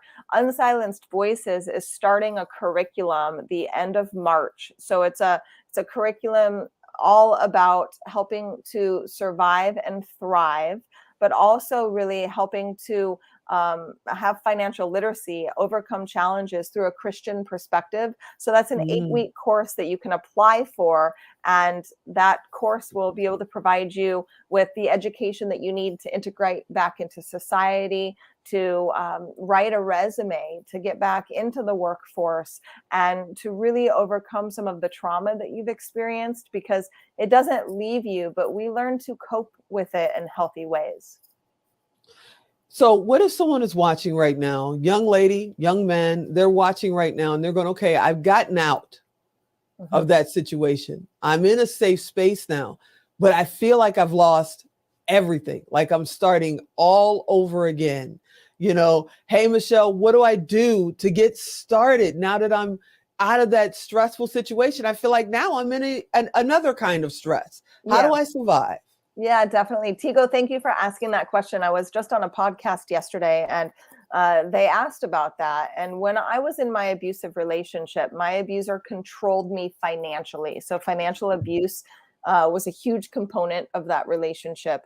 And when I escaped the relationship, my number one concern was finances. He had demolished my credit. I'm actually still finally coming out of that hole. It takes 7 years for a lot to drop off of your credit report. But what I did was I just started. And that's what you can do. If you are escaping, if you are out of that and you just are at a loss for what do I do next, you just start. You get employment. You start to rebuild your credit and your credit history. You're able to get an apartment. You contact coaches and mentors, but other organizations out there that really can help you get back on your feet. And then there's credit organizations that I didn't know about that can help you to rebuild that financial aspect of your life so that you can move forward. Because unfortunately, as you know, Tigo, you want your credit and you want to be able to pay for the things that are necessary for you and your family. I know a lot of survivors have children. So really, it's just putting one foot in front of the other and starting. Don't just sit stagnant. One of my favorite sayings is God can't steer a parked car. So make sure you're in motion, because once you're in motion, then God can steer you in the right direction. Now, you know me, I always like to hit you with a curveball because you're so good and you have so much information. And I was just sitting here saying, okay, they made it out. They started over. They got their credit together. Now they want to be the next Michelle Jewsbury. They want to get on stages. They want to have programs. How do they get started like you did, sharing their message, sharing their journey on podcasts, on stages? What would you suggest they do? Yeah, I definitely suggest getting a coach or mentor, whether that's Teresa, whether that's myself, or another coach or mentor that you know. But if you want to go far, you really go with a team. And in order to make sure that you check off all the boxes and you dot all the I's and cross all the T's, make sure to have that team close to you. Make sure to have advisors and people around you that can uplift you, because there's always adversity. You will always go through challenge. Life is about ups and downs. It's not perfect. So you want somebody there that can help you during those low times. Now, there's a lot of tools out there, but make sure, my friend Angel Tussey has a group on Facebook called Need a Guest. Join that group, get on podcasts, start getting the exposure that you need, get on stages. I help people to launch, grow, and build nonprofits. I help them with their public speaking, their book launches. I really help them to get the exposure that they need in order to be a public speaker, a public figure. So if you are interested in that, you can always contact me as well, and I can help guide you. But if you go to michellejewsbury.com, again, michellejewsbury.com, you can find more information there as well. You're amazing. I am so excited that we're honoring you as our philanthropist, our very first philanthropist of the Now Honors Network of Outstanding Women. I couldn't think of a better person to be our very first philanthropist. It's going to be so much fun. And we get to all hang out in Vegas again. Before I let you out of the hot seat, I got to ask you, my friend, what does International Women's Day mean to you personally? Yeah, thank you, Tigo. And I'm so excited for the October event. The Now Honors is going to be amazing. I'm really, really stoked about being there and being honored, especially by you and your organization. You are very close to my heart. You guys are always there, uplifting and being huge supporters of our mission and what we're doing. International Women's Day is a day of triumph, right? It's a day where we as women can join together and really say no more against some of the injustices that we face. And we can celebrate some of the victories that we've been able to accomplish. Those victories are voting rights, our civil rights movement, being able to go to school. I mean, what the Iranian people and women are facing is just absurd, what's happening internationally. So we really can join forces together and make a difference. And that's what I truly believe International Women's Day is it's a collaboration, a conglomerate of women coming together to make a difference. We can use our stories for good and use our stories to create sustainable change. You're the best. I love you. I will Tigo, see I you in a love couple you. of weeks at Secret Knock. I'll be Yay! the crazy one in the back screaming your name. Yay! I know, I love you. I'll be there screaming your name too, Tigo. You are the best. I'll talk to you soon. Thanks for hanging out with us on International Women's Day. Thank you. Awesome. All right, everybody. I hope you enjoyed these last few episodes or these last few interviews. We're not done. We're 3 hours from being done. We got amazing women coming up, and one of them is sitting right back there. She's my buddy. She's my pal. If you want to know about, childcare and the mental health of children, she is an expert at that, but she also loves my second home, Hong Kong. Oh, yeah. Catherine Celery is here, and we'll be right back to share the stage with her. So sit right there. We'll be right back.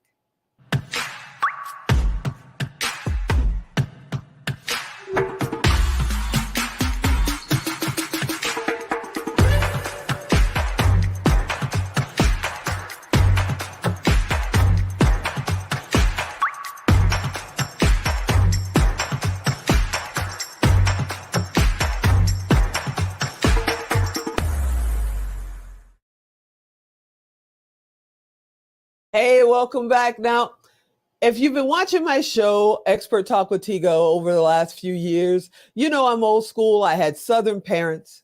They raised me the old school way.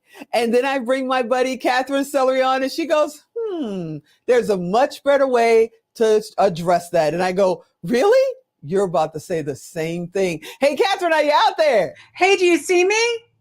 I see you. Oh, good. Excellent. So happy to be here. I'm so happy to have you here. Are you back home or are you somewhere out in the world? I'm back in Colorado. Oh, okay. Okay. And how was your journey?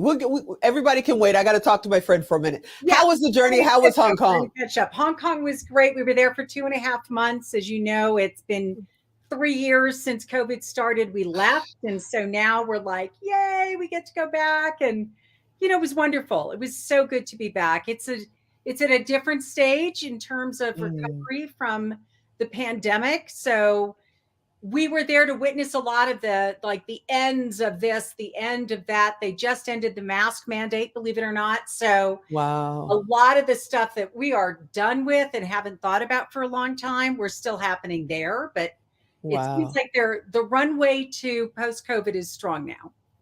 Well, I need to get back there. I'm going to go back, and I would love to be there with my buddies. So let me know when you're going back. Yes, absolutely. Let's go over there. Maybe we could set up an event or something. I'll talk to my friends.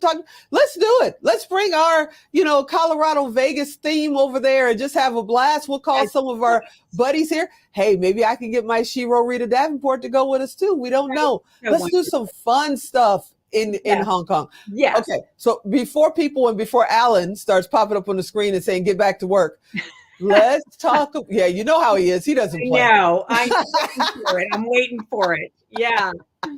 He's such a serious dude. Anyway, how are we handling, this is 2023. Most of the schools are back active. Most children went back to regular education systems. We just had someone on a little bit ago talking about home education. Where is everybody now? Are we half and half? Are we 2/3? What's going on right now with kids and education? Yeah, it's so great that you would ask that. In fact, I'm getting ready this evening. I'm going to be doing a presentation at a school here in Colorado. And so I've been looking over sort of what they're interested in hearing about. And it is the post-COVID world and how much did COVID actually affect their kids, because we know that, children have definitely been affected by this. What do you want to say? I guess it was that they were stuck home and that they didn't have the same opportunities to be able to get out and socialize and just do normal things that kids are doing, right? It's had an impact. A lot of kids are anxious to be back in the school environment. Some of them are so excited to be back in the school environment. It just depended on their initial personality, I think. For kids who might have been struggling a little bit in terms of making friends, or it wasn't a perfect lineup in terms of the way they think and the way the school teaches. And so they were always struggling a little bit. A lot of that anxiety went away being home. Yeah. So and then they got thrown back into it. because you know that, yeah. you know that you are my, advisor for my grandsons. And Yeah. our middle grandson is, he's shy and he's tech and he loves statistics and all that kind of good stuff. Wow. And he got kind of comfortable, being home and not Yeah. being the guy he felt was just a little bit out from everybody else. And he went back into it. It seems that he's taking it harder now. Oh, He's getting more sensitive. So, all right, come on, coach. What do I do? How do I talk to him? What's going on? I think you can actually say to him, it was really comfortable being at home, wasn't it? You had so much more control over your day. And you also were in an environment where you just feel safe all the time, right? And I'm sure he's going to be like, yeah, I love home. Home's my sweet spot. Home's my great spot. And I just feel a little bit more insecure, Mom, about when I'm at school, people don't necessarily, interact with me in ways that I'm happy with or make me feel at home. So then you can say, yeah, it's really tough to make this transition. And what do you think would help you? And give him an opportunity to start mulling over what would help him and not try to guide the ship like you've been teaching me now for almost 2 years. Well, it's okay to guide, Ego. It's okay. But we want to let them be the ones who start using their own resources. Because if he starts mulling over, what would make it easier for me? What would make it easier for me? What would make it easier for me? He may come up with some ideas. And his ideas, if they then are implemented and if they then are successful, just imagine how chuffed he's going to be with himself. Yeah, I agree with that. Now, I got to ask you about this. We're in this new economy. You listen on one side, they say, we're fine. Okay. You listen on the other side, they say, well, it's inflation because of COVID and blah, blah, blah. And then there's the doom room, which I stay away from altogether, that just wants to say the world is over as we know it. How does all of this economy and environment affect children? Do they even know what's happening? Depending on what family they're in, they may definitely know it's happening. So I think that, it really does. A lot of that depends on like the family and how much the family is struggling. And so, I mean, if it's really struggling and they're, suffering, poverty would be, of course, one of the biggest impediments to a child's thriving is some of the very, very basic needs are not being met. But the more stressed out your parents are, the more it affects the kids. Like there's no way that we can just feel that our energy isn't being picked up by them. They know, they totally know. They know exactly how we're doing. And so we need to take care of ourselves. It's back to putting the oxygen mask on us first, because if we do take care of us, then we're in a better situation to take care of them. Let me shift gears real quick. Earlier today, I had fabulous Camille Robb on, and her passion is taking care of children. That is her and nutrition. That is her absolute passion. And I asked her about the food programs. We're about to go into spring break. There's no food program during spring break. You're about to go into summer break. There's no food program.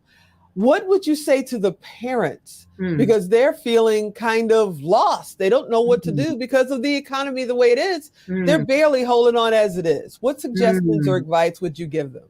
Yeah, gosh, I mean, I haven't really thought a lot about that, but I think food insecurity is a big issue around the world.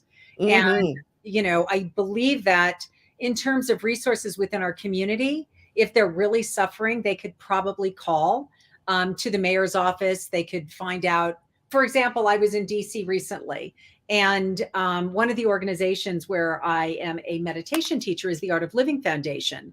And they're bringing a huge event to Washington, DC called the World Culture Festival. And it's really about appreciating diversity and appreciating that, all of the diversity is what makes this such an interesting fabric to our society. And they have, because I was meeting in DC at the time, they have someone who is designated in the mayor's office there for just women's issues, family issues. So in your town, if you have a local mayor of your city or province or whatever, it could be like DC. Maybe that is across the country, but I know they have it. And that was a wonderful connection for me to see that they were doing something at that level to support families. And so check that out. Check that out, because that community may have its own outreach, which may be able to provide resources for you. That's a great tip. Thank you so much for that. Yes, Now, absolutely. you always have amazing programs going on. You're an award-winning author. You're a speaker. You've got amazing programs going on. It's March, International Women's Day. What program do you have going on right now, my friend? Well, I have a 90-day parenting reset program, which is my signature program that I would invite anyone who's struggling and wants a reset in their parenting, join the program. And the best way to do that is just start by reading the book that I wrote, which is available to you free at parentingbook.com, freeparentingbook.com, actually, freeparentingbook.com. Freeparentingbook.com. And is this all virtual? Do you do anything in person? Do you ever do an in-person event? I'm doing one tonight. You're doing one tonight. So if someone wants you to come, because I would love for you to come to Vegas and we do something here on a stage. Yeah, I think that would be awesome. How would they reach out to you if they say, you know what, we have this amazing event in our community and we need, Catherine to come over and hang out with us? Absolutely. Love to do a lot of that. So Catherine at consciousparentingrevolution.com. So just send me an email. I'd be delighted to connect with you and help support in any way I can. What does International Women's Day mean to you?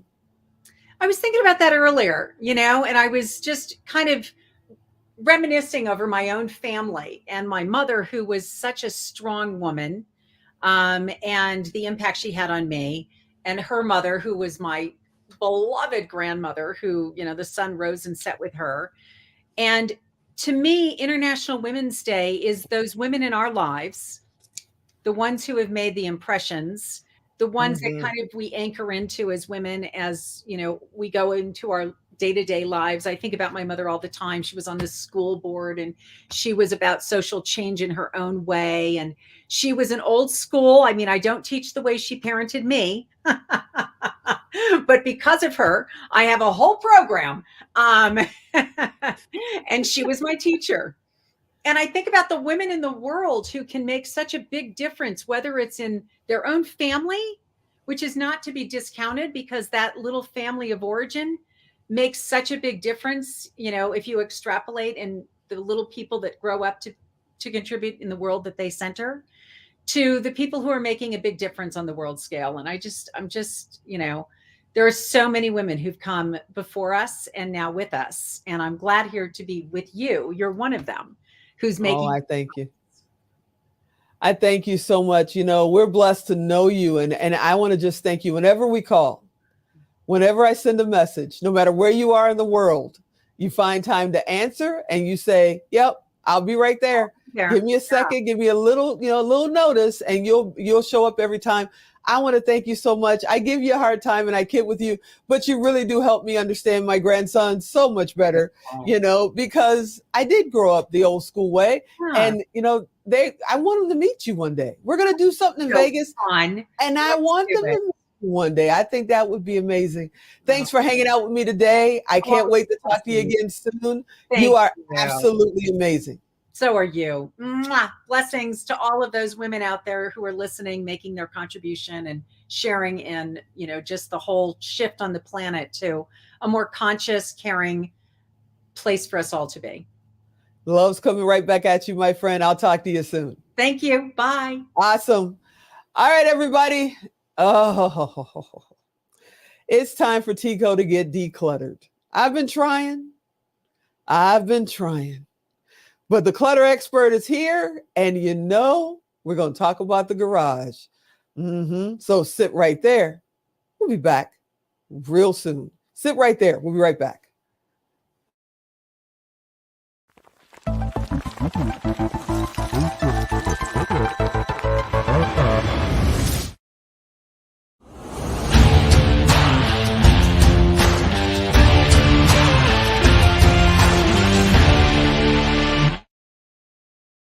Yep, you heard me right. It's March. As you know, we're live March 8th, 2013. If you're watching a re-air at 2025 or 35 or something, we're live right now. Spring break is coming. It's time to get decluttered. So what do? You call the clutter expert. Hey, Mel, what you doing?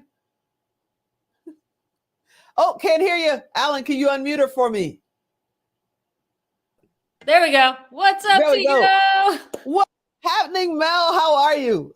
I'm absolutely fabulous on this beautiful day. How are you, my love?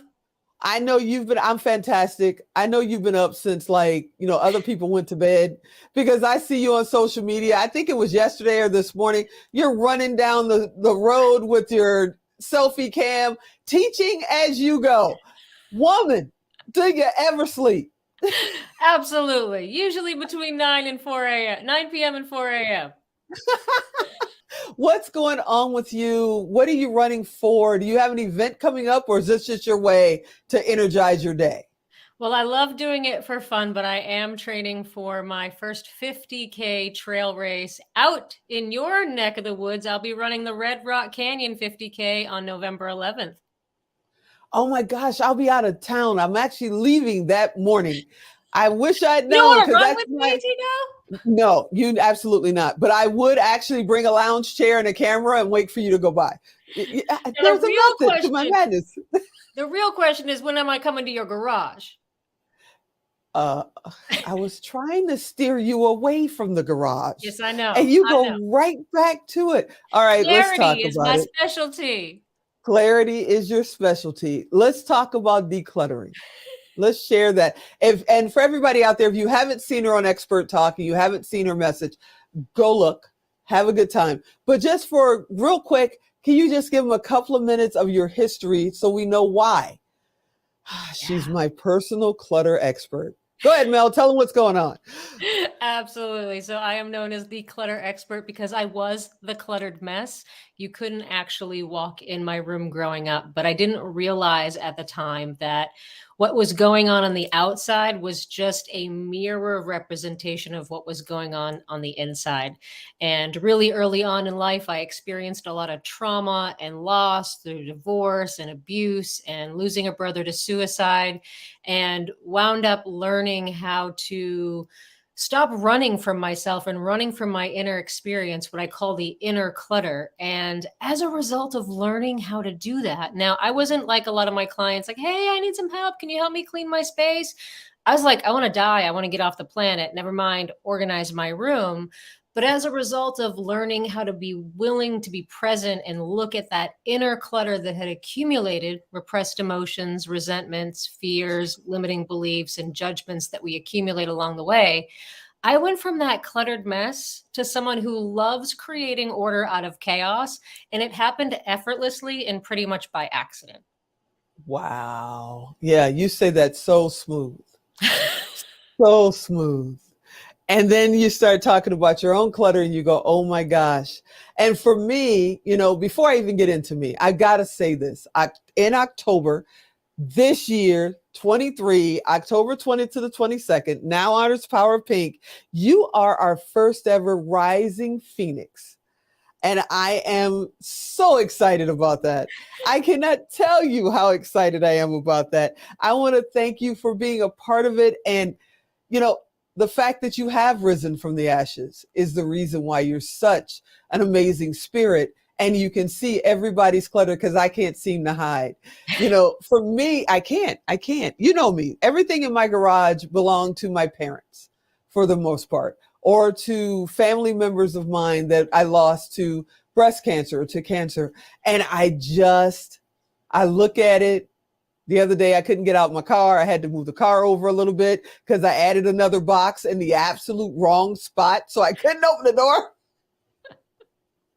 I just can't seem to let it go. What do you tell people like me who says, I know I need to declutter. I know I need to get this out of my garage and out of my head, because you say those two things are connected, yes? 100%. The outside is only a mirror of the inside. And here's the secret. Like, you keep telling yourself, I can't get rid of it. I can't get rid of it. But the bottom line is you just haven't looked. When you become willing to look, you will let go of stuff little by little. It doesn't happen overnight. And I totally get you hanging on to family memorabilia. When I was 15 years old, my brother committed suicide and he left me everything he owned. and I was already a cluttered mess. So I've had to go through that process of letting go of someone's stuff that you love. And I will tell you, I didn't get rid of it in the most healthy way because I was a crack cocaine addict and I sold it all for drug money. But I will tell you that I don't need a single thing of his to remember him. And I don't actually have one single thing of his. I don't have his obituary. I don't have a picture. I have nothing of his. And I've never felt a disconnect from him. You know, that's just powerful. And I know right now people are looking at this and going, wow, you know, because we think we need the physical thing. You know, my mother passed in 2007. I need that obituary. Mind you, that same picture is sitting in the hallway. So why do I need the obituary that I wrote that literally, now that I think about it, is digital on probably 15 backup drives because I back it up so I don't lose it? You know, why do I need that? And then you come along and say that, and it's like, oh my goodness, she's probably, yeah, she's right. I need to get out there and do that. But for somebody like my mom, when she passed, I was in my 40s. And as I went through her stuff, I found my baby boots. My 40-something-year-old baby boot. Now, I'm never going to fit in those things again. Why did she keep them? Why did she thought you were going to want them someday. For what? I don't know, but that's what parents think. Oh my goodness. Okay. And you're going to pass them down to your kids. Yeah. My kids don't even want my Tupperware, let alone my baby boots. That's not happening. Yeah. The millennials are smart. They don't want stuff. They don't want clutter. They don't want clutter. They want things extremely streamlined and extremely clean. And what cracks me up is that, like, you have storage units full of stuff that you're never going to look at again. That you haven't looked at in the last 10 years, and you're never going to look at it again. So what's the first steps of saying, okay, I got to declutter one little box at a time? How do they get started? How do I get started? Well, so, you know, you heard me say that the outside is only a mirror of the inside, right? Yeah. So you can address the outside all day long, but if you've ever cleaned out your closet or cleared off a surface, you'll know that once you do that, it just comes right back, right? Anybody out there have that problem? Yeah, it just comes right back. And that's because you're only addressing the cause. You're putting a Band-Aid on the wound, but you're not addressing the cause, which is the inner clutter. And so all of the clutter outside accumulates for one simple reason. It's so super simple. You don't need to know why you're hanging on to every little item. It's only accumulating because of an unwillingness to look at it. That's it. It's an unwillingness to look and to be intimate with it, which means, if the outside is a mirror of the inside, that there's just an unwillingness to look within and be intimate with yourself. And so when you start within, you will automatically and effortlessly start to look without when you make enough corresponding space inside. So on the surface, you know, I like I said, I'm a super fan. I watch you. I basically virtually stalk you. And it seems like you're either running or hanging off some wall somewhere. I was just talking to someone the other day. I said, you got to meet, you know, my buddy, Mel Mason. You're going to love her. It's a husband and wife, Greg and Doris Coakley. Doris is actually going to be on the show in a little bit, about an hour or so. And they are these nutrition, fitness, just amazing people that are focused to help people like me that are over the age of 50 find their roots, find themselves again, that kind of a thing. And I said, wait till you meet Mel Mason. She is always hanging off a wall. I'm actually half dressed right now because I've got my running shorts on. So as soon as I'm out of this interview, I'm hitting the trails. See, that's what I'm talking about. Do you have a clutter day? Even now, do you have a clutter day? What do you mean a clutter day? Like a day where you don't want to go through stuff. You don't want to, declutter anything. You just want to pile it up for a couple of days and let it sit there. Do you ever do that? I mean, that actually happens. So just so you know, it's not that you never accumulate. Here's the thing. Okay. Everything is energy and everything is vibration. So whatever current clutter you're dealing with is just your vibrational rate right now. Like you're a vibrational match to it. And as you become willing to look, you literally start raising your vibration, and the gap eventually gets big enough that it causes you to act. And so then what happens is your tolerance for level clutter changes, and you can only tolerate so much. So yeah, I'll work and I have piles going on while I'm working on my credenza, and I can let it get messy, but then it'll hit a certain point that it has to get cleared up. You're but it's amazing. not that nothing ever piles up. But the one thing that I will say is that I actually have to stop myself from decluttering sometimes, because I get the urge too late at night before I'm ready to go to bed. And it's like, oh, if I start that right now, I'm never going to go to sleep. You know, a couple of weeks ago, it's probably been a month because time is just flying by, but you invited me, and I thank you so much, to be a part of your live event that you recently did. Can you just kind of tell us a little bit about that event, why you decided to do it? It was amazing. I was with you the whole time. What made you decide to do that event? You had well over 100 people in that room, and they were openly sharing. It was just open love and open heart the entire time. What made you decide to do that event? And I hope you're doing it again. Yeah, I will definitely do it again. I am in the middle of I'm about ready to graduate a PhD leadership program, leadership development, not getting a doctorate at a college. And one of the requirements to graduate was to create and facilitate a 2.5-hour transformational workshop where I enrolled a minimum of 25 people to come to the workshop and be on camera for the whole time. So it's about enrollment skills, as well as holding the energy and holding and creating safe space for an audience. And I wound up having over 74 people on camera the whole time and over 100 people in the room. I got to upgrade my Zoom account while people were coming in the room to fit them all. Oh my goodness. Are you going to do it again? Hey, let's do it in Vegas. What do you think?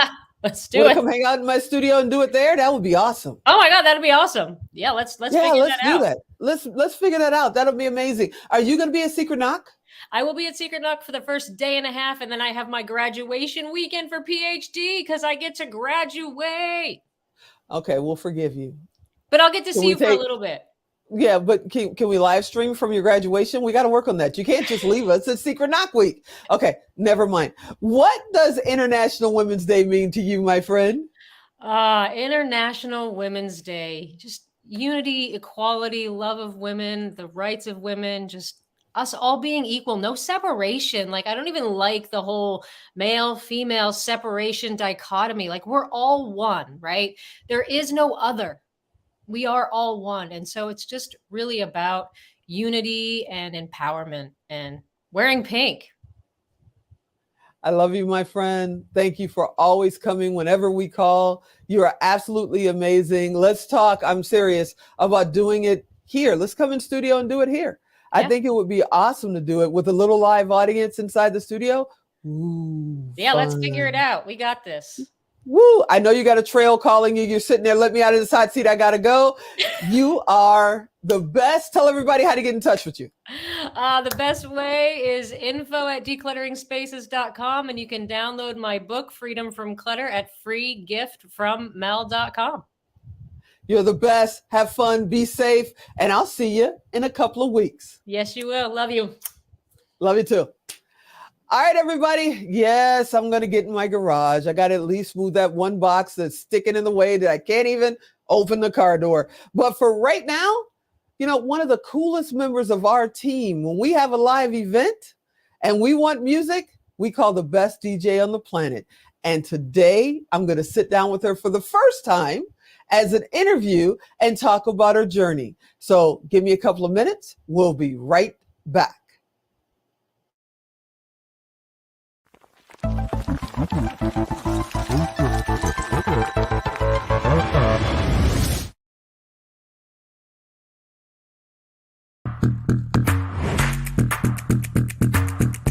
The 9 at 9 with me. Because I feel like as women, it's so easy for us to get caught up. The differences between a rut and a grave are the dimensions.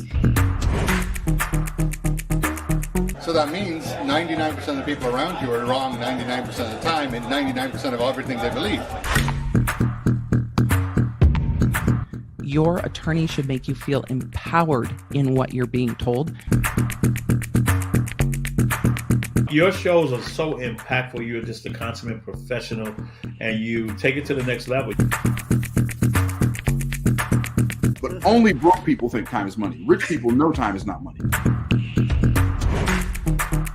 I'm Tigo. I'll talk to you next time. Expert Talk is sponsored by Pod Nation TV, the podcast to broadcast network.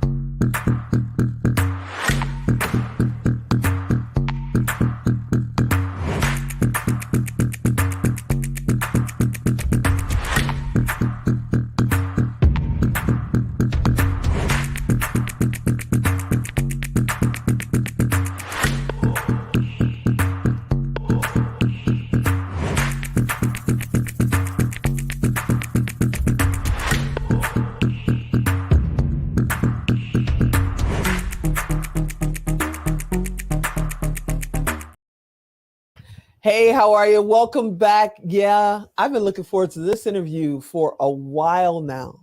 I met this young lady at a mixer and we've been working together ever since. She's one of the baddest DJs on the planet and she brings the rhythm to everything that we do. Yeah, DJ Kelly J is here and I can't wait to talk to her. Hey, DJ Kelly J, what you doing? How are you? Oh, man. What are you doing, woman?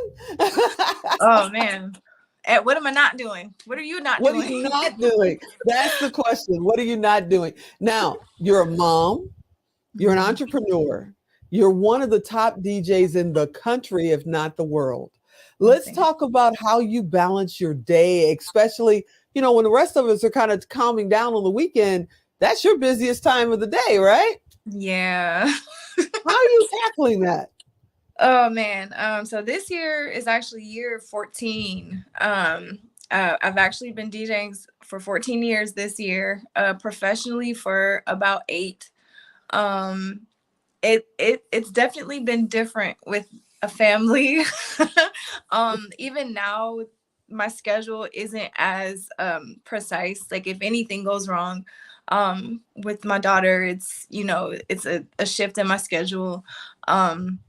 Definitely having like the right support system makes for a huge difference, and even allowing me to continue to work sometimes. But it's a lot of work for sure. How did you get into the business of DJing? Because that's kind of a family. You know, you don't just walk into a club or something to say, hey, I want to DJ your gigs. For the most part, you got to know the right people to get on the major stages, and you are getting on some major stages. I mean, I saw something about a legendary hip hop event you did not too long ago. How are you doing that? How did you get started? Let's start there. How did you get started with actually booking gigs? So my DJ career started as an internship. I was an intern for a local radio station here in Las Vegas. It is very community based. And honestly, I think a lot of the referrals and a lot of even the bigger gigs, and I know this for a fact, some of the bigger gigs that I have came from people that remembered me from that local radio station. And Wow. I've worked for just about all of the radio stations here in Las Vegas, but that radio station has so many ties to the community that as people moved into a position and were able to do, you know, things that allow people an opportunity to shine, they thought of me like over and over and over again. But yeah, that's literally, I think, or I know, like that's how it started. Wow. Is that KCEP? Yes. KCEP 88.1. We got to give a shout to 88.1. I mean, they've been around for, I mean, 50. Pretty much as long as Vegas has been here, like 50 years, right? 50, yep. They're celebrating their 50th. Actually, no, they celebrated their 50th anniversary last year. So this is 51. But yeah, over 50 years. And they truly are a staple in this community. They've given so many people their start, to get into whatever business that they're going into. It's like they're always open. The mics are always on. And I've been on that station before. It's amazing the work that they do in this community, especially now, because now it's all about, the bottom line and income and, celebrity status and social media status. And you go to KCEP and they're like, it's about the community and helping people grow like you have grown over the years, because you're amazing. You're professional. I never see you in an event or even on social media and you don't have your act together. Young people, tend to think, I can just roll out of bed this way. You don't. You take your business as a business. What would you tell other people that are just coming up and saying, I want to DJ, but I grab my gear, I go out and I do a little party every once in a while. What would you tell them about getting serious? Oh man, and I go over this in the workshop. I teach a workshop now. I don't know if I was able to talk to you about that, but I tell my students, like, in the workshop, like, you have to be consistent and you have to have a genuine network. And people shy away from the word network, but in entertainment, it's extremely important. It's very important. As a DJ, if you're going to be a DJ, your network is literally your net worth, and you have to be consistent. People will realize, if a DJ is maybe doing something here or there. If they see you on the scene one day, but they don't see you again for 6 months, that inconsistency causes a reliability problem to some people. Like, they don't, and it's not necessarily being busy. You don't have to have gigs, but they need to see that you're going consistently with your brand. So it doesn't have to be that you're posting all the gigs that you have, but you should be consistently present in people's faces so that they remember you, so that when an opportunity comes to mind, you're the first person that they think of. And that's something I studied like for years, just how to do that. And you're the first person we think of, period. That's done. And you already know, I know that, it's an honor and a blessing, and we're super excited to honor you at the Now Honors this year as our Artist of the Year. That's going to be so much fun. That's going to be so much fun. But you already put it in the book that you still got to work this thing. I mean, I'm not calling another DJ. That's fair. Okay. Long as you still got to work this thing. But it is such an honor to honor you, and watch what you do. Because you go up against some of the biggest guys in this industry and you understand music. I have never called you and said, I have this event and this is the theme of it. And these are the kind of music we want to, and you said, oh, I don't do that kind of music. You're like, okay, I got you, no problem. But some DJs out there do. They say, oh, I only do hip hop. I only do rock. I only do country. Isn't that kind of limiting your availability and the kinds of gigs that you book? Absolutely. So, and I posted about this before, like on my social media, when even during the pandemic, when people thought, we couldn't go anywhere, and a lot of DJs started streaming online, but people weren't considering, like the drive-through parties. Like, I was doing drive-through parties. Like, imagine like the drive-through parades that people had during COVID, and there's just a DJ there. Like, I was doing stuff like that just to kind of like keep my skill set fresh, but also stay in people's faces and do something that everyone isn't doing. Sometimes it doesn't help to kind of follow the pathway trend. Of everyone else. Like, you have follow the trend. Like, you have to sometimes think of something different that allows you to stand out. But yeah. Before I ask this next question, Dr. Kara Scott Dentley is sitting in the back. She's our next guest coming up. And she has this amazing event coming up in a couple of weeks called Limitless. And she's doing it a couple of times this year. And I'm going to talk to Dr. Kara, but I know her very well. I think you need to think about and plan on being inside Limitless sometime this year, because you want to meet some powerful people, some powerful women and big hearts that love people that have it together. You want to be around Dr. Kara. That's something that you got to do. And what you do with your business is absolutely amazing. And now you're a young mom. So I saw a picture with little princess had her little headset on. And I said, ooh, is she following in mom's footsteps? And how does mom feel about that? Oh man, so she's a dancer naturally, and a lot of people don't know that I used to dance like professionally, like jazz, hip hop, a little bit of tap, and I studied ballet. So she kind of absorbed that side of the music of what I do. Like she dances. Anytime she hears music, she dances. When she comes to my gig, she's dancing immediately. She sings every now and then. She's come with me to the DJ workshops, and she's kind of like picked up on certain basic skills of DJing, but I don't see that being a career path for her. If it is, I'm going to support her, obviously, but I think she's going to wind up going in a different direction, which I'm all for. I have a feeling if she becomes a DJ and she's out there like you are, you're going to shift from being a DJ. You're either going to be like a team DJ, right? Like battle of the DJ, or you're going to shift from DJ to being bodyguard. Yeah, I'm going to be bodyguard manager for sure. If she tells me tomorrow she wants to DJ professionally, I'm going to hang it up. I'm like, you know what? I'm going to pass the torch and make sure she's ready. You're amazing. Before I let you out of this hot seat, my friend, and I did not know you were a dancer. We're going to talk about that off air because, hello. Oh, no, I'm like one of my kids. Nope. Yeah, but I didn't even know you used to dance. These are the kind of things I want to know. But that's why you have to come on the platform. Tell me what you think and what do you feel International Women's Day means to you personally?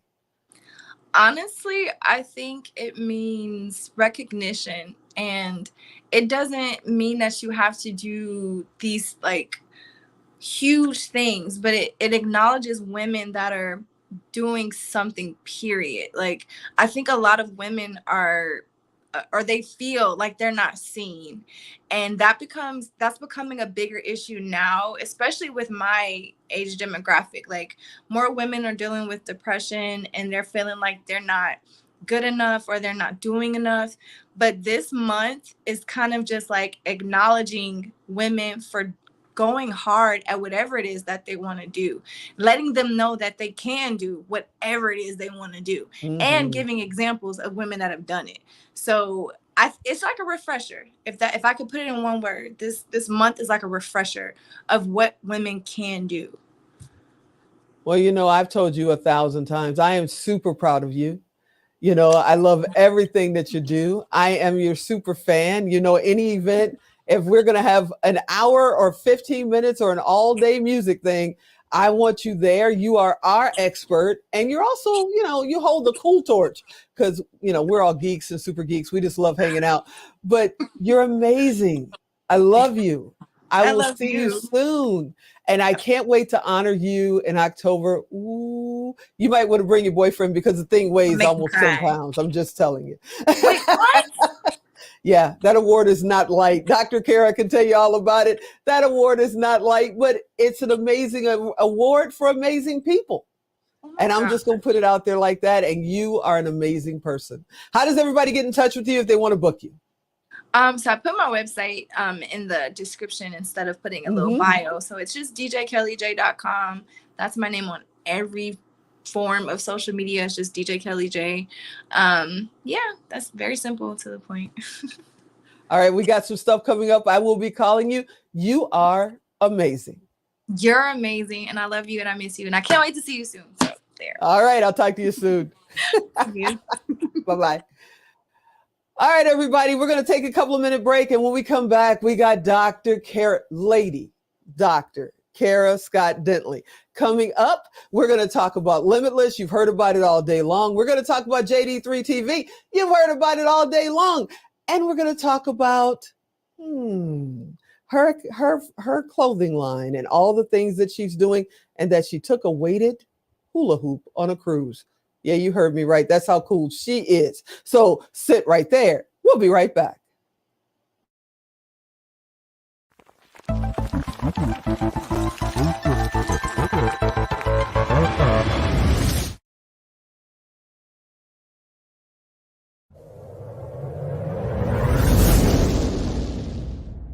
Hi there, I'm Peggy McCall, New York Times bestselling author and manifestation mentor. And I am the proud winner or recipient of the Network of Outstanding Women Woman of the Year Award for 2021. And the reason why I created this video is because I just wanted to share with you what an extraordinary experience it was being nominated and, of course, winning and being a part of something that's truly extraordinary. Throughout my career, I've been very blessed to network with some amazing individuals. And of course, being a part of this organization has really invited such a wonderful opportunity to share, to learn, to grow, to contribute. And that's what I believe that this opportunity does for every single person that's involved. It was such a fun experience. It was incredibly rewarding. And what I loved most was the sharing part of it, the opportunity to share in some of the experiences that I've had and what really led me to create the great success that I'm very blessed to enjoy today. That took me from a place of poverty, misery, debt. And actually, many years ago, I was at a point where I had no will to live. To be in a point now, to be a multimillionaire, to be continually experiencing wonderful success, to be surrounded by love, to work in an industry that is so rewarding and so fulfilling. So what I want to encourage you to do is to be a part of this network. They're all outstanding women, every one of them, right from the founder to every single member. I'm certain that you're going to enjoy the experience. I certainly did, and I'm very grateful to have been the recipient of the award. And my wish for you is only success.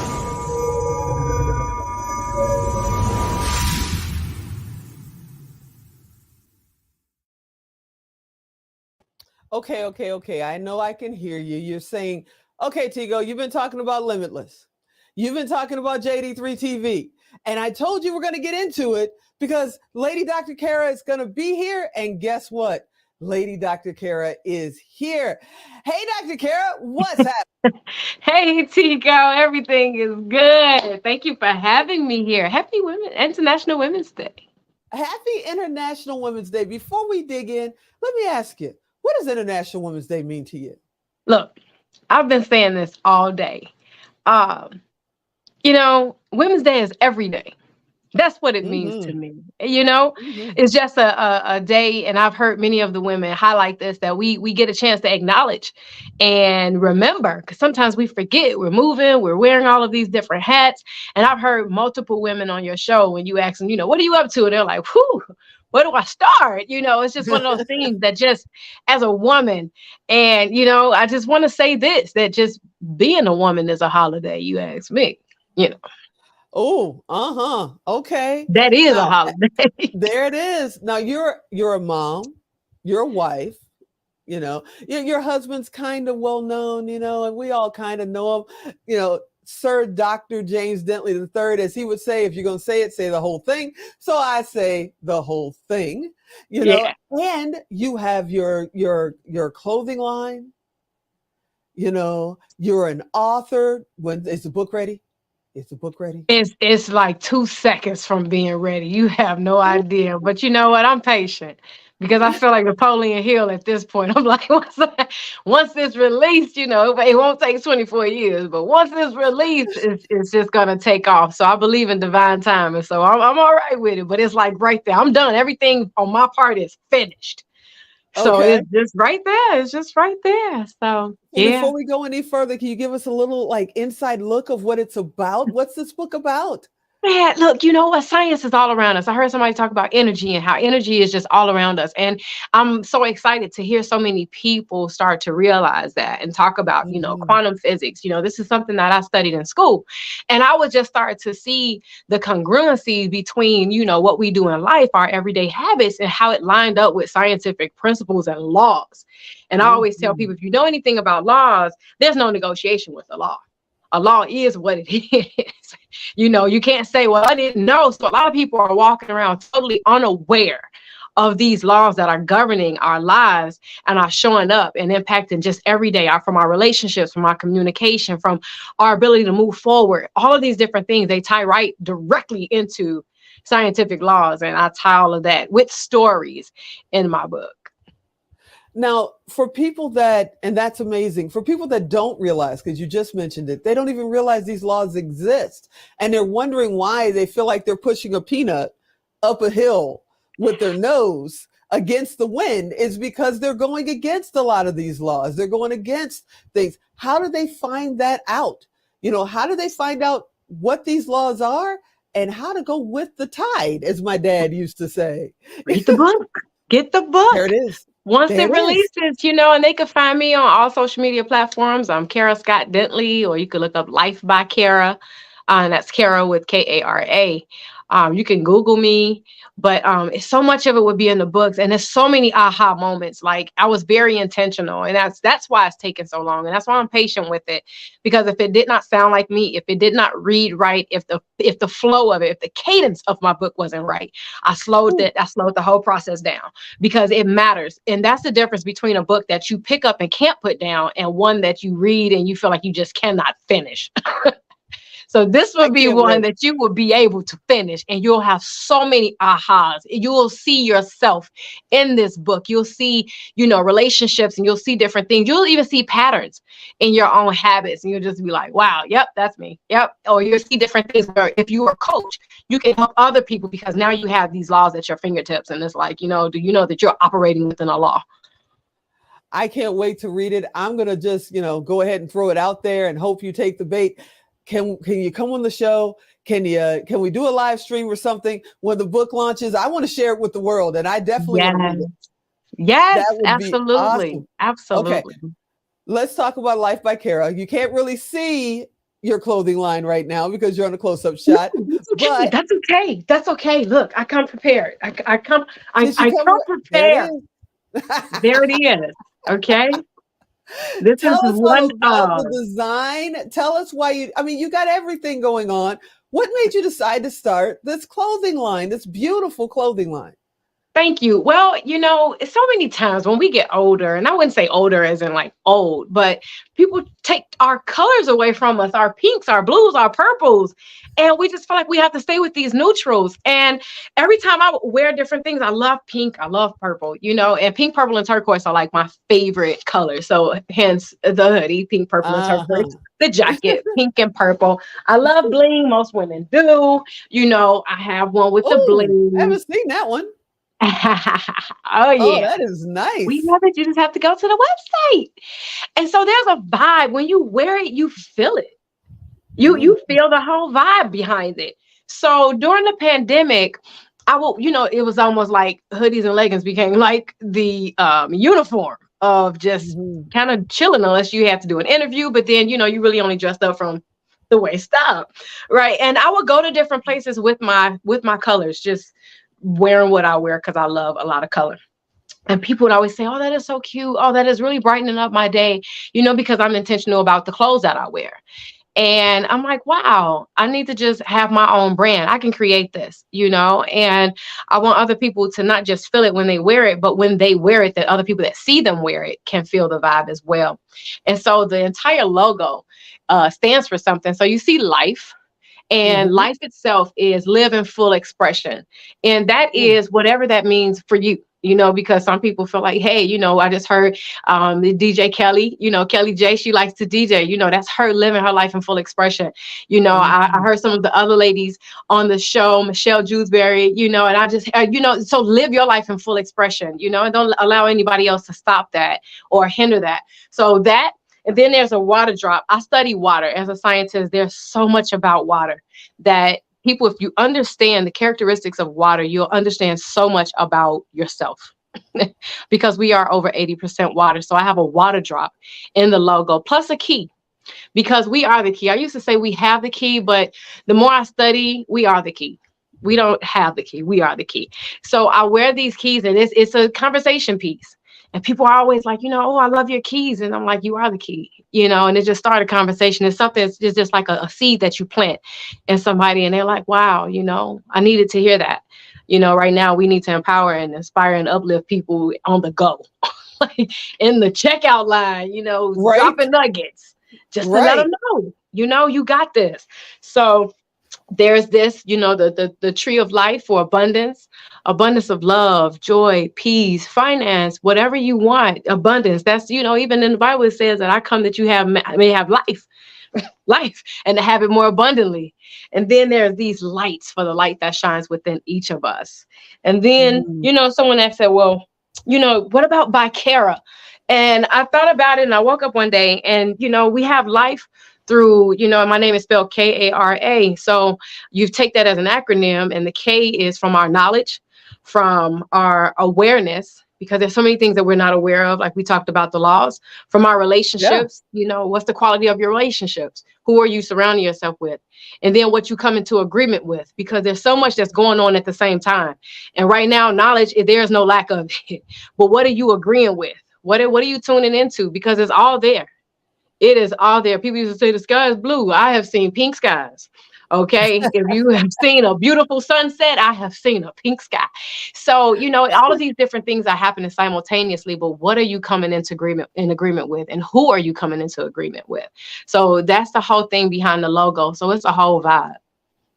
We always spend a few minutes and then we're off. We go to the next thing. Even when we were on the marketers cruise, we were, going in our different directions. We meet in the middle and just spend a couple of seconds. I would love it. I'm just going to put it out here to have you come out to Vegas, go in the studio with me. Let's teach this stuff. Let's teach it. Let's go in deeper. I think it would be absolutely amazing. I think people would love it. I know that a couple of my good friends are back there right now. Camille Backstrand is waiting in the wings. We got Jen Sugarmeyer here now. And I would just be absolutely floored if we could share that time and go deeper just on water, because everybody gets told you need to drink a lot of water. Nobody tells you about the elements and why. And I think that would be amazing. You've got an event coming up as if your plate is not full enough. You decided, why not share the stage a little bit? You got Limitless coming up. What's going on? When is it? And why are you doing it? Well, to bring women together, like you mentioned, we were on a cruise together. We run into so many amazing people all the time that have a story, that want to share. They have their programs. And it's always like, we leave each other like, we have to get together again. Like even when we jump off of here, it's like, we have to get together again. And you be intentional with it, because so many times those times don't happen. And, God forbid something happens to someone because you did not plan it and you're thinking about all the things that you could have done while they, while they're here. So it's like, let's just make it happen. So we do have Limitless coming up in the Chicagoland area. Limitless 2023 is for women, but men can come as well, because sometimes there are things about women that men are just totally oblivious to. And they're like, well, I didn't know you, no one ever told me, and they just don't know, so, we just carry a lot. I think we're built like that. And we're built to handle it. And I always feel like when women get together, like we just pretty much, we build each other up. We put those gavels in each other's hands, to say, hey, the buck stop here, or go ahead, girl, you can do this. We lift each other's chins, we hug, we cry it out, but we go back out there and conquer the world. We are warriors, and we are lovers, we are nurturers. And we just continue to just, applaud each other when we get together. It's a different kind of energy when you put women in the room. There it is. And you're doing this a couple of times this year, but the first one is March 18th and 19th? 18th and 19th, yes. Are you sold out, or can people still get tickets? People can still get tickets. They can still definitely. They can go to, what is it, Limitless for Women 2023. And they go to, it's on the Eventbrite link. So I want to make sure that I have it right. Limitless for Women. If you type that into the Google search bar, I promise it'll come up. If you put in Limitless for Women and put in Matteson, Matteson, that's the name of the town that it's in, Matteson, Illinois, which is right outside of Chicago. But if you type that in, the link will pop right up, and it's on my page. So if a person wants to go to either my Instagram or my Facebook page, Kara Scott Dentley, you'll see it there. Life by Kara, you'll see it. So absolutely. You're amazing. I can't wait to see you and hang out with you at Limitless. That's 18th and 19th of this month. And I'll probably be at all the other Limitless and everything else that JD3 TV is doing, because I love being a member of the JD3 family. You guys, you're absolutely amazing with everything that you do. You know, the two doctors Thank are the you. power couple. One more time, how do we find you? Where do we look you up? And I can't wait for your book. Ooh. Okay, how do they find you? Yeah. So you can go to my Instagram page, any of my social media. You can find me at Kara Scott Dentley, Life by Kara official. And yeah, or you can go to my website, lifebykara.com, or you can Google me. You know, it's different ways that pop up there too. You can find my email out there. But, you know, email nowadays are like, wow, they can become overwhelming. Yeah, So I got thousands in my inbox and I'm going, I'll get there one day. I want to thank you so much for hanging out with me. I can't wait to see you soon. You're fantastic. You already know how I feel. I'm a super fan. You're absolutely awesome. thank you so much. And so are you. We have to talk to Mel about decluttering those inboxes. Oh, see, don't get her started. She's still working on my garage. Okay. I love you. I'll see you soon. I love you too. Happy International Women's Day. Same to you. Okay, everybody. Okay. Coming up, we got we've had amazing women all day, but Camille Backstrom is next. And then right after her is Jen Sugarmeyer.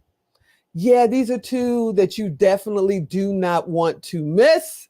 And if you're wondering why, how come I know who Camille Backstrom is? Why do I know that name? Let me just say, Six Sisters. You heard me right.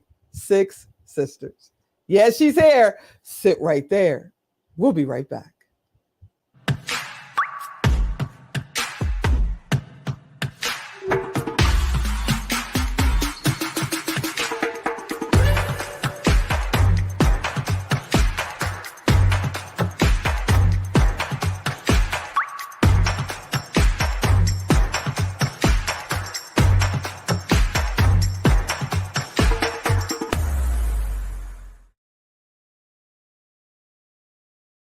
Yeah, you heard me right. If you guys have been wondering, oh my goodness, I can't get millions of people to follow me unless I have millions of dollars to attract them to me. Nobody wants to see my videos because I don't have a production crew. Oh, all I have are these great recipes and nobody really wants to cook anymore.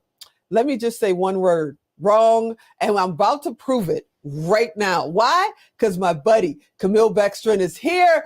What's up, Camille? Hi. Oh my goodness. Happy Women's Day.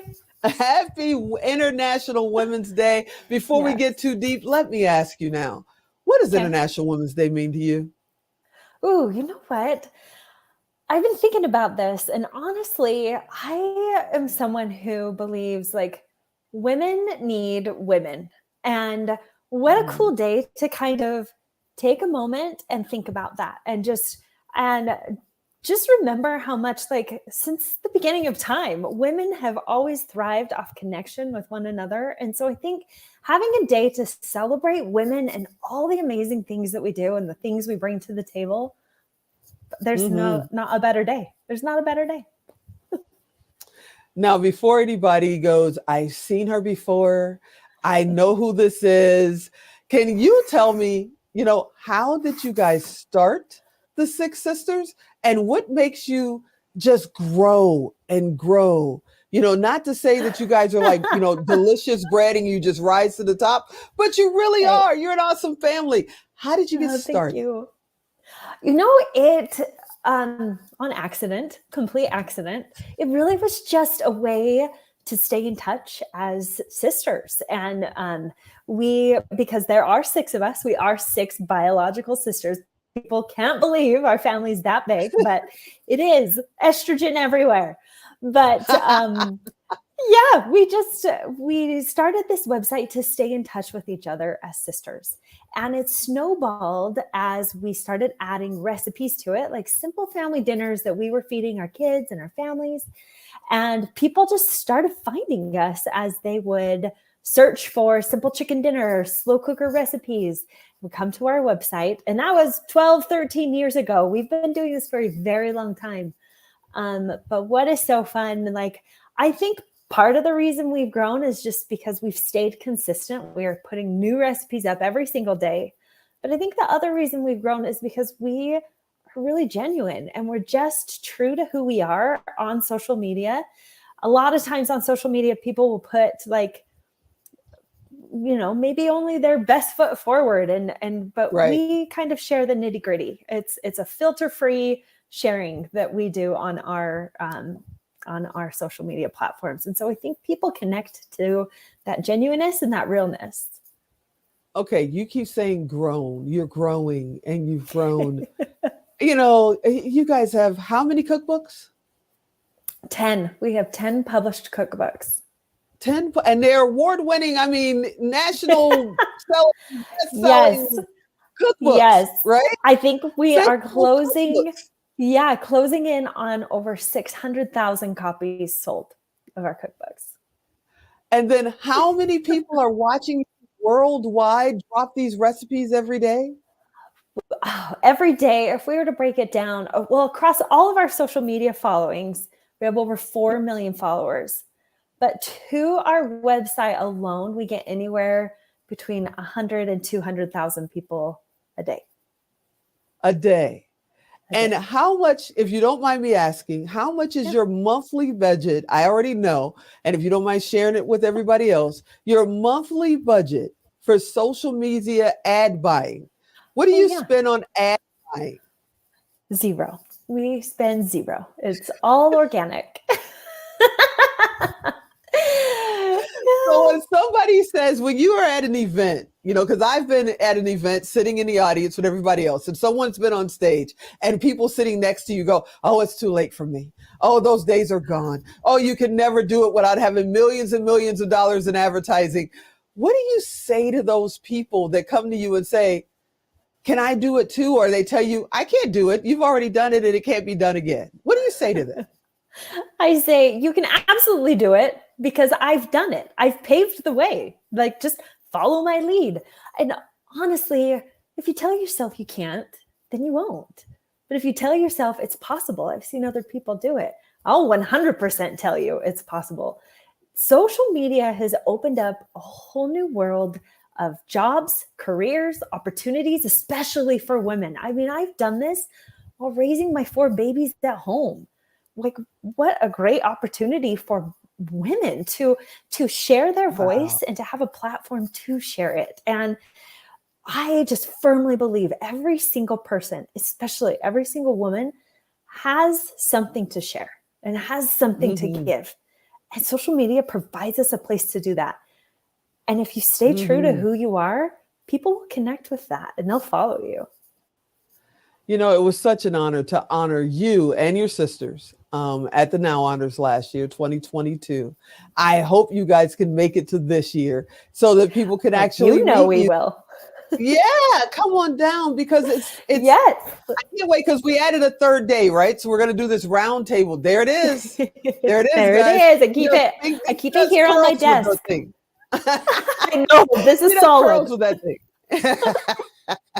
Yes, but absolutely. On the round table discussion, I would love it if you can stay for the third day to be able to say, just let people ask those questions, because I get them all the time and I know you get them, and they stop themselves, not just women, but period. They stop themselves from even trying to do something because they figure that it's already done, so they can't do it. Or it's the time has passed and there's no more opportunity, or whatever it is. I would love for you to be there and just share those opportunities with them, because you're not doing secret recipes that, nobody would ever think of or anything like that. Can you just share a little bit of the kind of recipes you specialize in, you and your sisters? The easiest recipes that you can find. That's what we specialize in. Our secret sauce is the dump and go recipe. You dump it in your crock pot, let it cook all day, dinner is done. Our area that we try to serve are busy moms who are chasing after their dreams, or raising their babies all day, or working so hard that at the end of the day, it's like, oh my gosh, what are we going to have for dinner? Six Sisters has your back. We've got something quick and easy that you can throw together in no time at all. I think that resonates with almost every woman on here. Everyone. And for the women that were out there thinking that, oh, Camille, she has a nanny and she never sees her kids and she's always in the kitchen with her sisters creating these amazing recipes. all that kind of stuff. Give me a little highlight of what a typical day is for Camille. Okay, I almost feel like I should take this camera and walk you through. I usually have 4 carpools a day. I've got 4 kids who go to like 4 different schools, and I've got 4 different carpools going on every single day. I've got kids involved in sports. I've got, let's see, I work with my sisters doing Six Sisters stuff. I also am a coach for women at CamilleBeckstrand.com. So I've got 2 jobs that I am working. And here's the thing, like, you can do it. You notice the things that I said first were about my family. That's where my core value is showing up for my family, being the mom that I want to be and the wife I want to be. I'm so happily married. I've been married for almost 19 years, and I keep those values first. Those are my priority. Second are businesses and work. But when you kind of have that alignment in your life, you can do crazy, amazing things like show up as a mom, show up as a wife, and grow your crazy successful business. And that's what I love to teach women. It's not be a mom or run a business. It's be a mom and run a dang good business, and that touches lives and shares the story you're supposed to share. There's a young mom or a young dad, young parents sitting out there right now. They're watching. They're probably fans of yours with your 4 million fans. They're probably fans of yours, and they're going, I want to start my own business. I just can't find the time. What suggestion would you give them to just get started? You know, not quit the day job and go crazy, but just get the ball moving. Yeah. You know, a lot of people call it a side hustle. And sometimes that word hustle has that negative connotation, like, oh, I've got to grind and get it done. And they tell themselves, I don't have time to make it happen. And so what I like to tell people is, let's use the word maybe. Instead of saying, I can't, say maybe. Maybe I can find 5 minutes to set up a social media account. Maybe I can find 5 minutes to film a quick video on my phone, because this is all you need to grow a business. And film a little video and put it on YouTube. Maybe I can find 5 minutes after I put the kids to bed to research the kind of business I want to grow. And so you take that word maybe, and suddenly there's hope and there's possibility. And when you give yourself that little bit of wiggle room and that maybe, like, the world is your oyster. You can do amazing things. How do you find time for you with everything? You got your 4 carpools. You have a multi-million-dollar business. You got 5 other sisters, okay, that are also a part of this whole tribe. How do you find time for you, or do you find time for you? I absolutely find time for me, because I went through a phase where I didn't find time for me. And of course, it was during the pandemic. And so not only was the world falling apart, but so was I, because I wasn't putting myself first. And so that's actually something I teach, and I'm so passionate about, is when you are figuring out what your core values are, you have to include yourself. And I firmly believe, like, for me, I start every day taking care of me. The first hour of my day is just for me. I take time to meditate. I take time to read. I take time to pray. I take time to move my body a little bit. Something for me to set the day intentionally. And I intentionally choose to take care of me before I jump into everything else. And yeah, that sometimes means I have to wake up a little bit earlier and go to bed a little bit earlier, but it's a game changer when you get those values in alignment. So when someone is looking for a coach and they're thinking, she's talking to me, I guarantee you there's somebody right now other than me, because I'm saying it to myself. She's talking to me. I'm just saying. When do you know it's time to get a coach? When do you know it's time to reach out and say, I need Camille in my life. I need a coach that is talking to me. How do you know when it's time? Yeah, I think it comes with some personal reflection. For me, I felt stuck in my life to the point where I couldn't see a way out without help. And that was when I reached out to a coach, and she completely transformed my life. And I thought, that's what I want to do. I want to help other women become unstuck, because I think so many times we do get stuck in motherhood or stuck in our business, and we just don't know the next few steps to take. And so knowing there's somebody out there who's maybe already been on this path that can pull you out or help guide you to where you want to go, like, that's when I knew I needed a coach. And that's what I tell the people that I work with, is when you feel like you need a lifeline, that's what I'm here for. Okay, so now they need a lifeline. How do they get in touch with you? So if you are looking for recipes, always it's sixsistersstuff.com. But if you're looking for a coach, or if you want to just get some help or have like a community of women that are in the same situation as you, it's CamilleBeckstrand.com. You're amazing, my friend. I'm so glad to have you in my life, you know. Same. And it's been a blessing today. Everybody who is on the show today is someone that's really close to my heart. And I just said, hey, International Women's Day is coming in. And you all said, yeah. And I just knew you were going to say, I don't have time for that. Are you kidding me? And you were like, of course I'm there.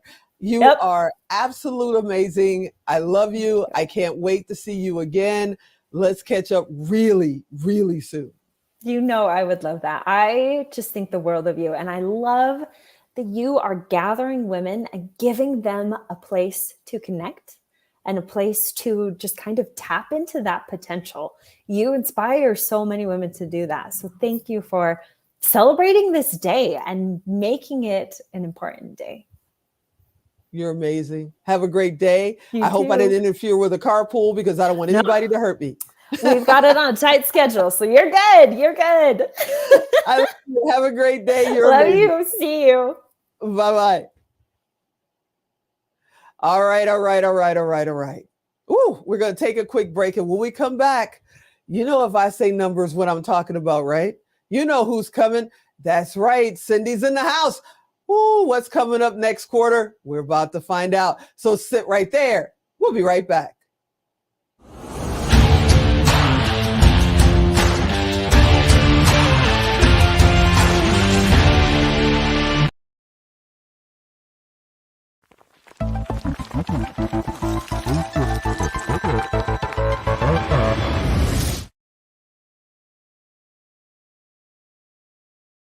Hey, welcome back.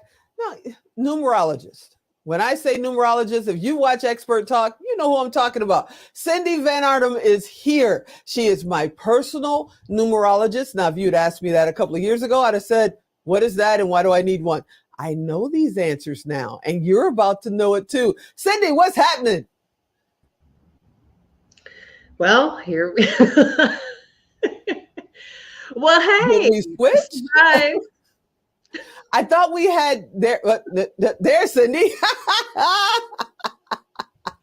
Well, that was an introduction. Oh, Jen, hang out. We'll be right back. Jen's next, y'all. Don't worry. She's coming. What's happening?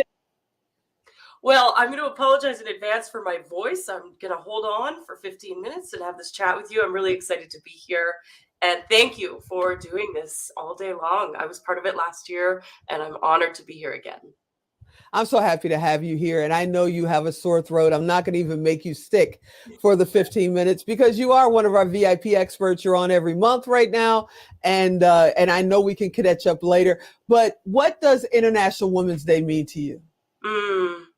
You know, International Women's Day, it should just be every day of the year. I think women are the catalyst for growth in the world and really helping us to step forward and take our power back and lead the world from a place of love and compassion and kindness. And this day, celebrating that is so important. And just like I say, Valentine's Day should be every day. So too should Women's Day. I hear you. I hear you. And what does the International Women's Day mean for numerology? Do the two connect? Yes and no, they can. It depends on the day of the year that it lands on. Our numerology looks a little different every year.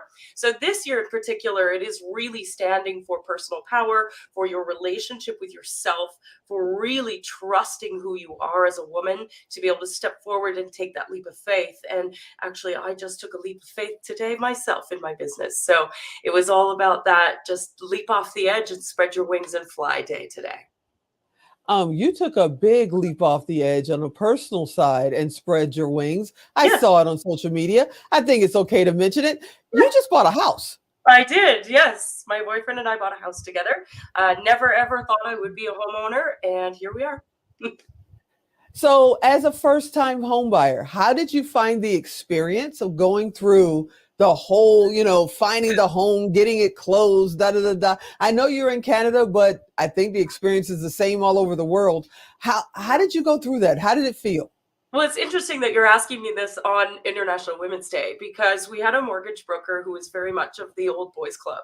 And he used a lot of words that created a lot of fog, and he didn't want to explain what things were to me. And so I found myself confused and lost, and I don't know what's going on, and deferring to my boyfriend saying, you just need to take care of this. And after a while, I started going, hang on a second. No, I'm going to stand in my power here. And I actually fired the guy. And we found a beautiful female mortgage broker who bent over backwards and found every loophole possible to make it happen. We kept getting told, you can't. Because of the area we live in, we live on First Nations land. And so when you buy a house, you buy the house, but not the property, not the land. So there was a lot of loopholes that we had to jump through. And because we're both self-employed, it was not easy to do. And she kept saying, well, there's always a possibility. And she kept finding it, and she found it. And here we are. That's amazing. We had B. Danielle Watkins on earlier today. She was on, we were talking about projects. Let's talk a little bit about the project we're about to do with you. We're actually creating a documentary short with you, right? Yes, I'm so excited about it. Yes. I've had an interesting life, and part of that life was really about coming through cocaine addiction and abuse, and we're going to share that story with the world. I'm really excited. BD's got a beautiful vision in mind of what we're going to be sharing, and I don't want to share too many details because you're just going to have to catch it at Sundance Film Festival or somewhere else.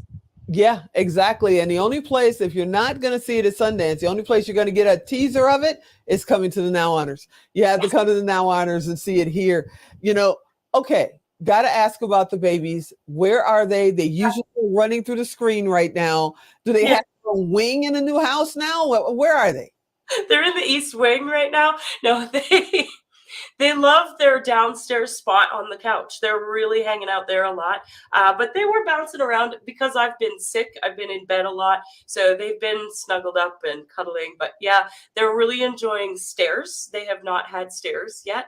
They are officially 6 months old now. 6-month-old black kittens, Mars and Jupiter. I love Mars and Jupiter. You're talking to you on air and they go running through and jump through a plant. It's just, they're so entertaining. You just want to sit there and watch them do that. For the people that don't know, because we do this every time, for the people that are out there that don't know, what's a numerologist? What do you do? Can you give them 1 minute before I let you get out of here? Because I hear the soreness in the throat hitting you. All good. Yeah, numerology to me, I've always been a logical person. I've always been show me the proof, show me the evidence. And the land of woo-woo was never my thing until somebody came along and started showing me the numbers. And what I began to realize is that math and numbers are the language of the universe. And so intuitively, we have learned to, some of us who read the numbers, we have learned to speak with these numbers. The numbers are streams of consciousness that we can channel through the quantum field, and we can pick up on their energy and what we're experiencing at any given time. So I use this to support business owners in launching their programs and products, picking dates. I use this to help help you understand your personality. I use this to decide when to buy a house and when not to. I use this information for a lot of different things, and it is extremely useful for anybody who is a human, but definitely for business owners. You're amazing. What's coming up for you next before I let you out of the hot seat? Well, like I said, I took a big leap of faith in my business and put all of my faith in myself. I have dissolved my partnership with my business mentor, and I'm going out on my own. So I will be building a new program and creating all sorts of wonderful things under the name of Full Blast Coaching. And I'm really excited for what's next. See, I didn't even know that. And she's family. I had no idea she was doing. Oh, we got to talk.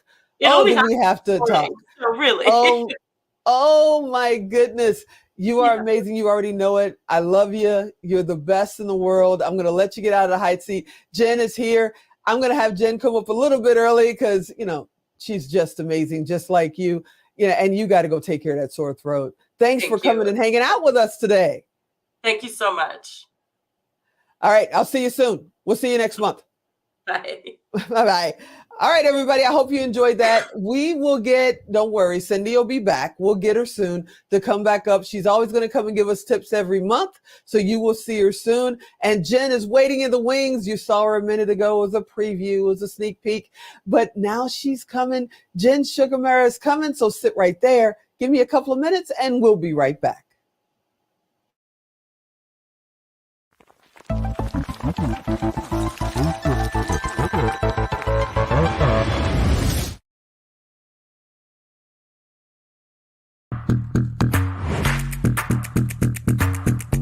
The 9 at 9 with me. Because I feel like as women, it's so easy for us to get caught up. The differences between a rut and a grave are the dimensions. So that means 99% of the people around you are wrong 99% of the time and 99% of everything they believe. Your attorney should make you feel empowered in what you're being told. Your shows are so impactful. You're just a consummate professional and you take it to the next level. But only broke people think time is money. Rich people know time is not money. I'm Tigo. I'll talk to you next time. Expert Talk is sponsored by Pod Nation TV, the podcast to broadcast network.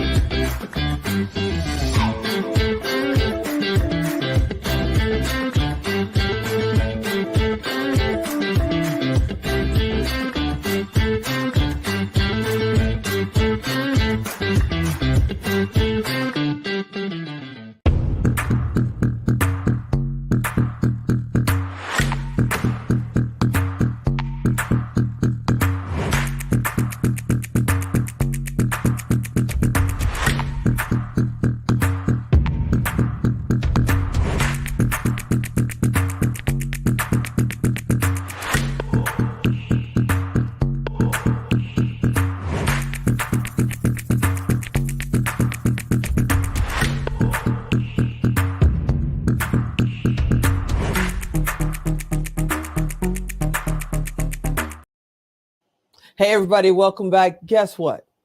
When you think of power, when you think of strength, when you think of taking over the room by just walking through the door, after this interview, you're going to think of Jen Sugarmara. She is a powerhouse and she makes the room open up with positivity. Hey, Jen, what's happening? I'm so happy to be here. I got on way early just because I needed more of you. Like, I love listening to you. Thank you for that introduction. Oh, I appreciate you. I love you. You're amazing. I know your schedule is always super tight and you find time for us every time we call. You are the best. Oh, what's going on with you? Man, it's been, it's been a good year. This is, there's so many good things that are coming up. And when you just really get quiet and think about your direction, things will start to bubble up and you just step right into those and amazing things happen. So yeah, lots of good things. I know you're a speaker. Yeah. You're an author. You also do interviews. I want to talk to you about the Now Honors because I would love for you to do some of our interviews there. I think it would be awesome.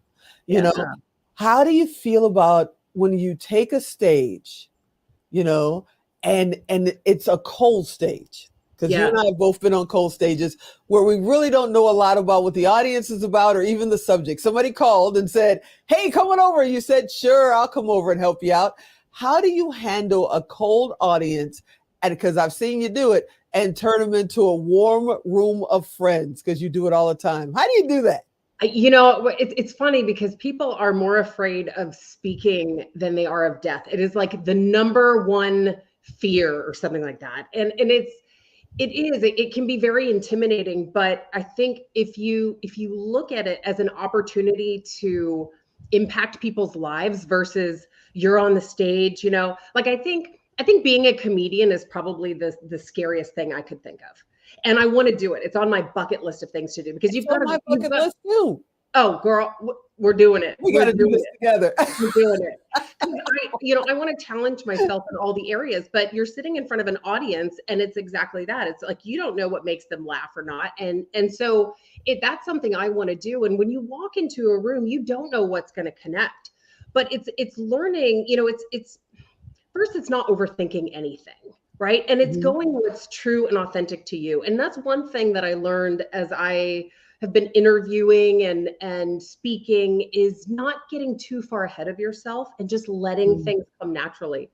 And you start to read body language and you see what connects. And, you know, if you have people that aren't in their phones and they're engaged and listening and you're able to see their body language, you can tell a lot from the audience and what resonates with them. So yeah, you just got to kind of put yourself out there, and you're not always going to have a win, but you know, you're going to improve from that experience. So it's a win for you. It's International Women's Day. Yeah. I know there are women out there right now that know they can expand their business. They can expand their reach. You know, they can grow beyond measure if they will just get out of their own way and do what we're doing right now or step on a stage. What advice would you give them? Yeah, I mean, I wrote a book, wrote a few books, but one book is Confidence is Queen. And I absolutely love this book. So the queen is the most powerful player in the game of chess because she can make all the moves. And with confidence, so can you. And as cash is to king, confidence is to queen. But you gotta have cash to be king. Confidence is already within you. So the point is, if you have that connection within yourself, if you believe in who you are, if you have faith that everything is going to work out, if you trust in your abilities, you can do anything. So it may seem intimidating to put yourself out there, but if you have the mindset that it's going to be okay, life is not going to end. You made it to this point already. It's not going to fall apart if you forget a line, if something happens. And if you don't put yourself out there, then the answer is no. The traction is none. And so just do it. Who cares? You learn from it, you move on. And so it's really having that connection to ourselves and to be able to say, you know what, I got this.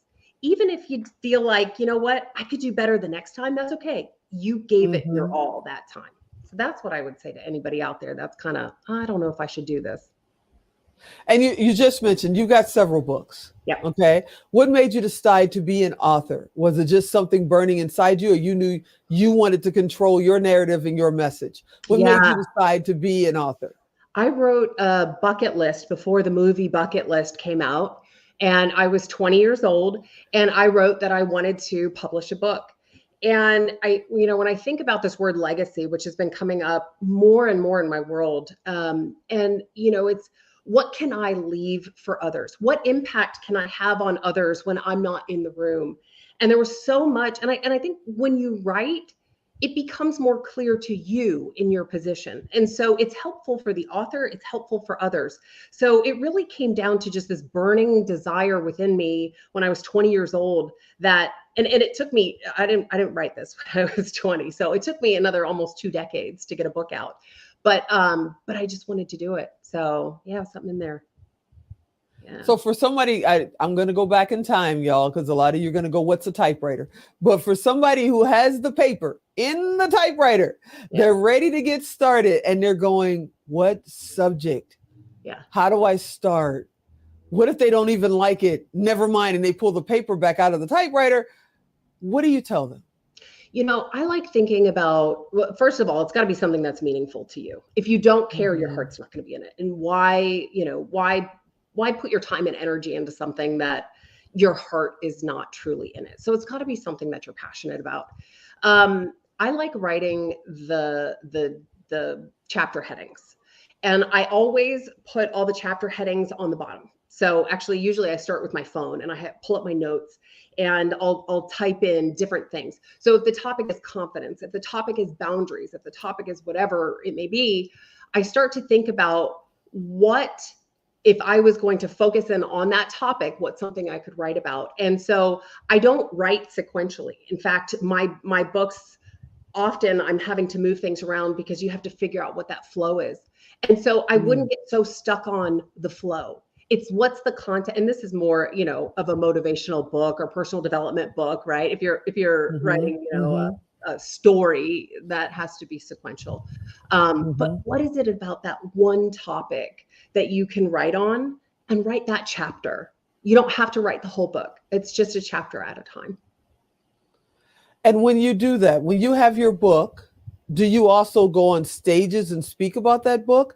Do you have courses? You have webinars? What else do you do? Because you don't just write the book, get it printed, say, I got a book, and throw it on the shelf. You're actually, as we say, working that book. How do you work that book? Yeah. And I've really narrowed in. I love the topic of confidence. Like I mentioned, I wrote one on boundaries, and then my first one was called Reset. And that follows a methodology, and I've done coaching on my methodology and of how to kind of hit the reset button on your life. And I've done presentations and been guest speakers, and for boundaries. I absolutely love the topic of confidence. So I've spent a lot more time on that one and creating material around it. But you certainly could put a book out there, and then, or you could, create more content around it so that people can relate to it more. So I've got another exciting one that's coming up soon, working with a company. So I'm looking forward to seeing, bringing that into the business sector as well. I know you're a consultant. Do you consult people that want to be on stages and want to be authors? What is your topic of consulting? Yeah, it's really about taking yourself to that next level, and how to, which, taps into the confidence and all of that. But there are so many powerhouses that are out there that just know that there is more. And so how do we learn to get out of our own way? How do we learn to transition those mindsets? Because the life that you want is just little millimeter shifts. And so I have programs where we really focus on mindset and have that be the foundational piece. And then as we start to walk through what are our goals and objectives, we start to tap back into our toolbox of how we can look at life slightly differently, and it opens things up, and we just start walking through doors. So that's really what I'm passionate about. Now, you know what I'm going to say, because you said walking through doors. They can't tell how tall you are. Right. Yeah. How tall are you? So I am 6'1", flat-footed. Flat-footed. And I got to be honest, because I wear heels so often, flat-footed almost feels short to me. Not short, but it feels short because I'm used to wearing heels. So if I walk into a room, I will typically be around 6'5". Yeah, because you come in 4 or 5 inch heels. That's and right. You go, oh my gosh. Now, I always tell people, don't assume. Yeah. Don't judge a book by its cover. Yeah. The minute you walked in the first door I saw you at, which I think was the secret knock door, the minute you walked in that door, I said, model. That's what she's got to be doing. I have no idea. And then we met each other, and I went, wow, see, don't assume, what they do and who they are. How do you handle that when you're like out there on stages and all of that, and they're calling you to the stage, and they're looking at everybody else thinking, oh no, they're not talking to the model over here. They're talking to, the lady standing behind the curtain or somebody over there. How do you handle that? Because people, especially women, they don't want to be like pigeonholed, but they pigeonhole themselves a lot. So how do you handle that when they call you to the stage? So it's funny because, and I've learned a lot about people, and this sounds funny, but it's true. I've learned a lot about people in general just because of my height, because there's there's no filter people have. And and the amount of judgment that comes along with being tall is just really unbelievable. And I talk to other people and they're surprised that I go through this much. So people will tell me, like that they don't want to stand next to me. They'll tell me, why do you wear heels? You shouldn't wear heels. They'll guess what my profession is. They, it's, it must be hard for you to find a guy. Like, I'm like, thanks for that. It's unbelievable. And so I've just learned a lot about people. And I talk about this a lot in my book, Confidence is Queen. It's not a book on height, but confidence wasn't something I just walked into. In fact, it was something that I struggled with a lot because I did come across so many comments and judgment and all of that. And I had to really shift my mindset in terms of how I looked at this. And so to answer your question, it's I understand that I look like an anomaly. I've traveled to 50 countries and I am like always the tallest one. I have been in places in Africa where I'm the only, white person. I've been in places where they've never seen a woman this tall and people want to touch me. They want to take pictures with me. I'm just this anomaly. So everywhere I go. So it's really important to have that connection to yourself and say, you know what, it doesn't matter what you think of me. I know what I am. Yeah. And I'm just going to do that because I can't change everyone's opinion. I can't run after everybody. I would be exhausted. But if I just present myself and who I am and I stand in my own power, my own, feminine power, or sometimes, whatever power I feel like showing up in, then people will see. But I cannot change their opinion or their judgment. All I can do is me. So that would be I can only talk about my experience and having you as a friend and you may be 6'1" or 6'5". I don't care. I know that if you're 6'1", your heart is 6'5". You have the biggest heart. You're so caring. And I just watch you just light a room when you come in. It's like you gravitate people to you. Whatever that is, has nothing to do with your height because you could be sitting down somewhere and they come to you. You're like a magnet. So I know there's a young person out there that maybe is under 5 feet and they're going, oh my goodness, I wish I just had a little bit more height. I would do more. Or maybe there's a young woman out there that's in high school that everybody's pushing her to play sports because she is 6 feet tall and that's not what she wants to do. What would you tell that young woman right now? You have to listen to what it is that makes you, and that the world wants you to look like everybody else. And the truth is, I don't want to look like everybody else because that's not how that first of all, it doesn't sit right with you. But if you want to do something, if you want to be seen, if you want to get that promotion, if you want to get that business, if you want to do that thing, then you have to do what's unique to you. You are one, and I don't know how many people are in this world anymore. It's either 7 or 8 billion, but I think the numbers have changed during COVID. But you are 1 in 8 billion. Be that person. I didn't play basketball. They all wanted me to. I tried, wasn't that great. They still tried. I was like, I'm done. And I found these other things within my personality, and that's what makes me me. So whatever it is, don't try to be tall like me. That's my spot. When I see another tall woman, I'm like, oh, that's my spot. Oh, that's my spot. Be that thing to you, whether it's under 5 foot or it's over, it doesn't matter. Whatever that thing is to you, and don't be afraid to own it because that's what makes you that special. I can't think of a better way to end this interview. You are the queen of confidence. I love you. Thank you for hanging out with us today. You came in a little bit early and just hung out with us. You're amazing. Are you going to Secret Knock? I am not going to Secret Knock. I know. There are some things that are happening behind the scenes I'm sort of in this gestational period right now. Okay.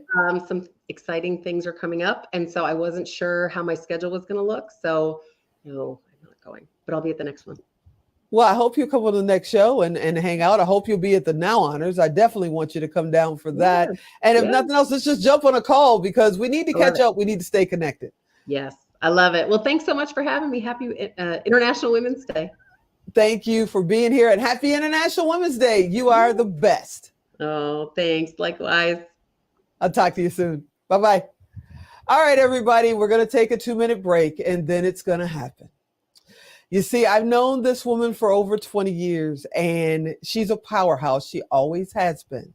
But now I'm kind of putting my life in her hands. And it's time to talk about exactly what that means.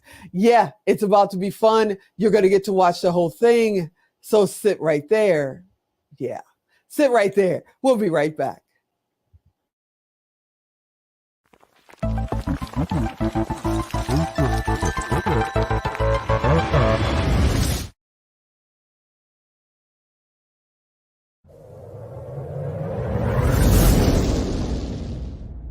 Hi there, I'm Peggy McCall, New York Times bestselling author and manifestation mentor. And I am the proud winner or recipient of the Network of Outstanding Women Woman of the Year Award for 2021. And the reason why I created this video is because I just wanted to share with you what an extraordinary experience it was being nominated and, of course, winning and being a part of something that's truly extraordinary. Throughout my career, I've been very blessed to network with some amazing individuals. And of course, being a part of this organization has really invited such a wonderful opportunity to share, to learn, to grow, to contribute. And that's what I believe that this opportunity does for every single person that's involved. It was such a fun experience. It was incredibly rewarding.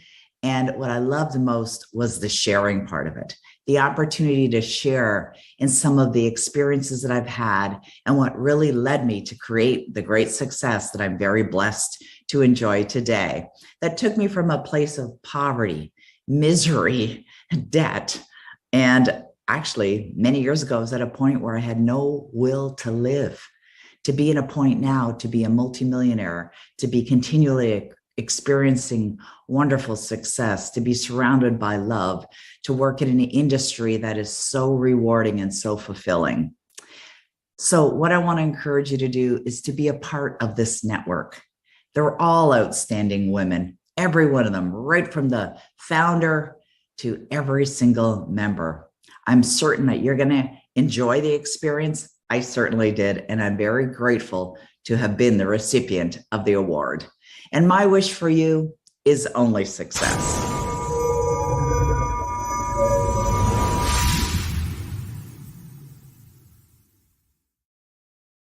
Hey, welcome back. Yeah, I told you, I'm going to transform. I'm going to take control of my life again. If you've been watching this show for the last 3 years, almost 400 episodes of Expert Talk with Tigo. And this is the 3rd annual International Women's Day. If you go back and watch the episodes, you'll kind of watch me go wonk, wonk, wonk, wonk, wonk, and get a little bigger and a little bigger because I'm sitting a little more and sitting a little more. See, this is the best job in the world because you can only see from here up.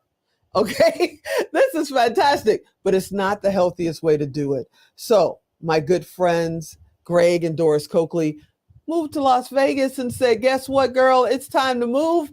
Guess what, Doris? It's time to move. Hey, Doris Coakley, what's happening? Wow, what's happening? You are happening. You are happening. It is such an honor to be here. And yes, you have to move. And yes, she will go from womp, womp, womp, womp. You're amazing. You're sitting there right now with all these awards around you.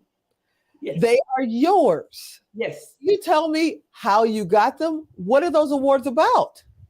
Well, my journey in the fitness world and competing began 7 years ago, 2016. And how did it all begin? It was quite ironic, I guess, or just who I am, always wanting to help someone else to get to their journey, what they want. It's not about me, it's about the person. And so a friend of mine, a colleague, actually, a good friend, I call her Amiga, she came up to my office and she said, Doris, I think I want to join this transformation camp, but I don't think I could do it. I'm like, girl, you could do it. Come on. When is it? And I supported her. I said, you know what? I am going to call you in the morning. We're going to get up. We're going to go. We're going to do it. And that's how it began. And when I went, I did it for her. it turned out that it birthed a passion in me. I went to a show. I saw these women on stage, and like your other speakers who said, I can do it. That's exactly what I said to myself. I was in the audience in Culver City, and I looked at Amiga and I said, next year I'm going to be on stage. She said, that was November 15, 16 April, I was on stage. Because when you set your mind to doing something, you will do it. You move all the obstacles out of the way. And getting up at 5 o'clock in the morning became my religion, for the lack of word. And working out, and I got to tell everyone, working out was never, ever in my agenda. My husband of 34 years always worked out. Guess what? I hated it. However, lives change. Your life change. And helping someone else blessed me and brought me on this journey that I am so excited about, so passionate about, and can't wait to change the life and physical health of everyone that comes in contact with me, especially women. Oh, and I start tomorrow. Oh my goodness, I start tomorrow. 11 o'clock. I start tomorrow. I think I feel a cold coming on. No, I'm kidding. Well, guess what? I'll wear my mask. I'll ring your bell. I hear you. I hear you. Okay, so you say that you started in November of 2015? Yes. And took your first stage in April of 2016. Yes. How many stages have you taken? How many awards have you won? I have been on stage. I won approximately around 7 times. I have won I have placed every time I've been on stage. Wow. Every time. And I'm preparing to be on stage in May 27th. Mm-hmm. And my last championship award was to become a pro.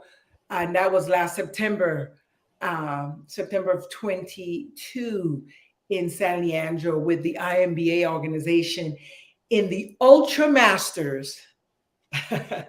Ultra Masters. So I'm up there in age, for the lack of words, right? So it started, and it's not going to ever end, because starting that is what has me here, doing what I do and doing what I love, what I enjoy, motivating, inspiring, health and fitness, and confidence. You could do it. There's nothing that a woman cannot do. It's there at your reach. You know, they're watching right now and they're going, I hear you, Miss Doris. And, you know, I believe you, but I'm about to turn 60. It's too late for me. I can't start at 60. No, that's not true. That is false evidence appearing real. No, that's not true. Okay. I started at 58. I'm 65. Woo. Right? There is no age. Age is just a number. And the way we do it at Kingdom Fitness is from the inside out. Let's see what's inside. And let's get you all corrected inside, and you will blossom outside. So we're going to say this again. You started at age 58. And you are 65. Yes, ma'am. I'll be 66 soon. Oh my God. And you are killing it. I mean, you are absolutely killing it. So for someone, because everybody knows I don't hide my age, I'll be 60 this year. And, you know, I have been into fitness. I was in the military, and then I just kind of let it all go the last couple of years, but I got to get it back together because, you know, even getting up the stairs to my home studio, I have to plot and plan that now. It's like, well, if I start now, I ought to be there in about 5 minutes. That is not good. So if someone has never been in fitness, if they've never joined a gym, if they say, you know, I'm doing good, just go into my mailbox, how do you tell them to get started? By setting a goal, by coming to terms with yourself. Love yourself first. Be selfish. Love yourself first. And when you see that going up the steps, going to the mailbox, and you go, oh, I can't do it, but I want to. Movement is everything. Movement is everything. And therefore, you start with something small, a goal. And then you go from there. You grow. You grow into fitness. You grow into health. You stop eating this one thing first. And then the second thing you remove. And the third thing you remove. And before you know it, is a lifestyle. You know, I know that you say, and I believe you, I drink lots of water thanks to my boxing coach, Townsend. I drink tons of water, I have for years now. But how important is water? Because people say, oh, I drink juice, there's water in there. What's the problem? Well, everything. Your body needs hydration. Your body needs water. It needs it. It needs it. Your body is 80 plus made out of, water is your body. So how could you starve your body? You shouldn't starve. But they hate the taste of water. I don't know how, but they hate the taste of water. What do they do to get past that? You know, there is many things you could do to get past that. I know someone that I work with dearly. You drink sparkling water. Maybe that fizz is what gets you motivated and go, oh, this doesn't taste like water. Tastes like something else. But it's water with no additional additives like sugar. It's water. You might be able to put a little electrolyte in your water. Ooh, it looks pink now. Ooh, that's not water. Well, it is water. So you start somewhere. You start at the beginning. You start by telling yourself you don't hate water. Yeah, that's a great start. Start telling yourself you do not hate water. There it is. Your mind. Everything starts. Tell yourself you love water. That's a good mantra. I love water. Oh, water tastes good. And before you know it, you are actually enjoying water. Even if you start with the sparkling water and putting a little hydration, color in your water, it'll get you going, but you need water. You know, we're starting this journey and I've been talking about it all day and, I'm putting my life in your hands. I love you guys. You guys are family. I give your husband, he's like one of my best friends in the world, but I give him such a hard time because he knows how to dish it. So I have to dish it back. It's just how it goes. Okay. But we're going to go on this journey and I want to ask you during this journey, will you come on the show with me and talk about how I'm doing? I want people to see that at 59, and I want to say it, I am 240.2 pounds right now today at this weight and at 59, that with artificial knees that need to be replaced. We are taking this journey and Doris is going to hold my hand and Greg is going to yell from the corner and work our way through it. Will you come on the show, come on Expert Talk with me and just share how the journey's going? So I want to let other people see it. It would be an honor and a pleasure to do that. It is so elating to be able to go through an experience with someone else. And a friend like you, Teresa, you're phenomenal. You're awesome.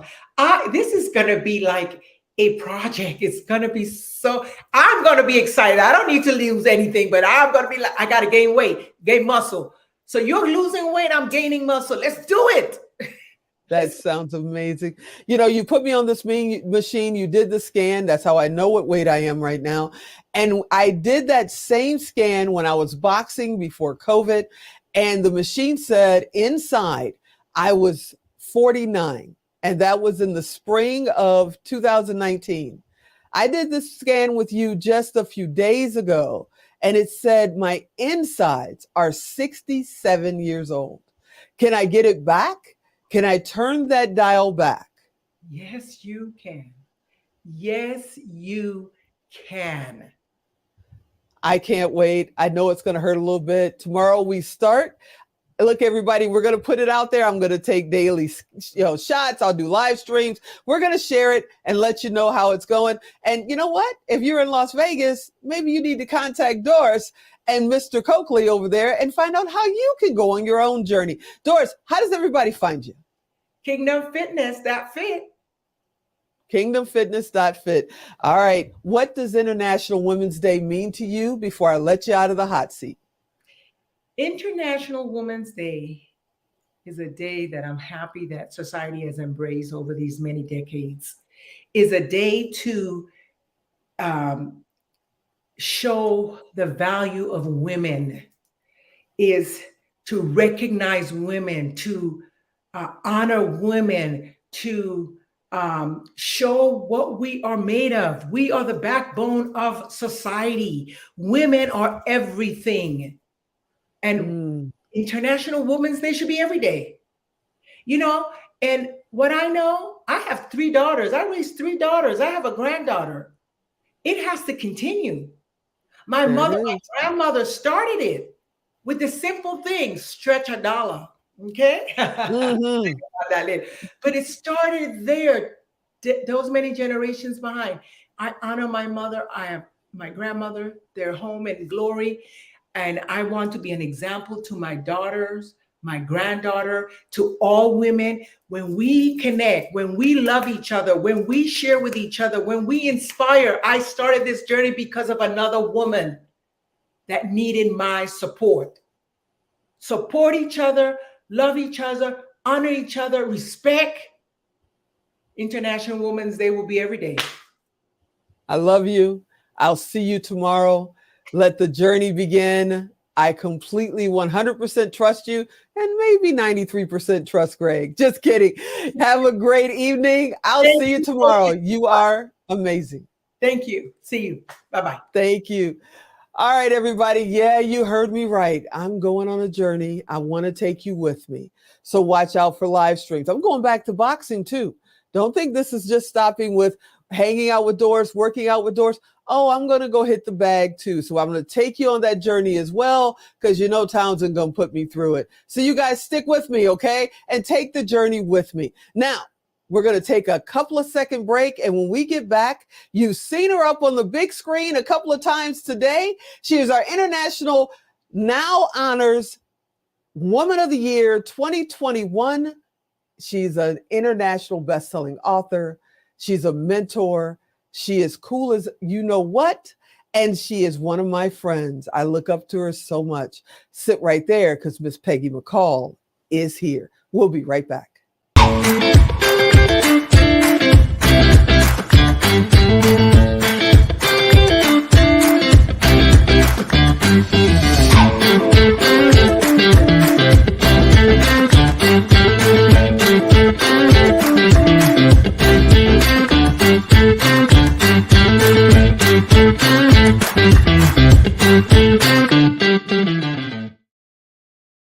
Everybody, you heard me right. Peggy McCall is in the building. If you don't know who Peggy McCall is, guess what you're about to, but she is simply amazing. Hey, Miss Peggy, are you out there? How you doing, Teresa? It's good to be back with you. It's good to have you back. And, thank you. Thank you, because you are literally on vacation with your family and That's took out time. I'm noticing that you're getting a little sun too. You took out time to just come and hang out with us for a few minutes. I want to thank you so much for doing that. Wouldn't miss it for all the tea in China. I'm so happy to be here. I mean, first of all, anything that you do is always fun, because I think life's meant to be fun and valuable. And I love your spirit. You're here to serve the world, and that's absolutely my mission too. So when you invited me to be a part of this, I was like, absolutely, I'm going to be there.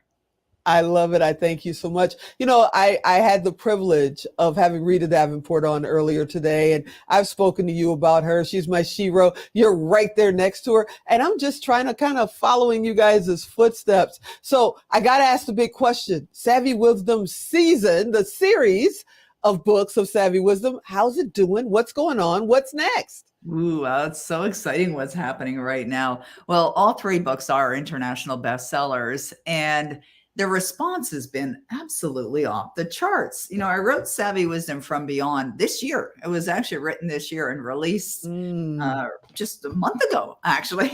It doesn't seem like it was only a month ago, but a month ago. But you know what I'm loving most, and I think all authors can relate to this, is how it's impacting the reader in such a profound way. Because this book deals with loss. It deals with grief, which everybody on the planet has to deal with at some point in their life. If they haven't already dealt with it in their life, they're going to have to deal with it in their life. And a lot of people aren't taught how to deal effectively with it. Or if someone, you know, someone that they love, like my mom. And interestingly enough, my mom's name was Rita. And in the book, that's not her name. I gave her a different name, but she had been diagnosed with terminal cancer. And, you know, we literally watched her die. Same thing with my brother. He was diagnosed with terminal cancer. You know, and at the time when you're going through something like that, your emotions are on high. You know, there's a little bit of out of controlness, perhaps to some degree, and you have to learn how to deal with it. For one reason, to support those that are still around and help them in any way that you can enjoy the last days of their lives. So it's been great from that perspective. But other exciting things that are happening as well. There's a major studio, like movie studio, that has actually, the president of the company read the book and loves the book and has now put it to her team to do their review, because now they're talking about having it made into a movie. Now, I knew that was going to happen because that was a goal that I set for myself, and it was something that I absolutely visualized and know it was going to happen. I didn't know it was going to happen with the third one first, but it seems that is the direction that it's going. But this book, you know, Teresa, when you think about, you know, Savvy Wisdom from Beyond, I wrote it because my Savvy, Bob Proctor, had passed away on February 3rd, 2022, which was, you know, not necessarily unexpected. I can't believe it's been a year already. Yeah, and it's been a year already.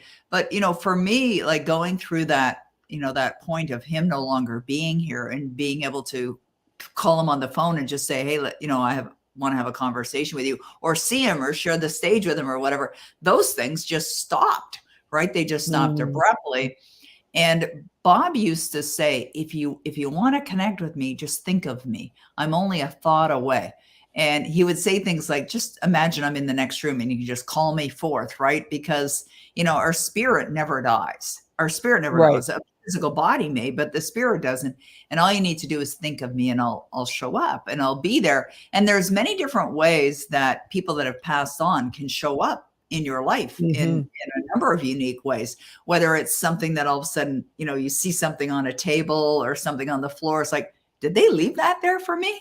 Or, you know, a sign or a song comes on the radio, or you dream something and it's so vividly real, like you just had a conversation with that person. Different ways they can show up, right? Yeah. That's amazing. And for you, I mean, Bob Proctor was a friend of yours. He was a mentor. He was a business partner with you.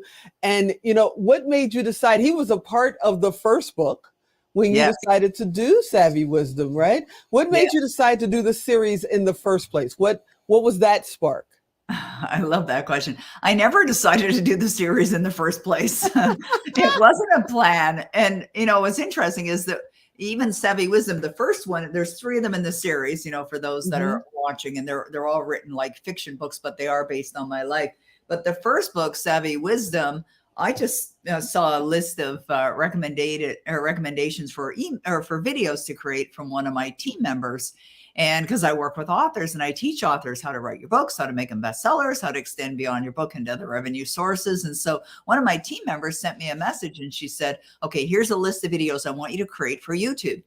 And the first one on the list was how I wrote my first fiction book. And I thought, well, I can't do a video on that. I haven't written my first fiction book. And rather than just dismissing it and going to next, like what's next, I just thought about it for a moment. I thought, do I want to do it? It's kind of like you with your decision to, you know, get in great shape and you have to decide, like, that's where it all starts, right? Don Shula said it's the start that stops most people. So I had to decide, do I even want to do it? Okay. I decided, yeah, I would love to do that. Okay. What do I need to believe? I need to believe that it's done, that it's a great product, that it's a phenomenal book, that it was fun, that it was easy to write. And so I knew enough. And this is really important for anyone who makes the decision to do something you've never done before. You must build the belief system. You've got to build the belief system that's going to support you. It's like when you had Doris on a few minutes ago, and she said that at the age of 58, she decided to get in shape, and she's 65 now and she looks fantastic. She made a decision to do it. And it's like you were talking about water and whether you like water or taste the water. And you said, well, just believe that you do like the taste of water. Is it as simple as that? Not always, because we're habitual beings. So, you just tell ourselves, oh, I like the taste of water. It might be a little more challenging. But what if you fell in love with the outcome? You just totally fell in love with the outcome. That's what I suggest to do, is fall in love with the outcome. And for me, I was in love with the outcome of a phenomenal book, a book that would be life-changing, that would be fascinating, a great read. And so that's how the first one started.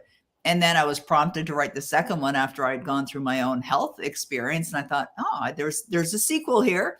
And I was inspired to write it, and I fell in love with the outcome of that book, and I wrote it.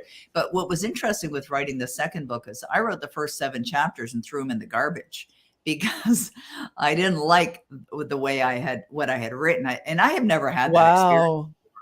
And so I had written 7 chapters. I read them to my husband, and he's a very honest man. And he said, it's not really very good. And he was right.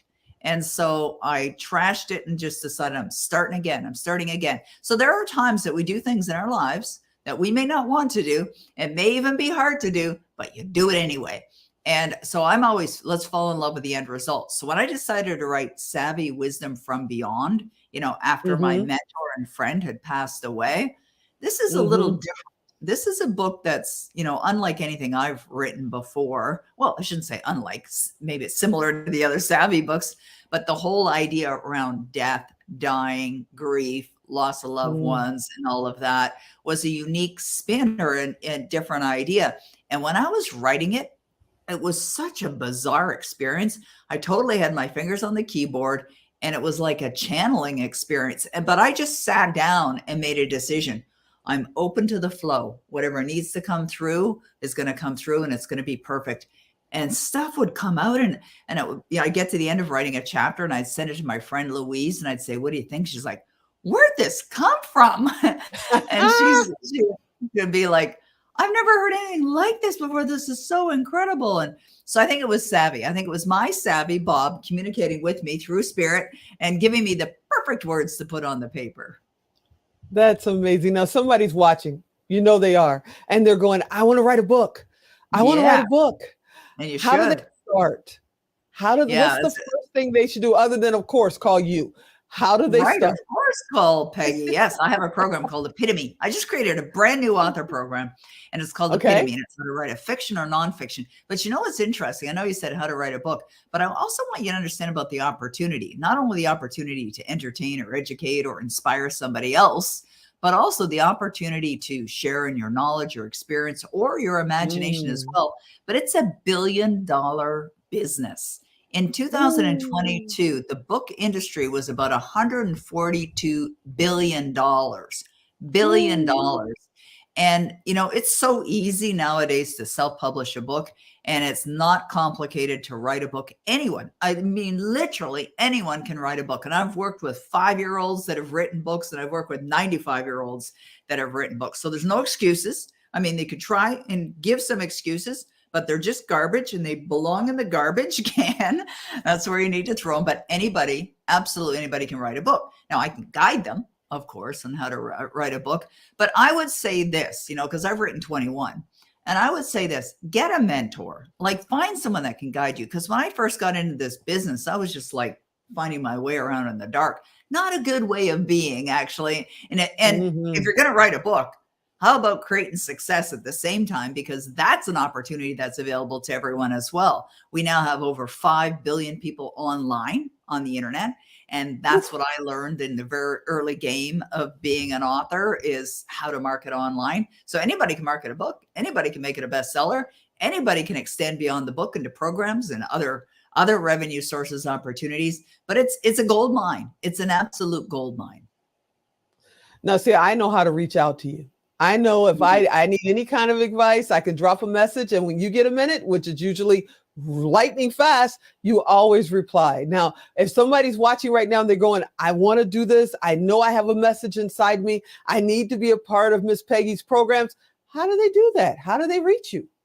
Yeah, we've got a number of freebies, some giveaways that we've created. Just recently, I created something called the Epitome Roadmap, which is the 7 things that every author needs to know how to be a successful author. And all they need to do is go to epitomeroadmap.com. So I set up that URL. They can go there. They can download it's a downloadable free gift. And I also did a webinar as well, talking about what the opportunity is, what you need to do, how you can get started.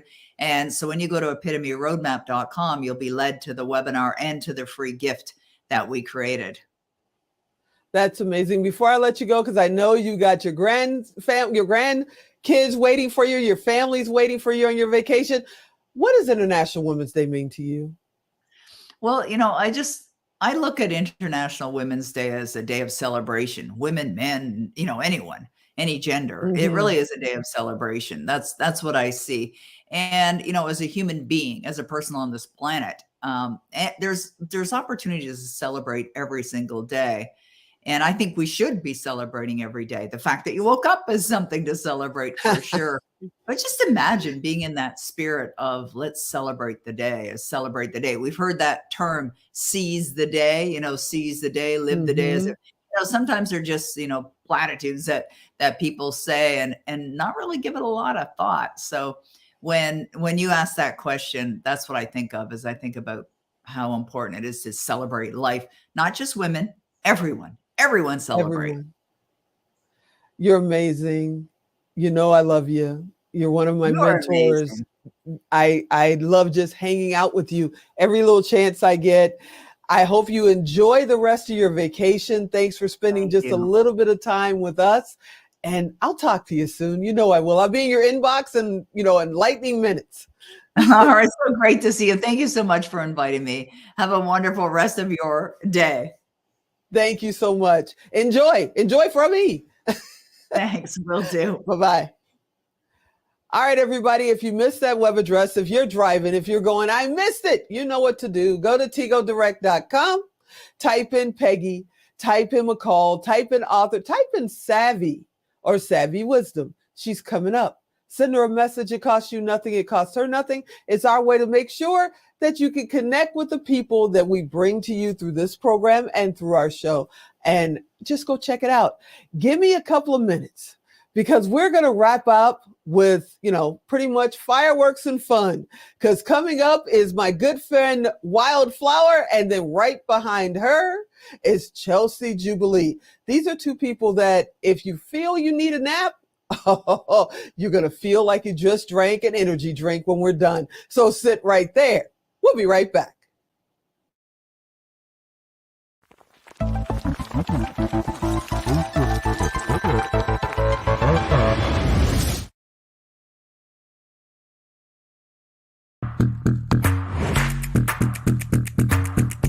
The 9 at 9 with me. Because I feel like as women, it's so easy for us to get caught up. The differences between a rut and a grave are the dimensions. So that means 99% of the people around you are wrong 99% of the time and 99% of everything they believe. Your attorney should make you feel empowered in what you're being told. Your shows are so impactful. You're just a consummate professional and you take it to the next level. But only broke people think time is money. Rich people know time is not money. I'm Tigo. I'll talk to you next time. Expert Talk is sponsored by Pod Nation TV, the podcast to broadcast network.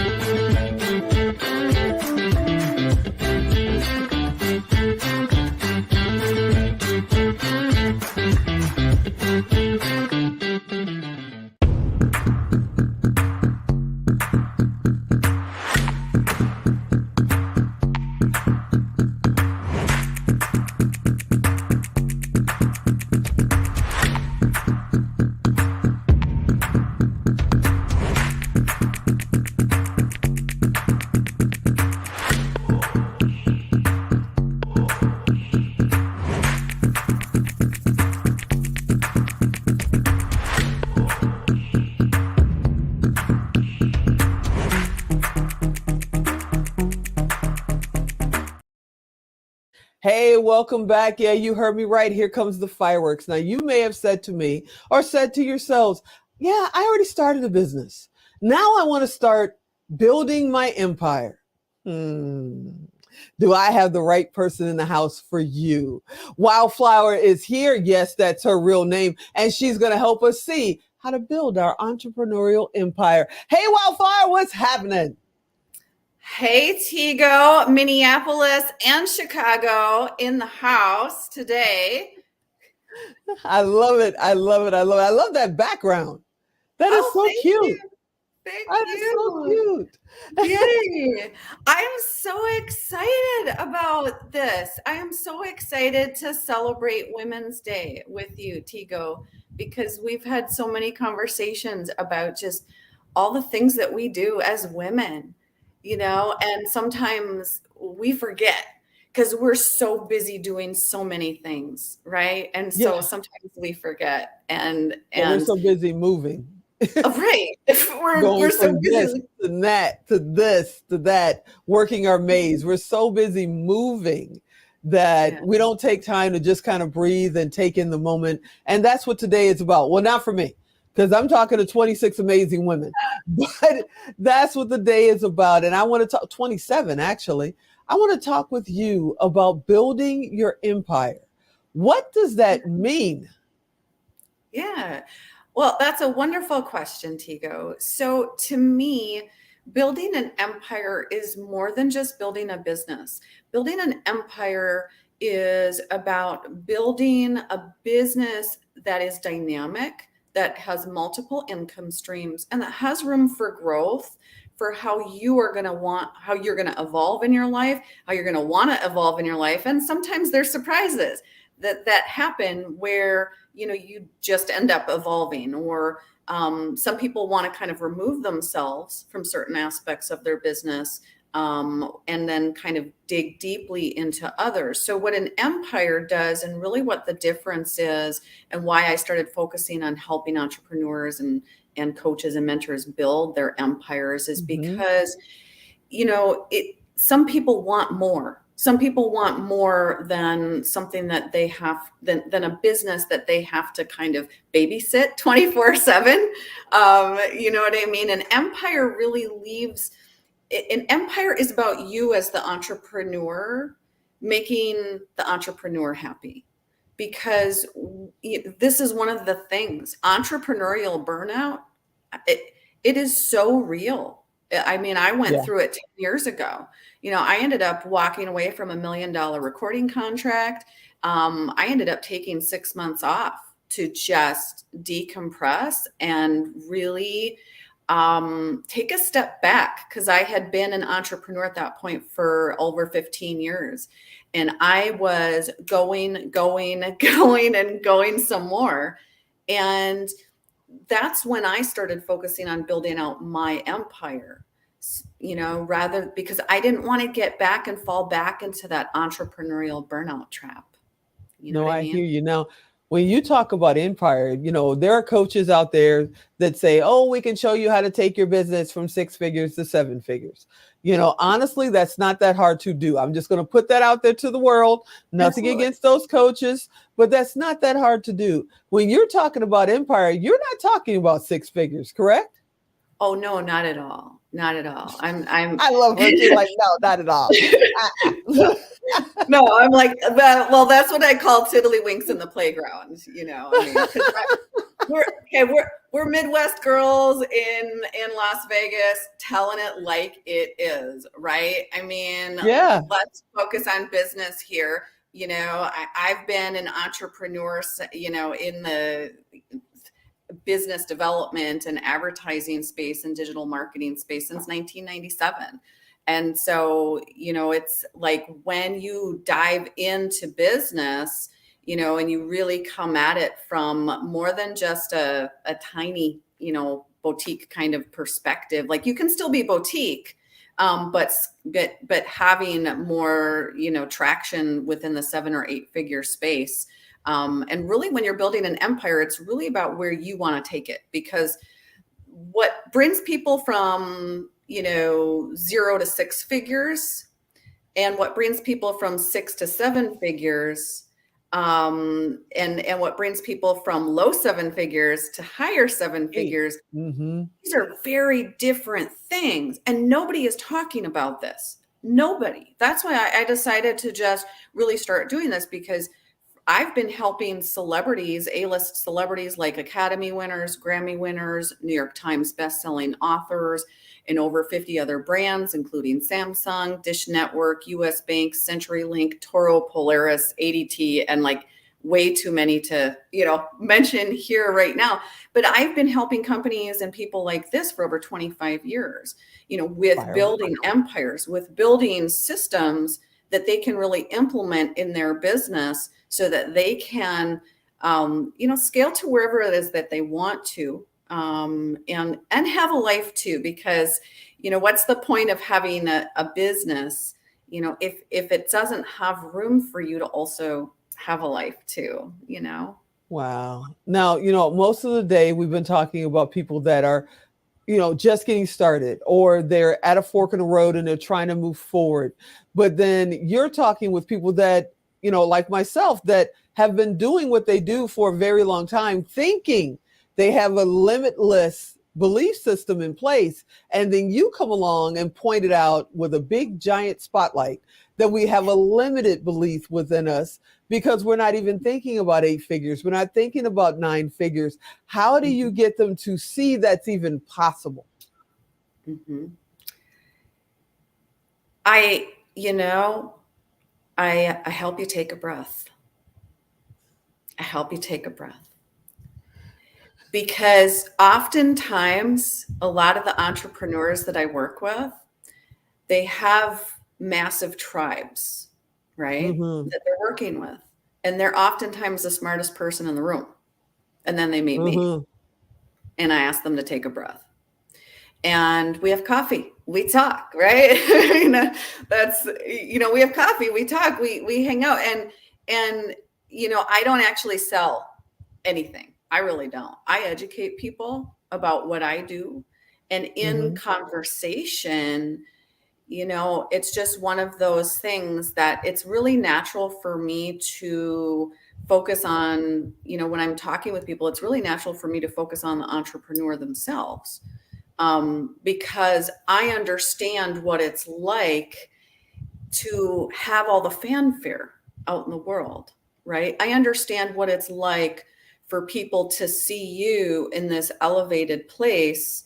And so everybody thinks that, because of all my celebrity clients that I've worked with throughout the years, I've worked with Anna Nicole Smith, Michael Douglas, a lot of celebrities throughout the years. And I understand the behind the scenes of all of that, where, the audiences and the tribes, they put you on a platform and they think that everything is perfect because you're out there promoting things, you're out there marketing things. And, you have to maintain a certain amount of, posturing, and it's a business out in the world. So you're maintaining your cool, right? But I'm one of the people that celebrities talk to about when they are not maintaining their cool, or when it's not even about that, when it's about the real world business that actually happens behind the scenes. And I think part of it is just that I've been involved with so many different big leagues projects and some of the most famous people in the world. And so I understand the business mechanisms that actually happen. And also, I feel like there's so many people out there that have these massive tribes built of people. And, they're celebrities in some spectrum of the way, and they don't have somebody to talk to about where they want to go next, because there's always a next level, and it doesn't matter where you are in your business. You know what I mean, Tigo? I totally know what you mean. And I can talk to you all day and we've gone to the coffee shop, gotten there at 7 p.m. and it's like last call, which I didn't even know they did in a coffee shop. They're turning the lights off and on and trying to get you out of there at 10 p.m. because you're fascinating. How does someone reach you if they want to be a part of your program? Oh, great question, Tigo. So I have Mentors Tank Academy right now is where I'm teaching my Empire Builder program, and that is mentorstankacademy.com. And you know, it's something that people apply for. It's really not a fit for everybody. So we've got mentorstankacademy.com for that, and then I also have my $1 Million Client Bootcamp that I'm starting as well for those who maybe they're not quite ready to build their empire yet, but they just want to get more clients coming in their business.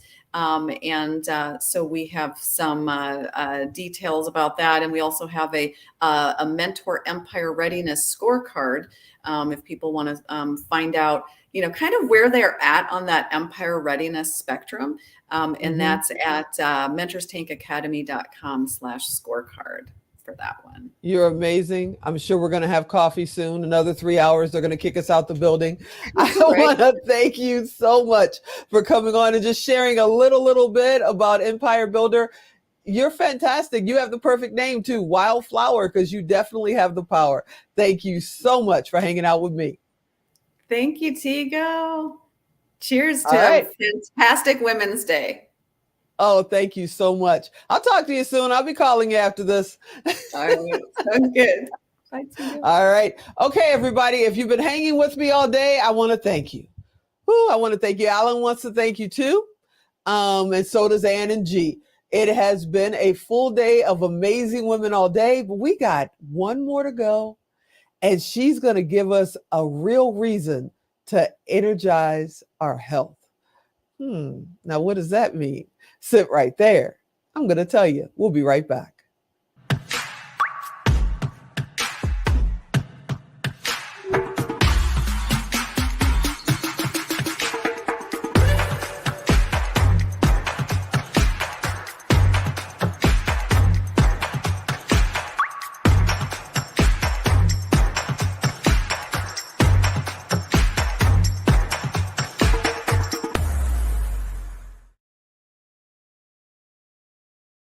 If you've been with me all day, you know, one of the things I've been talking about is personally for me, I'm ready to jumpstart my life again, you know, health-wise, physically and internally and outside too. And you saw Doris, you saw our cluttered expert, Mel Mason, and now we have Chelsea Jubilee, and she's going to come in and we're going to talk about this new program that I'm a part of, energizing our health and getting to the goal. Hey, Chelsea, are you out there?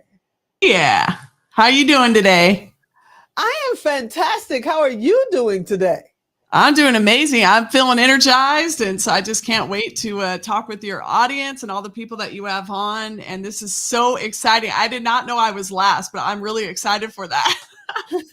We actually, I had the privilege of meeting John not too long ago, about a month or so ago. And then I met you virtually on the phone. And I said, oh my goodness, we were full. When we scheduled International Women's Day, we filled in less than 72 hours. And I went to Alan, who's my producer and my business partner and my brother. And I said, hey, we need to add Chelsea. If she will do it, we need to go until 4:45.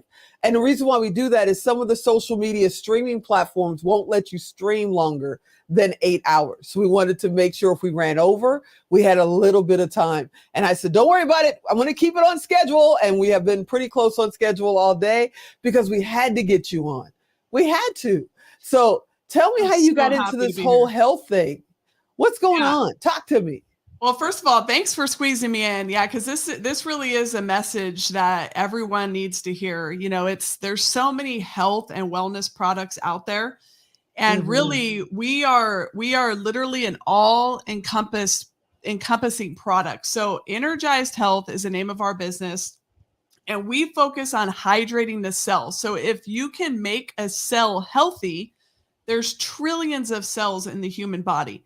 So we focus on making cells healthy, which creates massive amounts of energy, which is why we're named Energized Health, but also any ailments, pain, anything physical going on in the human body naturally gets reversed as we create a state of what we call homeostasis, which is where the body is originally designed to be, that gives it the ability to really kind of heal itself. So that's in a nutshell what we do. And I love the woman that you just had on. She was, first of all, she was amazing. And she mentioned something that really happens with a lot of especially entrepreneur people, especially women, because women, we try to juggle a lot, right? So we have family, we have our husbands, we have relationships, friendships, and women are a lot more personal. So we try to schedule lunches and dinners, and we're on the move more. But she get out of my calendar. Yes, but she mentioned burnout. And that is one of the largest things that we see people come in, whether it's too much cortisol running through their system, the burnout they experience, the fatigue, the brain fog. And I think the number one message that I really want to get across today is understanding that our brains should be 75% hydrated. So our human brain should mostly be water. And if you are just 10% dehydrated, your brain is an electromagnetic organ. So it needs water, which is why it's mostly water to conduct the electricity. So if you are just 10% dehydrated, half of your brain is not functioning the way it should be. It short circuits, which is why brain fog, fatigue, burnout, that's why all of that happens. And it happens usually very quickly in somebody. And so what we do is we put the power back into the cell. We literally re-energize all of the mitochondria inside of the cell. And then it's like a nuclear explosion in an amazing way, where people just get this massive amount of energy because we're hydrating the human body again, which of course goes to the heart, the brain, and people feel amazing. What got you started? I know that you and your husband, John, you have this program together, but what made you go, the world needs to know this information? Because you could have just kept it to yourself, but what made you guys decide that, it's time to share this? Yeah, so, our story is amazing. My husband is actually the one that developed the scientific side of the protocol. So about 20 years ago, he developed the actual scientific protocol of hydrating the human cell. And about a little over 4 years ago, we got married, and I had already had a lot of research into neuroscience and also what I call cellular trauma.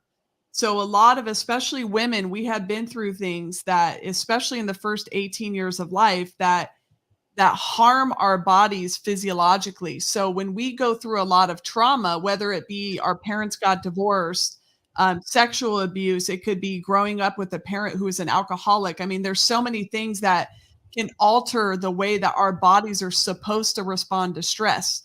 So what we did is we put those two protocols together. So we literally have a mind, body, spirit protocol, because it's one thing to be healthy physically, but if you are not healthy in your mind and given tools to uplift your spirit, you will not achieve optimal health at the cellular level. So our passion is re-energizing people, especially in the business world, because if you are experiencing burnout, then you know what that feels like. And if you haven't yet, you will, because we have run across so many people that they just keep trying to achieve their goals, but they don't pay attention to their bodies. And when we don't pay attention to our bodies, it catches up with us. So yes, wealth, of course we want wealth, but we have to make sure we have our health, because what good is wealth and the influence we're trying to have and the legacy we're trying to leave if we don't have health to sustain our life, to be able to live that out. And that's the biggest thing that we see in entrepreneurs, is they put their wealth above their health.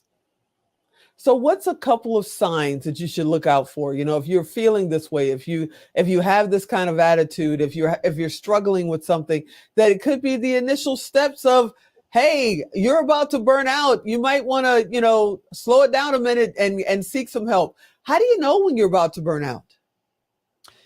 Some super simple signs are especially just to identify dehydration. So if your skin feels dry is one, but in the brain, especially forgetfulness, and it could be anything. It's like, oh, I forgot about my, you know, son's basketball game or whatever, but it's things that we would normally remember and we don't remember them. So that's another one. Another one too, especially in women, is hormone imbalance.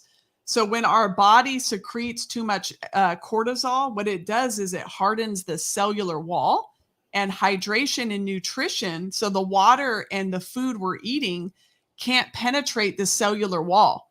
And so what happens, especially in women, is our hormones start to get imbalanced. So we can experience hot flashes, clients all the time tell us that they're sleep deprived. So they have trouble sleeping. So it can show in a number of different ways, dry eyes. But the biggest really is somebody feels just fatigued. And that would be definitely a sign that they're headed toward burnout. The other really unfortunate thing that we do see a lot is, you know, heart attack, strokes, high blood pressure, all these things that so many people are on medications for, like high blood pressure. You know, a stroke, a brain aneurysm, heart attack, these things happen that fast and nobody ever sees it coming. So really, you know, people should know how hydrated they are. The human body, as a woman, you should be 55% hydrated in your body as a woman. And most of the people that we see come into our protocol are in their 40 percentile, which means they're low a ton of water. And when we put that water back into their body, then that's when they experience like, wow, I can't believe that I feel this good. Like, and it's all just because of this protocol.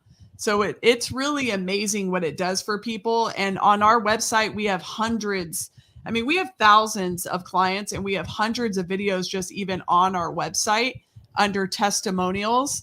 And, you know, the biggest thing, especially women get their energy back, their memory back. There's no more brain fog. It naturally balances their hormones. Their sleep gets way better. And, you know, if anybody's experienced a lack of sleep, it's not fun to deal with a person with lack of sleep. They're a little bit more edgy. They're irritable, you know, so it's like, this is a total game changer for people after they do our protocol. Yeah, you just described me from yesterday. Edgy, you know, not enough sleep. Yeah, that was me yesterday, getting ready for today. Who's your target client? Who's the person that you guys are trying to attract? I know it's male and female, but is there a certain age group, or can a young person going through college, you know, need your program, or someone in my age group who's going to be 60 this year? Who is the perfect client for you? Yeah, just statistically, our number one age group is 60 and over. However, we have a ton of people that are in their 30s and 40s. So it really is just anybody dealing with anything physically that they need to reverse, because again, your body is trillions of cells. And our protocol goes in and makes those cells healthy, which in turn reverses, your body gets rid of inflammation. It gets rid of anything it's dealing with that's not supposed to be there. So everything someone's dealing with starts to reverse, especially people in pain, digestive issues, migraine, headaches. And then our average age, like I said, is 60 and over, but we do have lots of people in their 50s and 40s that do our protocol, because what they find is they've kind of gone through the whole choo-choo train of health and wellness protocols and nothing's worked for them. And that's the biggest reason why we offer a money back guarantee to everyone that comes into our protocol, because we know there's a lot of false hope out there being sold. And we want people to just come in with no skepticism, do the protocol, and just know that if it does not work for them, then we fully refund their money. Wow, I love it. How do people find you? Where do they go? That is super simple. They can take a look at the sign right above my head right here and just go to energizedhealth.com. So again, that's energizedhealth.com. And we have an awesome masterclass video on there that explains a lot about this, what the science is we teach, as well as just other steps that they can take to get healthy. And then they can have a free coach reach out to them for a free breakthrough consultation so that we can understand the needs that they have and we can let them know how we can meet that expectation. That's amazing. Before we wrap today, can you share with us, what does International Women's Day mean for you? International Women's Day for me it's all about unity and empowering women. So I really truly believe that women have the ability to empower other women, and it's paying attention to the things that could separate us. So especially with women, there's things that can take place that, gossip, jealousy, and all the just comparing, I think is one of the biggest ones I've seen. And if we understand that we can unite as one and empower each other, and how much more effective we would be in the world together, united, that's what that means to me. You're amazing. Chelsea, I want to thank you. You had no warning. You said yes blindly. You didn't even know what we were doing today. You said, I'll be there. I want to thank you so much for coming on and helping me close out the show today. I will send people, I'm a part of your program. I'm looking forward to the journey, and I thank you so much for your time. Oh, thank you for having me. I appreciate it. Awesome. Have a great day. All right, everybody. That's it. 27 women today. 27 women. Before we get out of this hot seat, a good friend of mine, Robbie Matthews, was supposed to be a part of the show today, and she's down and under the weather a little bit. So I just want to send out some love and some hugs to Robbie Matthews. I know that she'll be on the show again. She'll be at International Women's Day next year, but I just wanted to know that we care. And I hope you enjoyed all day. I know I did. Let me know if you think we should keep doing this every year. This is our 3rd year. I'm loving it, but I want to hear from you. And if you want to know more about what we do for International Women's Day Marathon, go to iwdm.live. You can see a lot of information about the ladies that were on today. You can rewatch what happened today. And we'll be distributing the various interviews over time. As soon as Alan says, yeah, we're going to put this one out. I hope you enjoyed today. I sure did. I look forward to seeing you over on Expert Talk. And as always, I got to say this to Lillian. Lillian, I love you, because as always, I'm Tigo, and I'll talk to you next time. Have a good day.